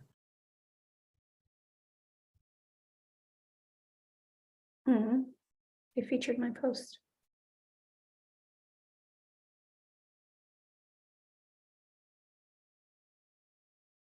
Okay, boom. Okay, so both scripts are in there. Okay, you've got both the scripts. Amazing, amazing. Kimberly Santmeyer says, Carolyn, Pace, my partner and I would love to do a multi-deal in North Carolina or South Carolina. Perfect. Well, you're not going to get a deal unless you reach out. Okay. You got to reach out. Let's do it. Okay. So Ross, any questions about the script? I know you've got experience with this, so you don't need a lot. Well, the script is pretty straightforward. We just kind of, go over it, and yes, I can do it. Okay, cool. And you're pretty good at just like having a conversation with people, and the main goal is just setting up an appointment to talk to one of the partners. It's pretty simple, right? Right. Okay, amazing. Okay, so we've got the scripts. Now, Carolyn, what are our 4 markets we were talking about again? Texas, Tennessee, South Carolina, and Florida. Okay, can you do me a favor? Mm-hmm. Okay, I want, actually, I'll pull this. I'll do this right now. Ross? Yes, sir. You've never used Privy before, right? Nope. Okay, I'm gonna pull a couple lists for you, okay?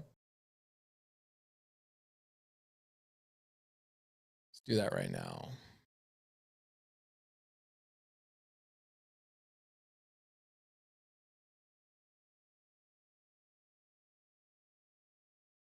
All right. Okay, so we decided Texas? Texas. Texas. Texas. Okay, perfect. So I'm gonna go to, I don't want Texas City. Just give me Texas. Give me all of Texas. Okay, I'm gonna filter this. What I'm gonna do is I'm going multifamily. I'm not doing single family for this challenge. I want to do sold, not active. Ooh, actually, maybe I'll do active and sold. No, I'm not going to confuse it right now. Okay, and then what I'm going to do is I'm going to say past.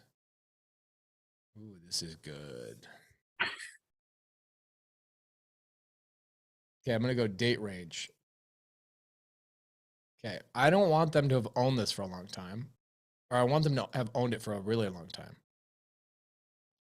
So what I'm going to do is I'm going to go, is there a better way to do that? 01 -01. Okay, no, it's not a better way to do that. I got to tell Benson to fix that. What if you, yeah, there you go. Oh, it did let me. Okay, cool. 0101. I'm going to say 2000. Okay. 2000 to 0101 2000, and I want to make sure they've owned the property for less 10 years. Okay, so let's say 2013. We good with that? Everybody good with that? Okay, I want to do days on market. Well, that doesn't matter. Square foot, units.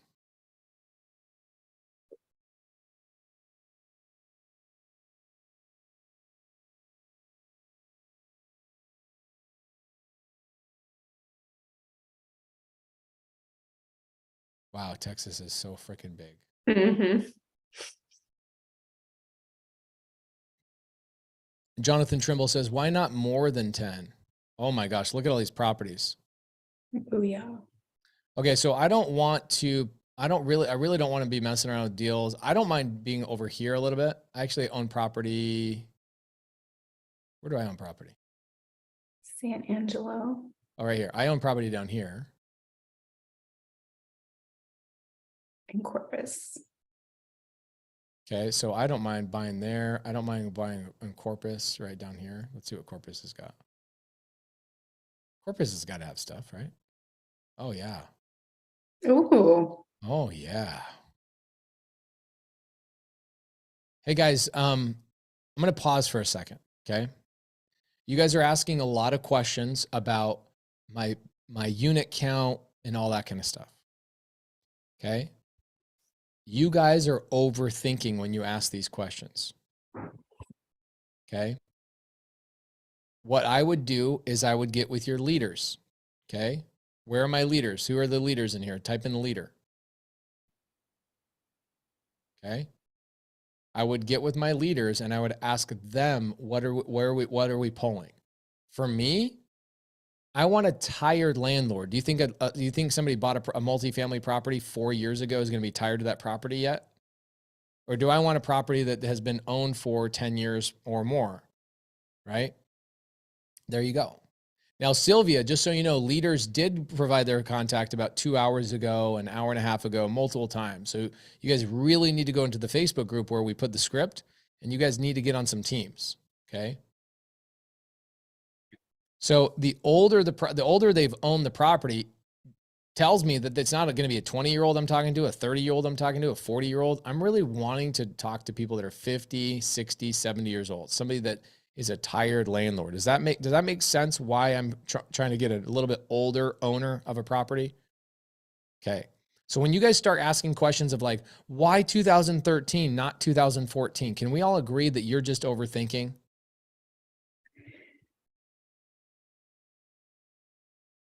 Okay. You're overthinking. Don't ask those questions. You need to be talking to your leader, the people we're going to give you guys homework tonight to make these calls. Okay.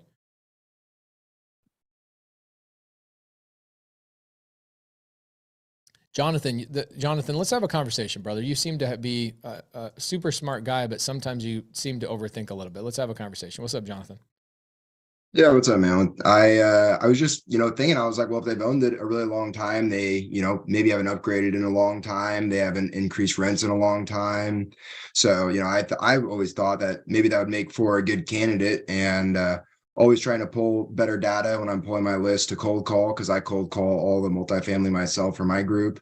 Mm-hmm. So it's just, trying to get into some of your thinking. Okay, yeah, that's actually why I wanted to pull you up here. I don't want you guys copying me. I'm just showing you guys what we're gonna do, and we're throwing some spaghetti at the wall. Gotcha. Meaning, like, I don't know what's gonna stick. We'll see what happens. We'll make the calls, and based on what happens, we'll pivot a little bit, and you guys will even see us pivot on the list tomorrow. Maybe a little bit on the list on Saturday. Go, oh man, we're getting a lot of these types of people, and we'll pivot. So when and I appreciate the question, which is why I pulled you up here. I think you're trying to get in my mind a little bit too quick, because I'm just trying to get started. Gotcha. I'm just going to come up with some really basic stuff. Like, I want a property that's owned at least 10 years. Means they're sick of it. They've at least gotten to a point where hot water heaters are needing to get replaced. Air conditioning units are starting to get replaced. Maybe a roof is getting close to, a pool pump doesn't last 10 years, those types of things. So I just threw out a random 10 years, right? Gotcha. It's totally random, because I heard the other way. I thought you said that they'd owned less than 10 years. So I misheard. I okay, misheard. Yeah. Ours is 2010 purchase up to 2000 purchase, the year 2000 up to 2013. So 13. Okay. Okay. Hey, Gotcha. Are you guys ready for the filter? I'm going to show you the privy filters one more time. Can you guys agree that I only have to show you this one more time? Are we okay with that? I'm happy to show you again, but I don't want to go through it 14 times. You guys need to be ready for this. Okay. Happy to do it, but It's really, really simple. You gotta maybe take some notes. I'll go really slow. In fact, I'll even put my slow voice on. Okay. Okay. So I open up into privy. Okay. I have no filter. There's a filter button. Oh, oops. I'm not sharing. My bad. Sorry, guys. My bad. Okay. So it doesn't matter where you start. I'm just going to go, let's start back at privy. I'm just going to click on the privy button and I'm going to log out just for you, just for the people in here that are like, how did he get there? I'm just up here in the United States chilling. Okay. This is the very beginning of privy.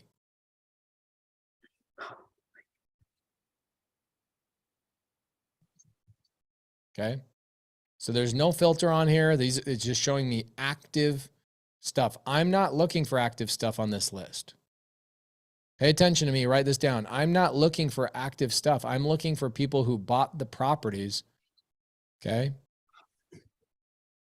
I can click on the globe and Travis Banks knows the answer. I can click on the globe. Where's the globe, Travis? Where is that? Oh, right there. Okay. He says privy coverage. Okay, cool. Thank you, Travis. Appreciate you. I always say Travis is one of the smartest guys on here. Okay, cool. So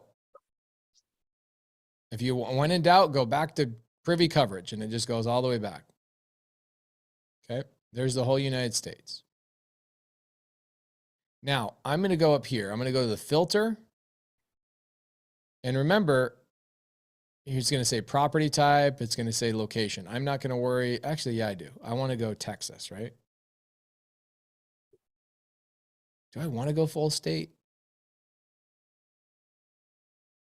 Hey, Ross, I don't want to pull the list. Can I have you pull the list for me if I show you how to do it?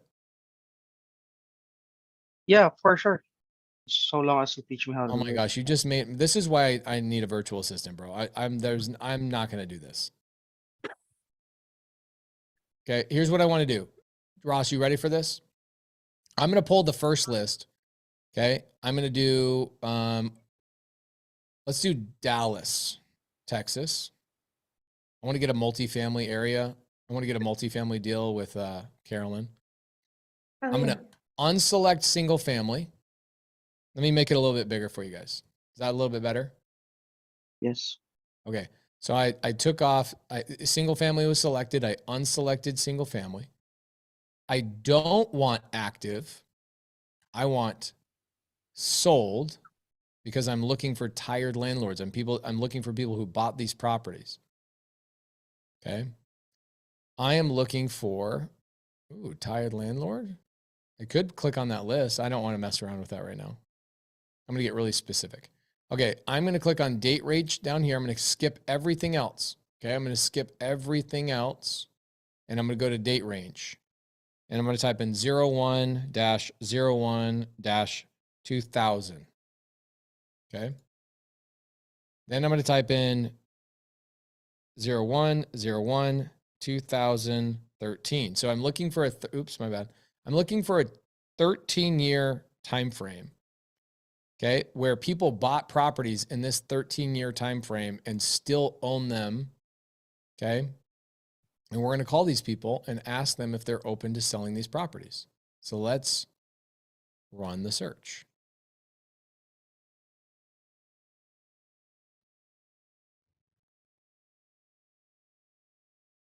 Okay. Holy shit.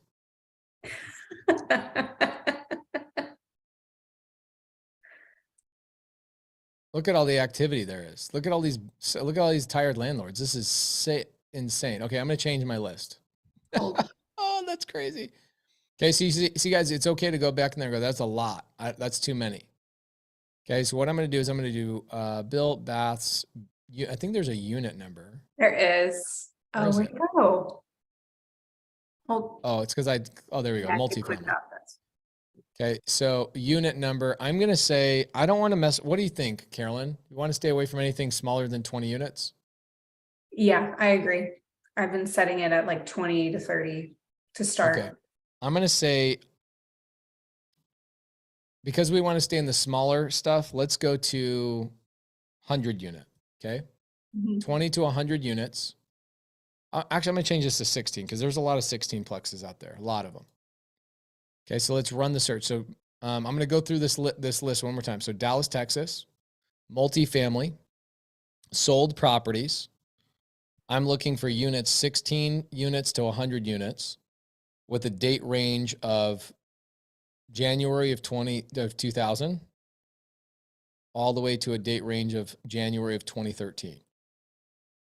And I'm going to fry one of these engineers' brains by saying, you know what, I'm going to choose to do it January 3rd. Actually, you know what, I'm going to change my mind. I'm going to change it to January 9th. Anybody, is it driving anybody wild that I'm doing that? Okay, cool. All right, so here we go. We got a list of 35 properties of people that bought. Oh, yeah, 8.2 million, Arlington, Texas, 96 units. Oh, yeah. How would you like to own this property? They bought it in 07. Built in 1980. Okay. Oh, yes. Look at that. Oh, yeah. These are the winners, Ross. We need to call these people and see if they're willing to sell these properties to us. Oh, wow.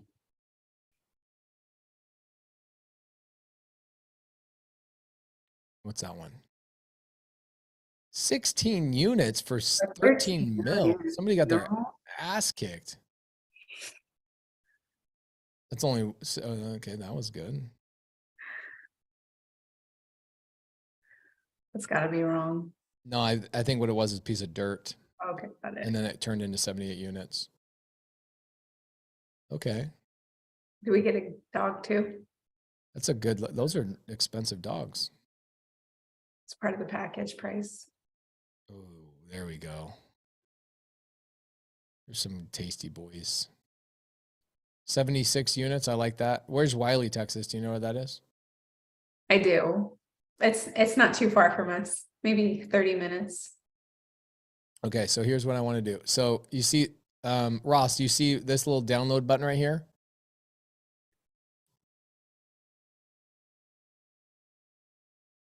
Yes. Okay, so I want you to then download these. Okay, I'll get you the access to my account. I want you to download these, and then these are the people I want you to call. Does that make sense? Okay. Okay, now you're like, well, these are only 35 people that or 97 people. I'm going to call through that really fast, right? Yeah. Okay. So out of 100 people that you call, you'll probably end up getting a hold of what, about 10, something like that? Yeah, more or less 10. Okay. Now, let's talk about the phone numbers for a second. Okay. Oh, I left Jonathan up here. Sorry, Jonathan. Okay, let's talk about the phone numbers. Do you guys know why I don't show you how to skip trace? Do you guys know why I don't? Because then you guys complain to me that you have to spend money. And you cry. Okay? So what we're trying to teach you guys to do is be resourceful. Okay? We're trying to teach you guys how to go find this stuff. Google the number, find the seller. Okay? And then somebody's going to go, oh my gosh, why is Pace pushing batch or prop stream, blah, blah, blah, blah, blah, and I get in trouble. Okay? Now, I'm not talking about all of you, but there's like 1% of people that come to me and they get upset. Vanessa Lyon says, there's no crying in baseball. What a great one. There you go. Anthony and Peggy's right. True people search. Okay. These are the transferable skills that last. Okay. John McAllister says, you can use True People Search for free, FYI, if you can spend 12 cents. Skip trace services make you lazy and the info is not the best. Okay, cool. Fast People Search. There you go. So there's the information. We don't need to spend the money. Is it faster? Guys, if you have a skip tracing company you're trying to put in here, please do not put a skip tracing company in here, please. People will only get mad at me. They'll blame me for it. Okay. We've had a lot of success with True People Search. Okay. And even open corporates. Okay, cool.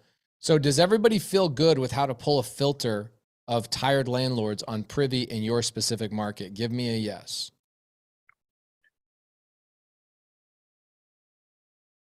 Okay, so let's talk about this because Ross, I'm going to give you some homework tonight, my brother. Ross, what time do you start working? How does that work for us? Because we have a different time zone. How does that work? Well, I mean, right now it's 7 a.m. here in the Philippines. So kind Oh, of like shit. 15 hours ahead from Arizona time. So what time do you typically, when you called for those other knuckleheads, what time did you call for those guys? My time, it's around 10 p.m. to 8 a.m. Shoot, dang. That's I when mean, that's when you yep. usually call? Yes, sir. And I've been doing that for the past 7 years. So that's okay. Okay, so what time is that from my life? Your time, it's probably around,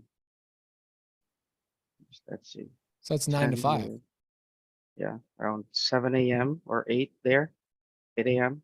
Wow, bro. Okay, that's pretty cool. So is that pretty cool that we can make wow. No excuses. While Yeah. everyone's sleeping, I'm calling.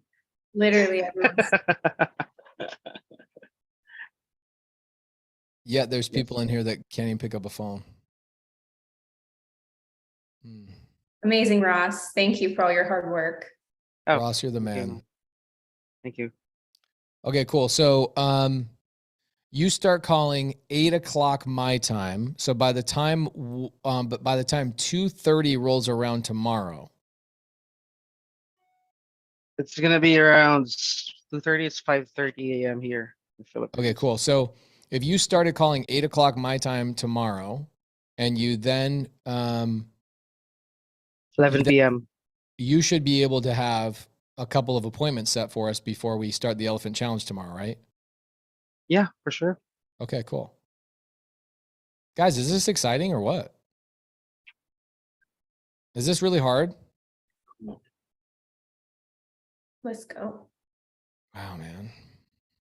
All right, cool. Ross, you're the freaking boss, dog. All right, cool. Tomorrow I'm gonna have we're gonna start Rick Ross right in the very beginning. I didn't turn it on today because I realized I was on YouTube.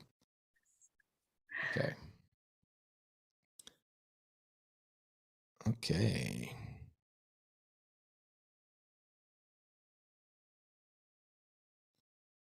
Okay. All right. So what we're going to do is we're going to do okay. So let's go through. I'm going to give you all the cities that I want you to go into. Ross, all I want you to do is take notes. Okay. And then Carly's going to help you get into my privy.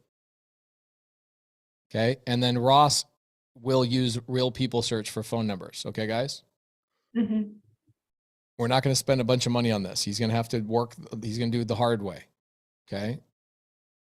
What's the difference between the two scripts? Okay, Mary, let's have a conversation. Please come on up here. Mary, if you ask a question, you better get ready to get called out on. She's like, oh, crap. How's it going, Mary? High pace. We met in person in October and we got our picture taken together and you explained something to me. Did I look cute? You did. Your eyes were all bugged out on the picture. Good. So, Mary, here's the difference between the two scripts. So the script that is nice and cute, the one that Carolyn made, that is for brokers that have on-market properties that are available right now. Okay. Okay.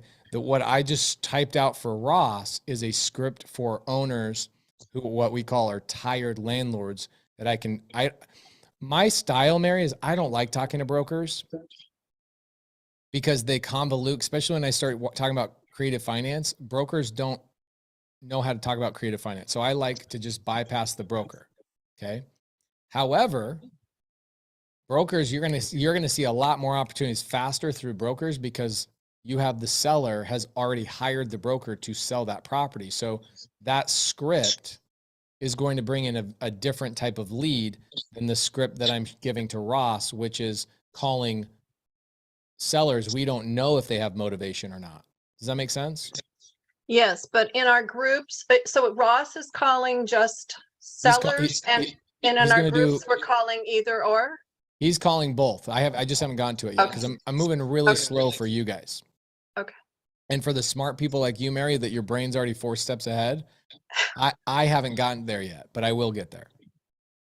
So in our groups, we use both? Here's what I would suggest. Talk to your groups. Make a decision of which way you want to go. Okay. Okay. For me, Carolyn has been doing a lot more broker outreach. I don't like doing broker outreach. I like doing tired landlord outreach, but we're partners. And so because partners, we tore the baby in half, as the Bible teaches you. Isn't that what the Bible teaches? Says tear the baby in half? Mary's like, no, it's so far from the story. I don't know about Like that you got this story all wrong. I'm just joking, guys. I know the story. It was a threat. It showed us the real mother. We all know. Just a joke. Okay, Kings. That was a great story, by the way. So, Pace, you're about to defend. If people, guys, you can't laugh a little bit. Come on. So, what we decided to do is we're going to do half and half, and we're going to kind of experiment. And part of what I have to do, Mary, on these challenges is I have to show you guys both sides of the coin, because if I only show you one side, then it teaches people that, oh, Pace doesn't do that and Pace doesn't do that. I want to show you kind of both sides, and we're going to mix it up a little bit. Sounds cool. Thank you. Does that make sense? Yep. So I would have a conversation with your team. If you're trying to get more creative finance stuff, I'm going to tell you, you'll get less leads doing tired landlord, but those leads are way easier to work out seller finance stuff. Okay. If you go do on-market broker outreach, you're going to get so many more opportunities to practice underwriting and looking to things and talking the lingo and being really active. But you're going to be really challenged on getting seller finance stuff if that is what you are trying to do. Okay. Does that make sense? Yes. Cool. Does everybody kind of understand the difference of why people do certain different things? Okay. And nobody ever explained this to me when I was getting into real estate. I was like, why is that guy doing agent outreach? And why is that person doing that? And blah, blah. I'm going to tell you guys a secret. I think people that like agent outreach are gluttons for punishment. No? Carolyn, you disagree? I mean, I could see that for sure. But here's the other really amazing thing about brokers, because you do one deal with a broker, that broker becomes your friend for life. So now what you've done is you've created an ongoing customer that continually brings stuff to you. So you kind of have to make that decision yourself, right? And it's tough, right? Do you work at the job? Do you take the job that's 45 minutes away that you absolutely love and pays you really well, but it takes 45 minutes to drive there and drive back, and you have to sacrifice that 45 minutes with your family? Or do you take the job that you really don't love that pays you okay, but it allows you to spend a lot more time with your family? I don't know. That's a personal decision. You know what I'm saying? Do you feel like I'm picking on you, Mary, yet? She's No, like, I muted you. I took the notes I needed. I'm ready to go work with my team. Thank you. Okay, cool. Thanks, Mary. All right. Bye. Okay. So for us, we're going to do both. We're going to have Ross do both. And what I'll do is we'll show Ross how to do on-market stuff as well. But I want to make sure you guys at least get this stuff. Okay. So here's the list of cities we're going to be calling on, Ross. Let's pull the map one more time, and I want you to take note of this. And that list that I pulled for Dallas, I want you to pull this list for probably another dozen cities as well, okay? Love it. Okay, so we're going to go to Dallas area. We're going to Houston, Texas.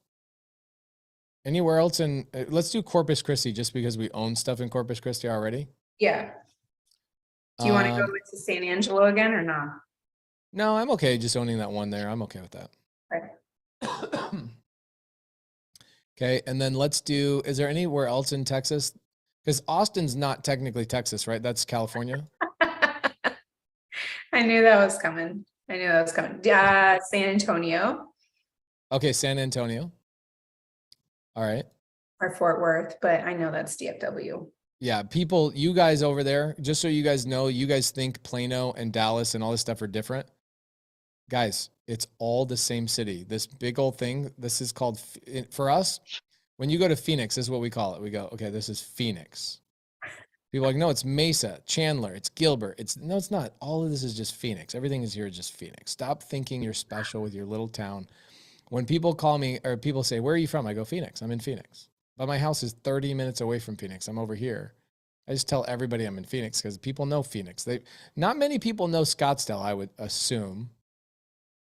Okay, so in Texas, we're going to do San Antonio, Houston, Dallas, Fort Worth area, and Corpus Christi. Corpus.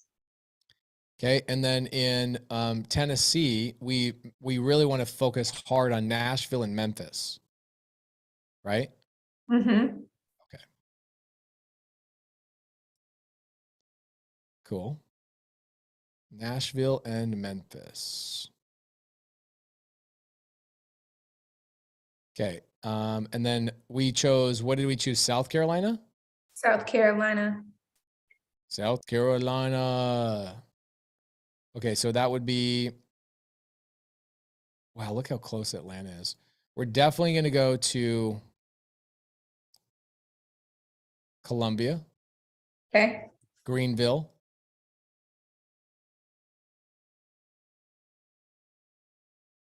ooh, let's go to Myrtle Beach and North Myrtle Beach and Charleston. Cute. Okay. And then, so that's our third state. Our fourth state, we're going to do Jacksonville, Orlando,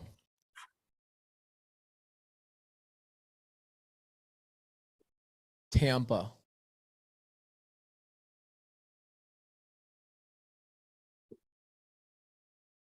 I think that's it.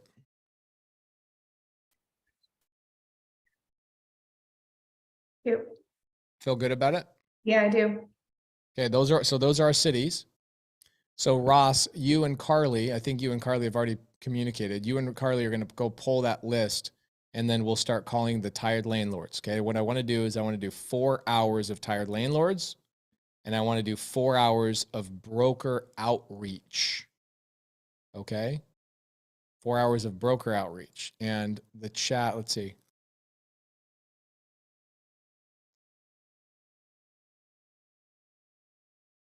Garrett says, leave us some. Well, you guys, you can call them the same stuff.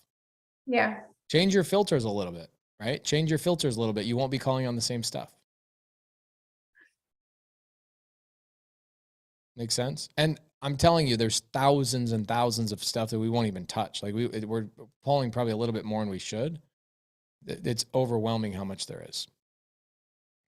Can you show us how to pull a list? Yeah. So Anthony, I just did that. Can I show you one more time? But did you miss it the last 2 times we did it? He sneezed. Did you sneeze for 2 hours? Anthony, my guy, did you just tune in?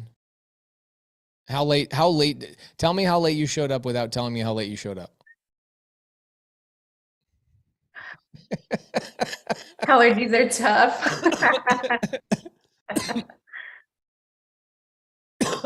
That's so good. Okay, I'll show you one more time. One last time. Okay, I'll pull one in a different area this time. We've already done it twice, just so you know. This will be the last time I show it. You guys should be able to do it yourself after this one, okay? Happy to do it. If somebody's asking, it means somebody else is really needing it. Okay. You want me to pull up ATL? Okay. Okay, so go to startwithprivy.com. That people don't have this. By the way, I told you guys this is what we'll be doing, just so you guys know, for the non-action takers. You will not have access to the Zoom tomorrow. For the people that are not a Privy client, you will not have access to the Zoom tomorrow. Tomorrow, I am not okay with dealing with people that are not taking action. I'm not okay with that. What's going to happen is we're going to be doing calls, we're going to be doing stuff, and people are going to be sitting there taking notes, but not taking action. The whole purpose of this challenge is for us to take action. So everybody that's a privy client, I think most everybody, if not everybody in here, is now a privy client. I will have Benson send you the email for tomorrow's challenge, and also for the people who want to watch Ross call tomorrow. I will give that to subto students. You guys can get that link from them, and make sure you have a subto student on your team. Okay. Okay. So let's pull this up one last time. All right. Let's go to, somebody said Atlanta. I'm not doing Atlanta, but I'll show you in Atlanta. Okay. Doesn't mean that Atlanta is not awesome. I love Atlanta so much. Let's go at filter, top left. I'm going to go to Atlanta, Georgia. Wow, Atlanta's, they have a lot of Atlantas. Look at that. Are you kidding me? I had no idea. There's an Atlanta, Texas. All right. So you click on, we're not doing single family, right? We did single family in the last 3 challenges. We are doing multifamily. And the filters are already in here. Units 16 to 100. And the date range is between, this is our choice, okay? If you guys really want to, you guys can change it up to whatever you want. 1997, okay? Whatever you want to do. You can change it whatever you want. Don't make me choose your situation. I'll even change it to 2015. How about that? Okay. And action. Ooh, it's only 6. Why is that? That doesn't seem right. Mm-mm.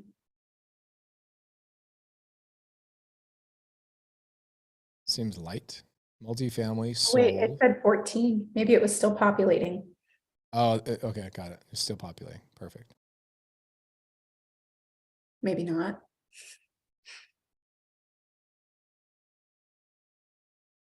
$14, better than 6. Oh, there we go. There you go, 77. I think you're right. It's just gonna start. It's gonna take a minute. Okay, so there you go. There's the thing. And see this little button right here says download. The filter is 77 properties, multifamily units, 16 units to 100 units sold between those dates. Okay. Actually, I've got a property under contract here up in this little area, Smyrna area. Right now, I own a bunch of property in Atlanta. I love Atlanta. It's one of my favorite cities. So there you go. There's how you pull that list. You download this to your computer. Let me pull it up. Download complete. Takes 2 seconds. Wow, I don't have Microsoft Excel on this computer. What am I, a savage? Neither do I. What do you use, numbers? Google Sheets. I don't know. Okay, actually, I do have Microsoft Excel. That's so hilarious that it didn't open up in Microsoft Excel. Okay. There we go.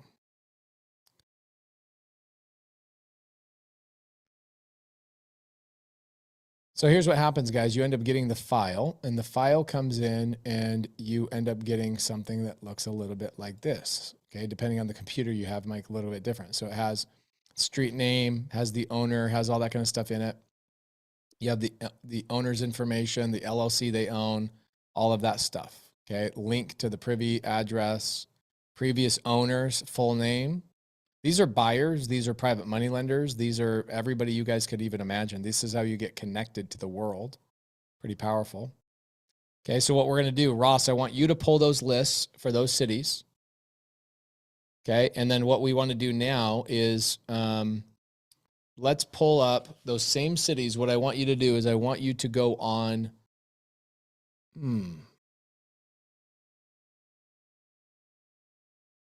I have a paid Crexy account, but I don't want to do that. My paid Crexy account's like $250 a month, and I don't want to discourage the free people from spending money. So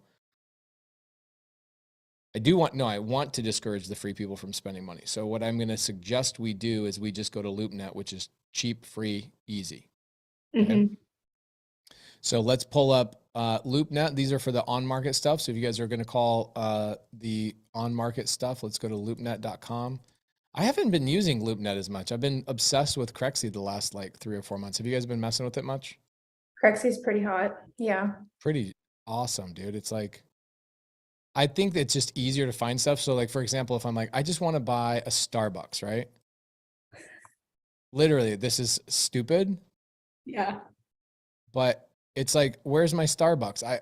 Show me the Starbucks. But with Crexy, it just seems cleaner and easier to use. Like if I go to Starbucks, it pulls up every Starbucks in the nation that's being sold. It's like, well, I won't say it because it'll Just- confuse people. It's just a little bit easier. So, Yeah. but like I could go multifamily for sale. So good. So good. Look at this. Boom, boom, boom. These are all the multifamily for sale. I gotta cancel out Maricopa County. Multifamily. I do not want a notification. Thank you so much. Okay, so let's go to.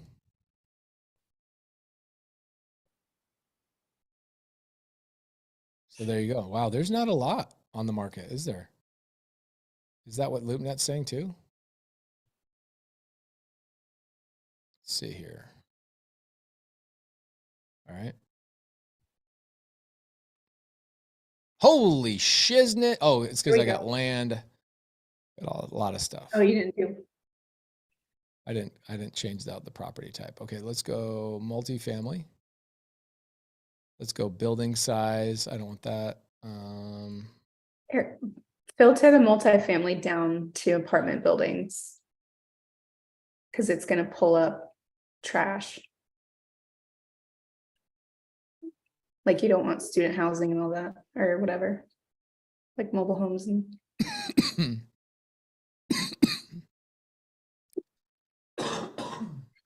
Sorry guys, I'm not sick, but I'm sick. You know what I'm saying? Love you. What do you want me to click on? What do you guys? Well, I click was on? just saying, like, for us, we uncheck mobile home and dormitory because we don't focus on student housing, or we just want to keep it pure apartment complex. Got it. Okay, Basic. no problem. That's, I got it. I don't mind mobile home parks, but since I'm your partners on this, and I will not look at those. Okay, so Ross, so you see all these little red dots? These are the brokers I want you to call. Okay, so what you'll do is you'll go to each one of these red dots on LoopNet and you'll click on these. They actually have the phone numbers, which is awesome. Ooh, don't get me excited. oh, we looked at that one. You did? Did you guys go to the property? We actually didn't walk it because it ended up not being a fit, but you never know. It's still sitting there. Still sitting there. Okay, so right here, you can even send them a text, Ross, if you decide to do so. See if we can get somebody on a phone call for an appointment. I'm okay with text messages. I'm okay with calls, okay? So you're going to call the broker, and you're going to just say, I'm calling on behalf of my company, the same script that Carolyn had. We showed it a little bit earlier. Okay. And let's see here. So that's it. It's not a lot of calls. I think out of this, you could probably set up 5, 6, 7 appointments. And then what's the next one? Okay, your session has expired. Go away. Oh, sorry. My screen is like off my screen. It's hard to run a Zoom and do this all at the same time. Yeah. Okay, so same cities that we talked about earlier. And we're going to use LoopNet for all of this stuff. Ooh, do you ever just sit here in the morning when nobody's bothering you and just stare at these properties? A little bit. This is We looked at that Rollins one when Vina was here. Which one? Rollins. Oh, this is Remember? we Yeah, did a video yeah. in front of that, huh? Yep. You and I were sitting there, it's like middle of November. And I'm like, isn't it supposed to cool down? Holy crap. No, it was hot that day. What did Vina say about the property? That the financials just weren't a fit for what we were able to pull up. It just wasn't making sense. They did a lot of improvements on the property, but for the value add of it, it just wasn't ideal. Okay, really so tomorrow, cool. here's what we're gonna do. We got an hour and 20 minutes left. Here's what we're gonna do today. Okay, so we've got our homework. We know, Ross, do you feel confident you know what we're gonna be doing? Yeah, I got my notes here. Okay, Ross has got his notes. Cool. Oh, I remember that crosswalk. That was kind of cool. Okay, we got our homework. We know what to do. Now, do we have Carolyn? Do we have people on the backstage that can underwrite some stuff? We've pushed them back a bit. Are we good? Give me just a second. Let me double check. Cool. So what I've got is I've got Vina Jetty coming in tomorrow as well. We're going to have her come in as a special guest. We're going to break down the different types of funds. We're going to talk about a whole bunch of amazing education on multifamily stuff. Oh my gosh.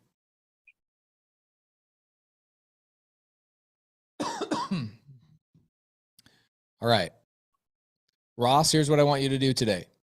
I want you to get with Carly and get my login for Privy. And I want you to get logged into loopnet.com. And I want you to start compiling your list for calling tomorrow. Does that make sense? Yep. And then Carly, are you in here? Or did you leave?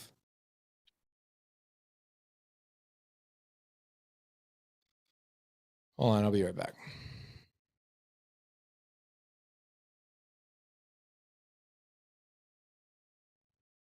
Okay, Carly's not back there. Hold on a second. Let me make sure that we...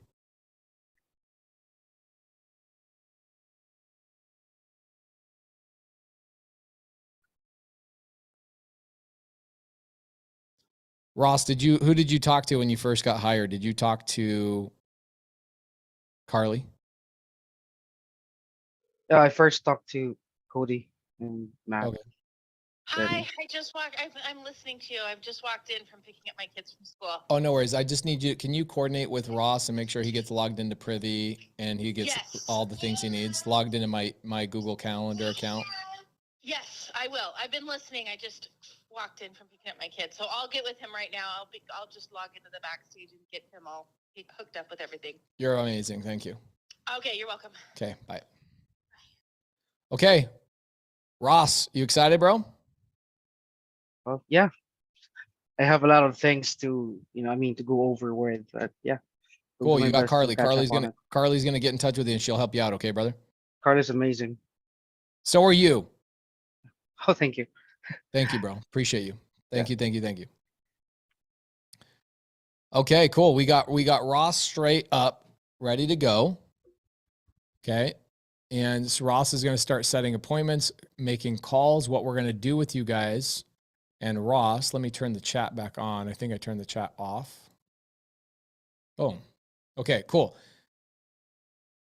Does everybody have a team to work with? Because what I really want people doing tonight, okay, the homework I really want you guys to have is I want to make sure that you guys are all in a Zoom together in breakout rooms tomorrow making these calls.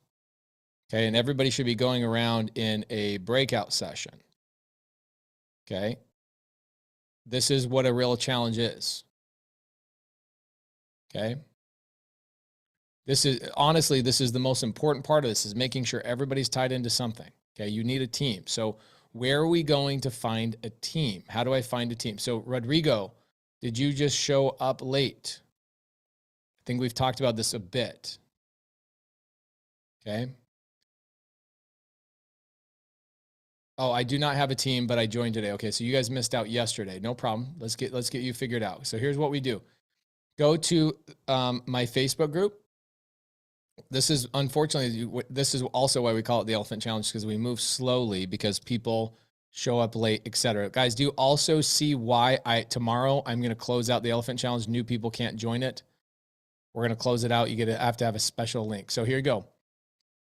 Here's my Tired Landlord script. Let's see did anybody even like it Did you guys not like my script?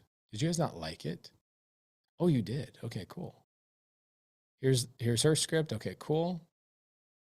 There you go. See, Dennis Yasko. He's awesome. He's one of my mastermind students. He says, multifamily elephants. If you like Oklahoma and Texas, connect with me. I'm a leader, sub-2 student, and mastermind student. There you go. Boom. Okay, a lot of people in there. Chicagoland. There's Effie. She's awesome. I love Effie. Nikki, Dave and Nikki, sub-2 students. Here you go, collecting friends. We haven't met yet. Boom. There you go. Today we are closed on killer seller finance. Oh, cool. All right. Good job for you. Dope. William, you're handsome. That's all there is to it. Oh, cool. Look at Carolyn. I didn't know you were in here doing this. Check this out. I'm going to do, oh, you are featured. Okay, cool. Somebody on the team featured you. Okay. Elephant Challenge Markets, Kevin Holanda. This is where we go. Sub 2 students since 2020. My markets are 10. I love Maritza. She's amazing. My markets are Tennessee. Do you know I made her cry the first time I met her too? Okay. Justin. Boom. There you go. Ooh, who's doing these graphics for you, Justin? Damn, bro, you look good. Okay. Justin right there. Guys, literally, you don't need to go far. Just click on the link and go into our free Facebook group. Make sure you get in there. I will accept you guys all right now for some of you knuckleheads. Okay. Let's see. Do we even have that many requests? Oh, hot damn. Okay.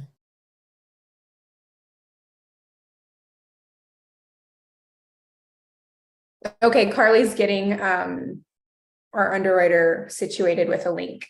Okay, cool. Thank you so much. Okay, here we go. So I think we're good. I think everybody got into the Facebook group. Let me just clear this out. Wow, really? I think it's the same people. I think Facebook's just taking, oh, dang. Okay, there we go. Joseph. Okay, so we've got everybody into the Facebook group. You guys know where to go. Go to the community home. Make sure you go into the free group. Okay. And you will see your people. You can see people in here. Look, people are typing. They're even giving you their phone numbers. They're giving you their information. Go in there. This is your homework right now. As we are going to do some underwriting, take your time. I don't want a single person in here tonight saying that they didn't get put on a team, because your homework, okay? Homework from the Elephant Challenge is to make sure you're on a team. You've chosen your market. All right. Make sure you're on a team. You've chosen a market.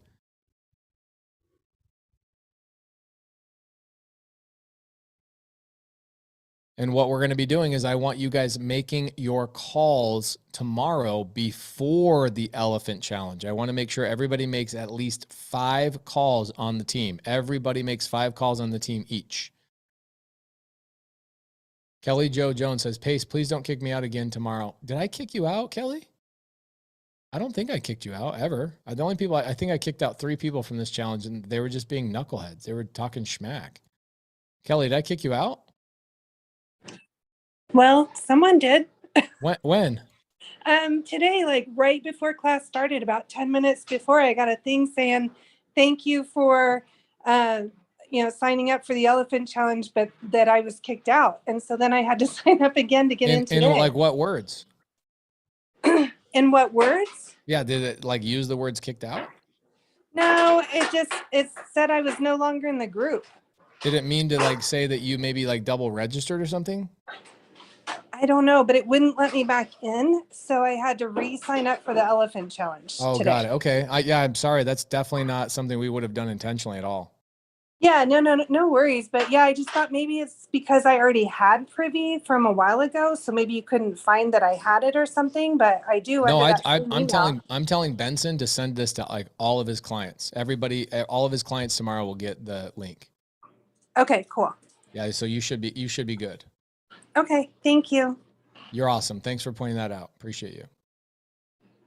Okay. So Carolyn, what we're going to do is you've got your team coming in. We're going to talk underwriting. Mm-hmm. And we're going to do some basic underwriting stuff. You guys have a couple of deals I think you guys have looked at recently that were are you guys going to look at your deal? I'd say the easiest thing we can do is look at the 40 unit we just closed. Okay, yeah, let's do that. Let's talk about it. He just got done walking a property in Houston, so he's just getting situated, and Carly sent him the link, so he should be. No problem. I'm going to go through and clear out some questions real quick. Okay, cool. Actually, you know what we should do? I'm going to take a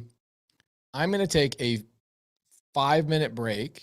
Perfect. And what I want everybody doing right now is clicking on the link that's in the chat. I'm going to put it in there one more time. Make sure you guys are over in the Facebook group. Make sure you guys are going in there and linking up on teams. Take 15 minutes calling people. Take 15 minutes making sure you guys are on a team. I'm going to unmute the chat for just a second. Does everybody have the homework right now? Do we all know what we're supposed to be doing right now? Getting on a team. Give me a yes. Okay. Yes. These big challenges are hard. This is why it's called the elephant challenge. It moves really slow. They're big and slow. But I think a lot of people feel good. Can you please accept me, Martha Wright? Yeah, but I think I already did. I should have. How are you in my challenge, but you're not in my free Facebook group? Are you serious right now? It's a place where you can communicate after the challenge is done. You know, like, well, I guess I just suck. Maybe I suck at getting people like knowing that we got even going on. I'm sorry. It's my job. No, you don't. Yep. Just don't know what to do, how to direct when these brokers call back. Help. Okay, Jess, let's have a conversation with Jess. Thank you, Jess, so much for bringing that up. I think it's Jess K. Okay, Jess, how you doing? Hey, I don't know how to turn my camera on. I don't think it will let you on the webinar. Okay. I hate the webinar. I wish we didn't do Okay. webinars.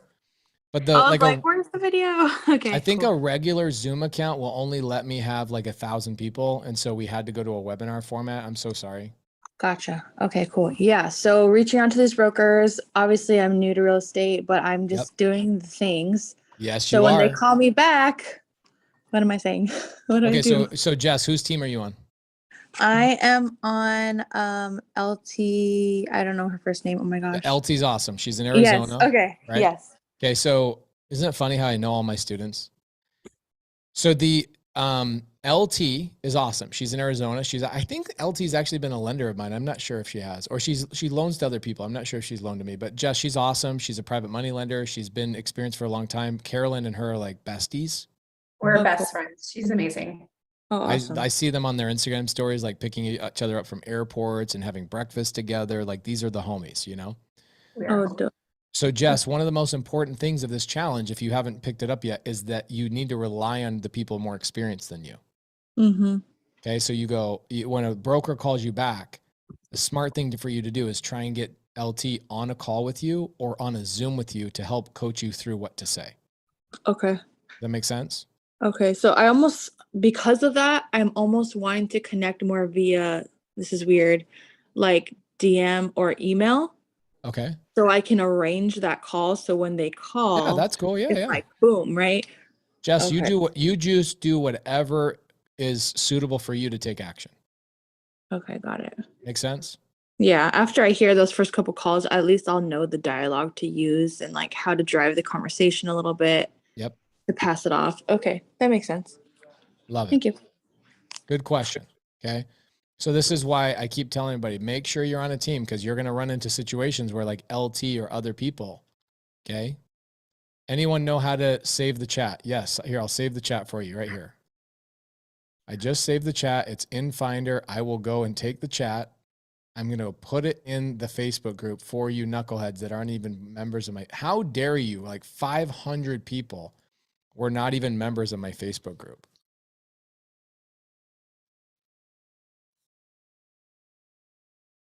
Okay, Scott Williams says, if you're looking for a team in the DMV, so you subto leaders, please make sure you go over to the free Facebook group. Let's see, where was that? Now I have to download it again, dang it. Oh no, never mind, there it is. Okay, here's the chat. Elephant chat.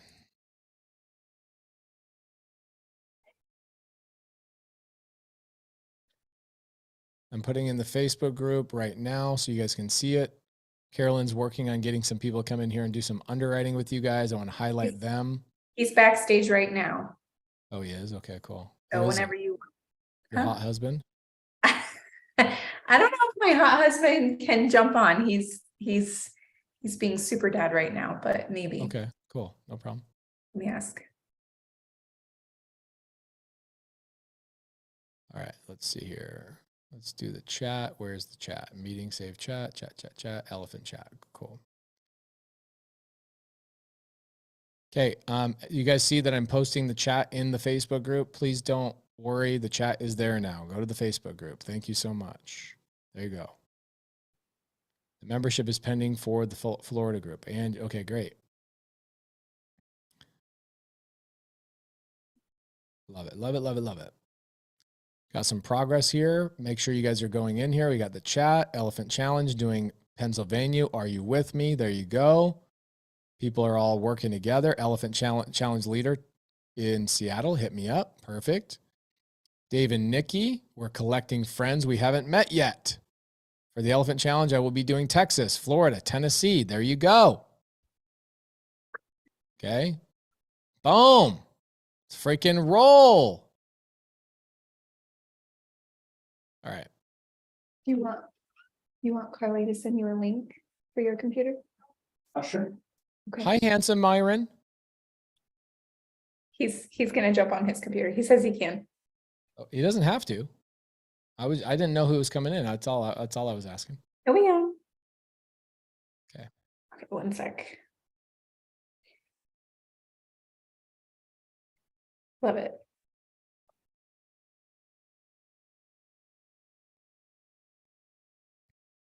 All right, here we go. The last hour, guys, we're going to be doing underwriting training. The goal and homework, please write this down. The homework for the night. Ooh, somebody's going to present a $52 million deal to me today. That's cool. That's hot. CJ Johnson, how do I open documents you've been posting in the Facebook group during this Zoom? I think you just got to not use an Android. I think if you use an Android that doesn't open documents, I'm not sure.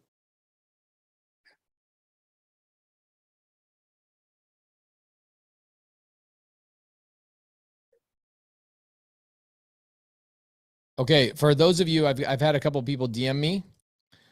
Allison at americahomeoffers.com. If you guys are trying to get into a multifamily deal with me, there's a bunch of people asked during Greg's presentation. Allison at americahomeoffers.com. If you're trying to get in a multifamily deal with me and you're an accredited investor, my students have the ability to invest with me as a non-accredited investor, but as an accredited investor, you have to email Allison America Home Offers. They say Android people are smarter. That's ironic. Why would they choose an inferior product if they're smarter? Just kidding. I just tease people. I used to, you know what I used to tease people about? I used to tease people about their football teams. That did not go well. I had a fist in my face over it, and it was just teasing. It was just teasing. And then I found this really gray line with Android and iPhone. Guys, Androids are dope. I'm just teasing. That's it. Okay. Or am I? I'm gonna get you an Android for Christmas. Let's do it. All right. Okay. What do we got? Who's coming Come on in? up. I think Joseph's coming up. Okay, I have a 43 unit deal I could present. I have Eric. What's up, Joseph? How you doing, bro? What's up, guys? Good to be here. You know, a little surprise. I got the whole team. Holy shit. Oh my What are you guys goodness doing over there? gracious. We just got done walking 2 properties in Houston today. So we're having a little rendezvous and then we got called up. So we're here. Love it. Were you guys walking around in your swamp boots over there in Houston? You know it, man. Actually, the property we looked at, the last one we looked at, right behind it is a bayou. It's a seller finance deal too, 50 units. And are you guys selling this one to me, or are you guys trying to buy this one yourself? We were looking to buy it ourselves, but you know, for the right price. Go lock it up and sell it to me. Okay. Okay. You guys want to, here's kind of what I'm thinking I'm going to do. I almost don't want to interrupt you guys. I want to highlight your guys' ability to underwrite. I want to highlight your ability to chat about the deal. And so, Joseph, do you have the ability to screen share and like show the deal, talk about the deal, where you guys found the deal, what were the problems with it, all that kind of stuff? Yes, I do. Let me open up another tab so y'all can't see everything. 1 second. Can you guys still hear me, even though you can't see me, or can you still see me? I can see you. Well, you can because you're a panelist, but Oh, my bad. can everybody still see me or just hear me? Okay, cool. So Joseph is the only one that's being seen right now. Let's add you as a spotlight. You're just shining bright like a diamond. Okay, what do we got, Joseph?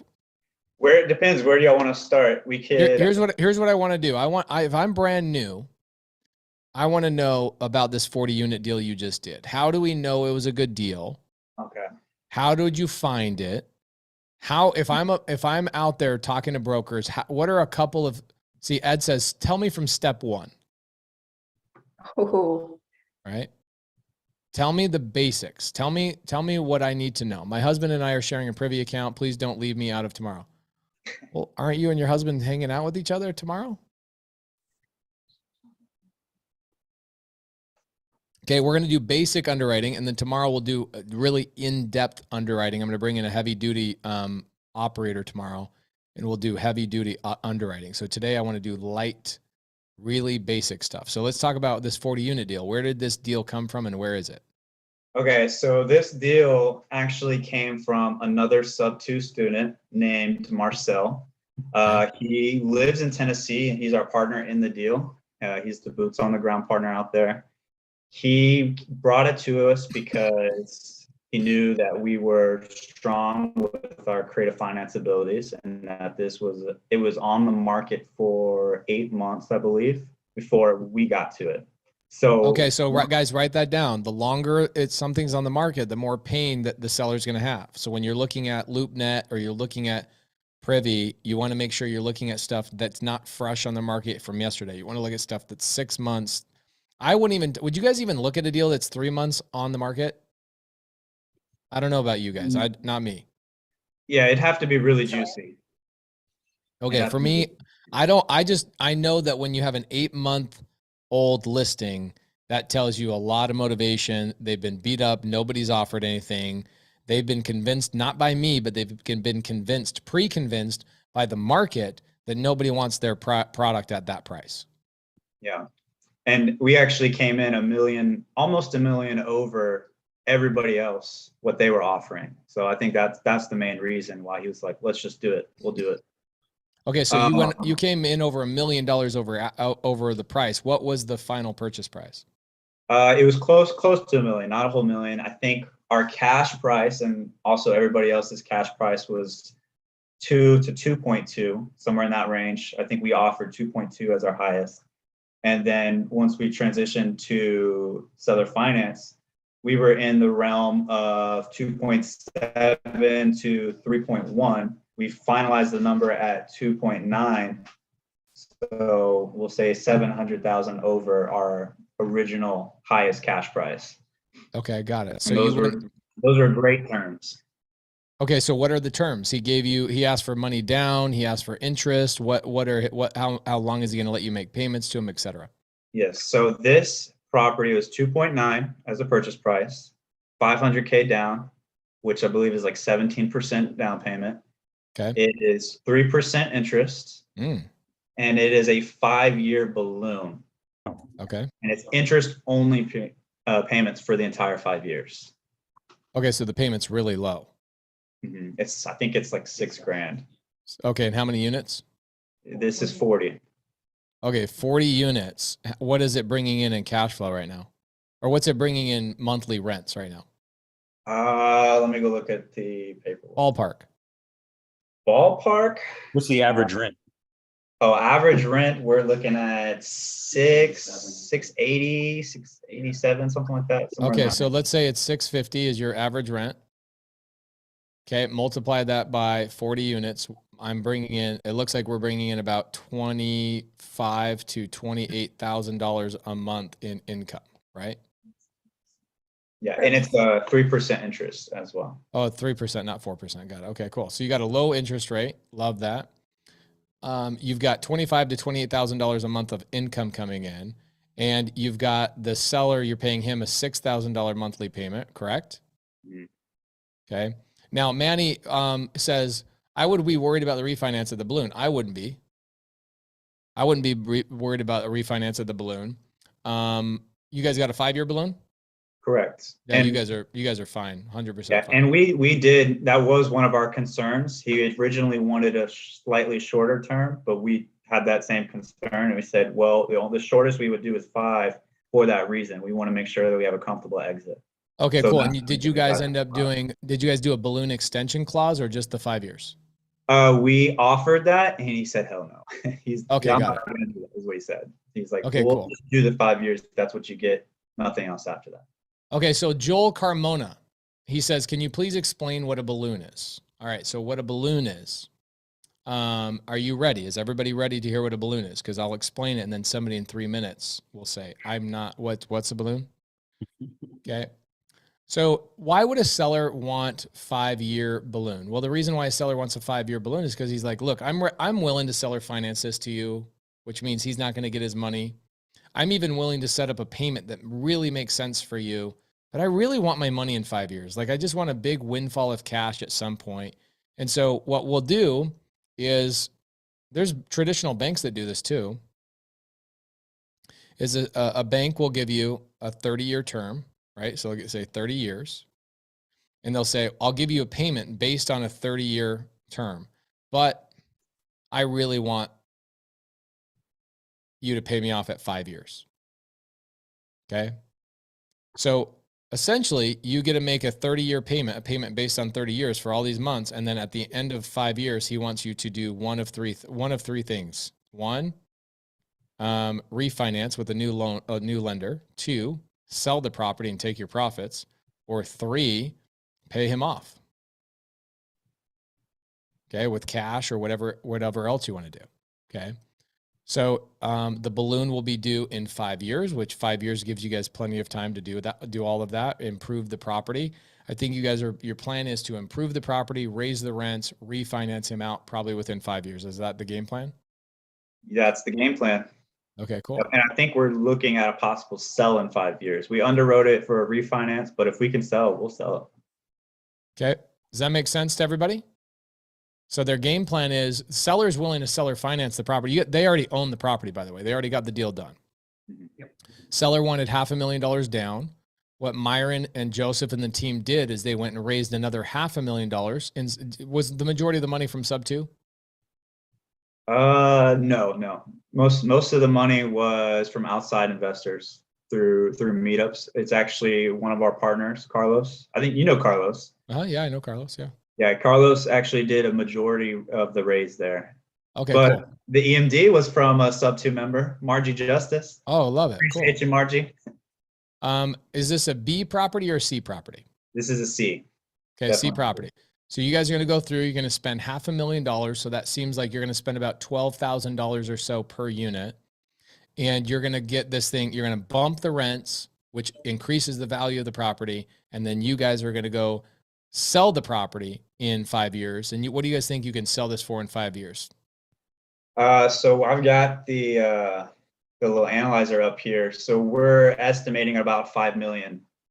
Amazing. So your units will be somewhere around $120,000 a unit. You'll sell for about 5 mil. You guys will not only cash flow during that time, because it seems like you're cash flowing, your net cash flow on that property is probably after your lenders are paid, after the seller's paid, CapEx is paid, all that kind of stuff. It seems like you guys should be netting somewhere around $8,000 to $12,000 a month net in your pocket. Is that about right? Yeah, that sounds about right. We've got, so the before tax cash flow is 100 grand for the first year, and it goes up to about 180 on the 5th year. Oh, cool. Margie says, you're all family.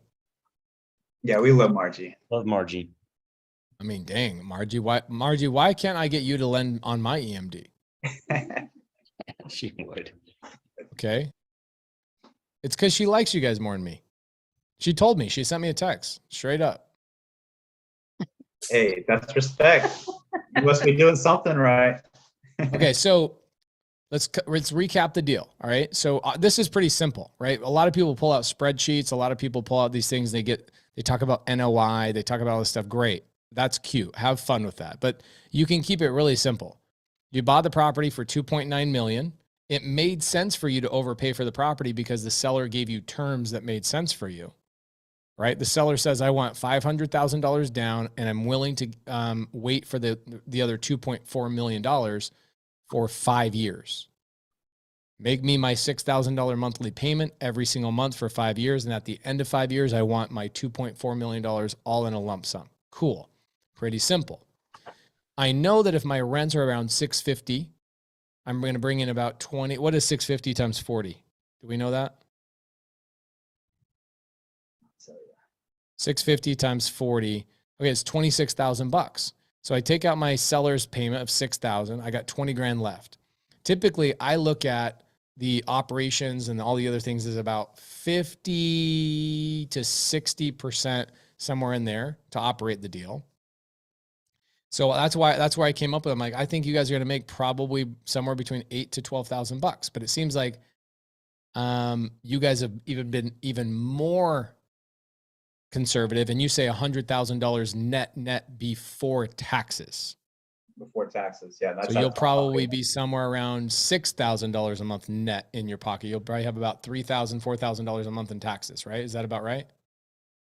Sounds about right, yeah. Cool. So now you guys borrowed money from the 500, and you borrowed money from another 500 to renovate the property. What are the terms of that? Do you have a private money lender, or is it a partner? So we structured this as a JV deal. So everyone that's involved is a partner. We have, with everybody combined, 8 managing partners, and I think it's another 10 or so silent partners. The silent partners are the ones that just invested. Okay, love it. Great. So I look at the deal. Now, here's the thing about multifamily, guys. The value of the multifamily is always, JV means joint venture, means partner. It's a light partnership, means dating, right? Partnership is we're partnered, we're on an LLC. A JV means we're dating. Engagement ring, but not a wedding ring, okay? It means that we're doing a deal together, but not all the deals of my entire life together, right? A partnership means we're buying everything together all the time. A JV means we're just going to do this one deal together. Does that make sense? Okay. So the company brings in about $6,000 a month. However, the company will also in a 5-year period make about $2 million between 8 people. Is that right? Eight partners? Yeah. Okay. So $250,000 over 5 years, pretty good, plus the cash flow that's compounding. And I'd say over the next 5 years, you guys will probably raise the rents once in the next year, and then a second time probably in year 3. So your cash flow will go from $6,000 a month, probably upwards to 8, and then your cash flow towards the end will be closer to 12. Therefore, your cash flow being higher, the value of the property in multifamily, pay attention, okay?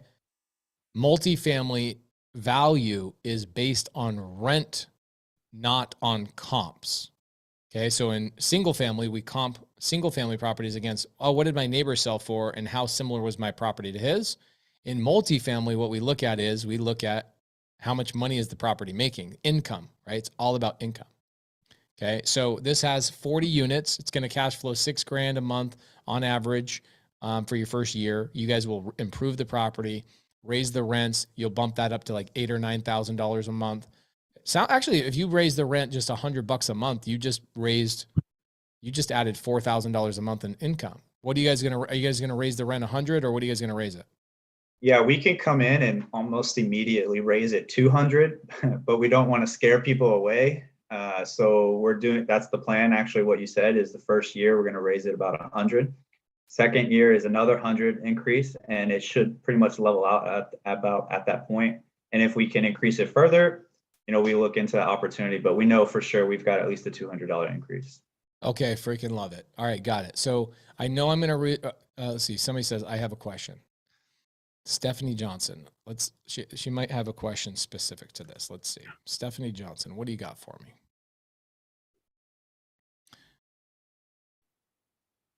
Hi, Stephanie Johnson. Hello, everyone. What do you got for me, Stephanie? So I had a question for Carolyn and Myron. Mm-hmm.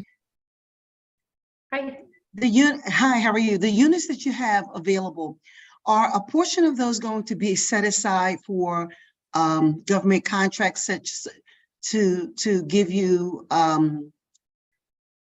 instant permanent monthly payments such as Section 8. So my question is will you guys be renting any portion of these units that are available or that will become available to Section 8 or a government program where you'll get a monthly payment, a guaranteed monthly payment? As of right now, that's a great question, by the way. Thank you for asking. As of right now, we are not focused on Section 8. We might be in the future, but as of right now, it's just pure regular tenants. Stephanie, No do you government have a game plan? Like you want to work with Section 8, or what are your thoughts on that? Why are you asking? So I'm a realtor here in South Jersey. Okay. And I work a lot with Section 8. And before my husband passed away, we used to actually rent to Section 8. What I want to tell you is that most people think Section 8 is low income, but it is not. They now have a section for seniors, handicapped mentally and physically handicapped. So there's several components to Section 8. It's not just low income tenants. They have sections for the senior citizens and physically handicapped. And also the VA has a program, a payment program as well. So the monthly payment will come directly to you in your account, will be deposited on the first of every account of every month. Mm-hmm. And by the way, I'm looking for someone to squad up with over in the tri-state. Stephanie, have you gone over to the Facebook group and found people in New York, New Jersey, like Dennis Yasko actually lives in New Jersey? I did. I sent emails to 5 different people, and I'm waiting for someone to get back to me. I just text, what's this gentleman's name? I just sent him a text message. Corey, maybe? Yeah, we have Corey. Corey Hicks. Yeah, Corey great. Hicks. Corey's awesome. Okay. That was my question. I'm sorry to interrupt. No, you're not good. at Thank you all. so much. Appreciate that. Love the question. Thank you for asking. Thank you. Thank you. Okay. So if I got some money, right? Could I come in and partner with you guys if I had some money, like 50 grand, 100 grand on your guys' next deal? Hell yeah. How do I get a hold of you guys? Ooh. I have my phone number right there. Feel free to reach out. Yeah. Okay, so hold on. Let me put this in the side chat real quick. I just want to make sure, because people don't. It's funny. Like people will ask the whole time, like, "Hey, how do I get a hold of Carolyn?" And her phone number has been on the screen the entire time. Yeah. Sometimes do you guys ever like watch people driving down the road and they do something really dumb, and you're like, "I wish I was in the car to understand why did they do that and what was going on." I think that way all the time. And so I think that way when I run Zooms. I'm like, do you not know Carolyn and Myron's phone number is on the screen right now? Right. But I get it. Not everybody's been brand new to Zoom. Okay. So not everybody has been experienced with Zoom. Okay. So here's what I want to do. Somebody's calling him already. Sorry. Okay. Okay, here's what we're going to do tomorrow. Okay. Here, I'm actually going to end the elephant challenge right now. Here's what I'm going to do. Tomorrow, I'm starting 2 hours early. Ooh. And what I'm going to do is I'm going to bring in one of my underwriters, and we're going to underwrite literally like 15 of the deals that I'm currently looking at. And we're going to underwrite. And no, screw that. I'm not underwriting my deals. What I want to do is I want to underwrite your guys' deals. I want to go through every group that has a deal. Here's the homework. Okay. Here's the homework for the night for the elephant challenge. Right here. Everybody needs to go in. Joseph, you're handsome. Bye. Bye. Freaking handsome devil. Myron, you're hot. Bye. It's so hot. So hot. When you walk by him in the house, is that what you say to yourself? All the time. I'm like, you're so hot. I love that, man. Carolyn, you're a babe. Yeah. Bye. Thanks. Bye. Okay, so here's what we're going to do, guys. Here's the homework. Homework for the night is this exact thing. I want you guys going into the Facebook group right now. I want you guys taking the time, because here's what's going to happen. Homework, I'm going to list it out. I'm going to start 2 hours early tomorrow and be bringing in an underwriter They're going to underwrite a couple of my deals. I'm going to give away a spreadsheet tomorrow, a multifamily spreadsheet tomorrow, so you guys can underwrite your own stuff. Okay. And by that time, I'll also have appointments set so we can start calling and talking, calling and talking. Okay.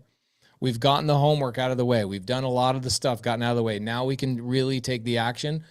Is everybody in the Facebook group? Has everybody gotten on the Facebook group and made sure that they are in a group? Now, here's the thing. You got to be patient sometimes, right? Because the leaders are probably all reaching out, and they're helping. Okay, Edward says, yes, I'm still looking for a group. Perfect.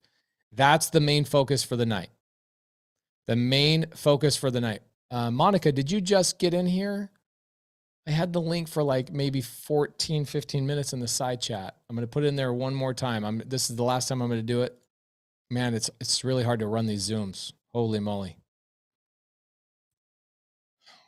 Now I know why other challenges just move on like really, really fast. I'm trying to be really patient. Hopefully you guys appreciate the patience. I'm trying to be patient, trying to go slow. Want to make sure you guys get the value. Appreciate the people that are going slow with me that are way more advanced. Thank you guys for sticking with us because you know how usually it shows up. Third day gets crazy. Third days gets amazing. So, all right. So here's what we're gonna do. Homework. Step 1. Write this down. Homework number 1. Get your group. Okay. Step 2. Everyone makes 5 calls to brokers. Number 3, I want your group to bring a deal to underwrite.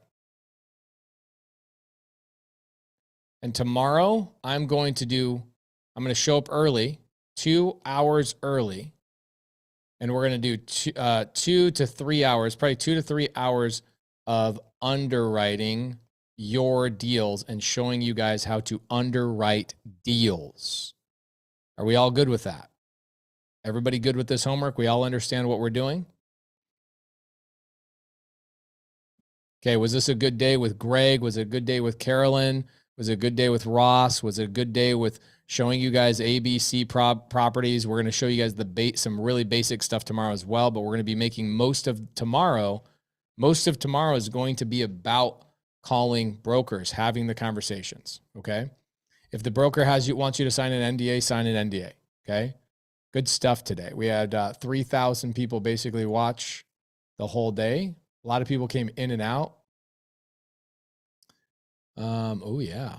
Yeah, if you look at the YouTube, we got 300 people over on YouTube. We've had 2,000 people over here, 2,100 people, 2,500 people showed up today. Make sure you get your group. Make sure you do your homework. We're going to show up 2 hours early tomorrow. Thank you guys for your patience. Thank you for my leaders. Thank you for my sub 2 students. And I will see my sub 2 students tomorrow at 7:00 a.m. We're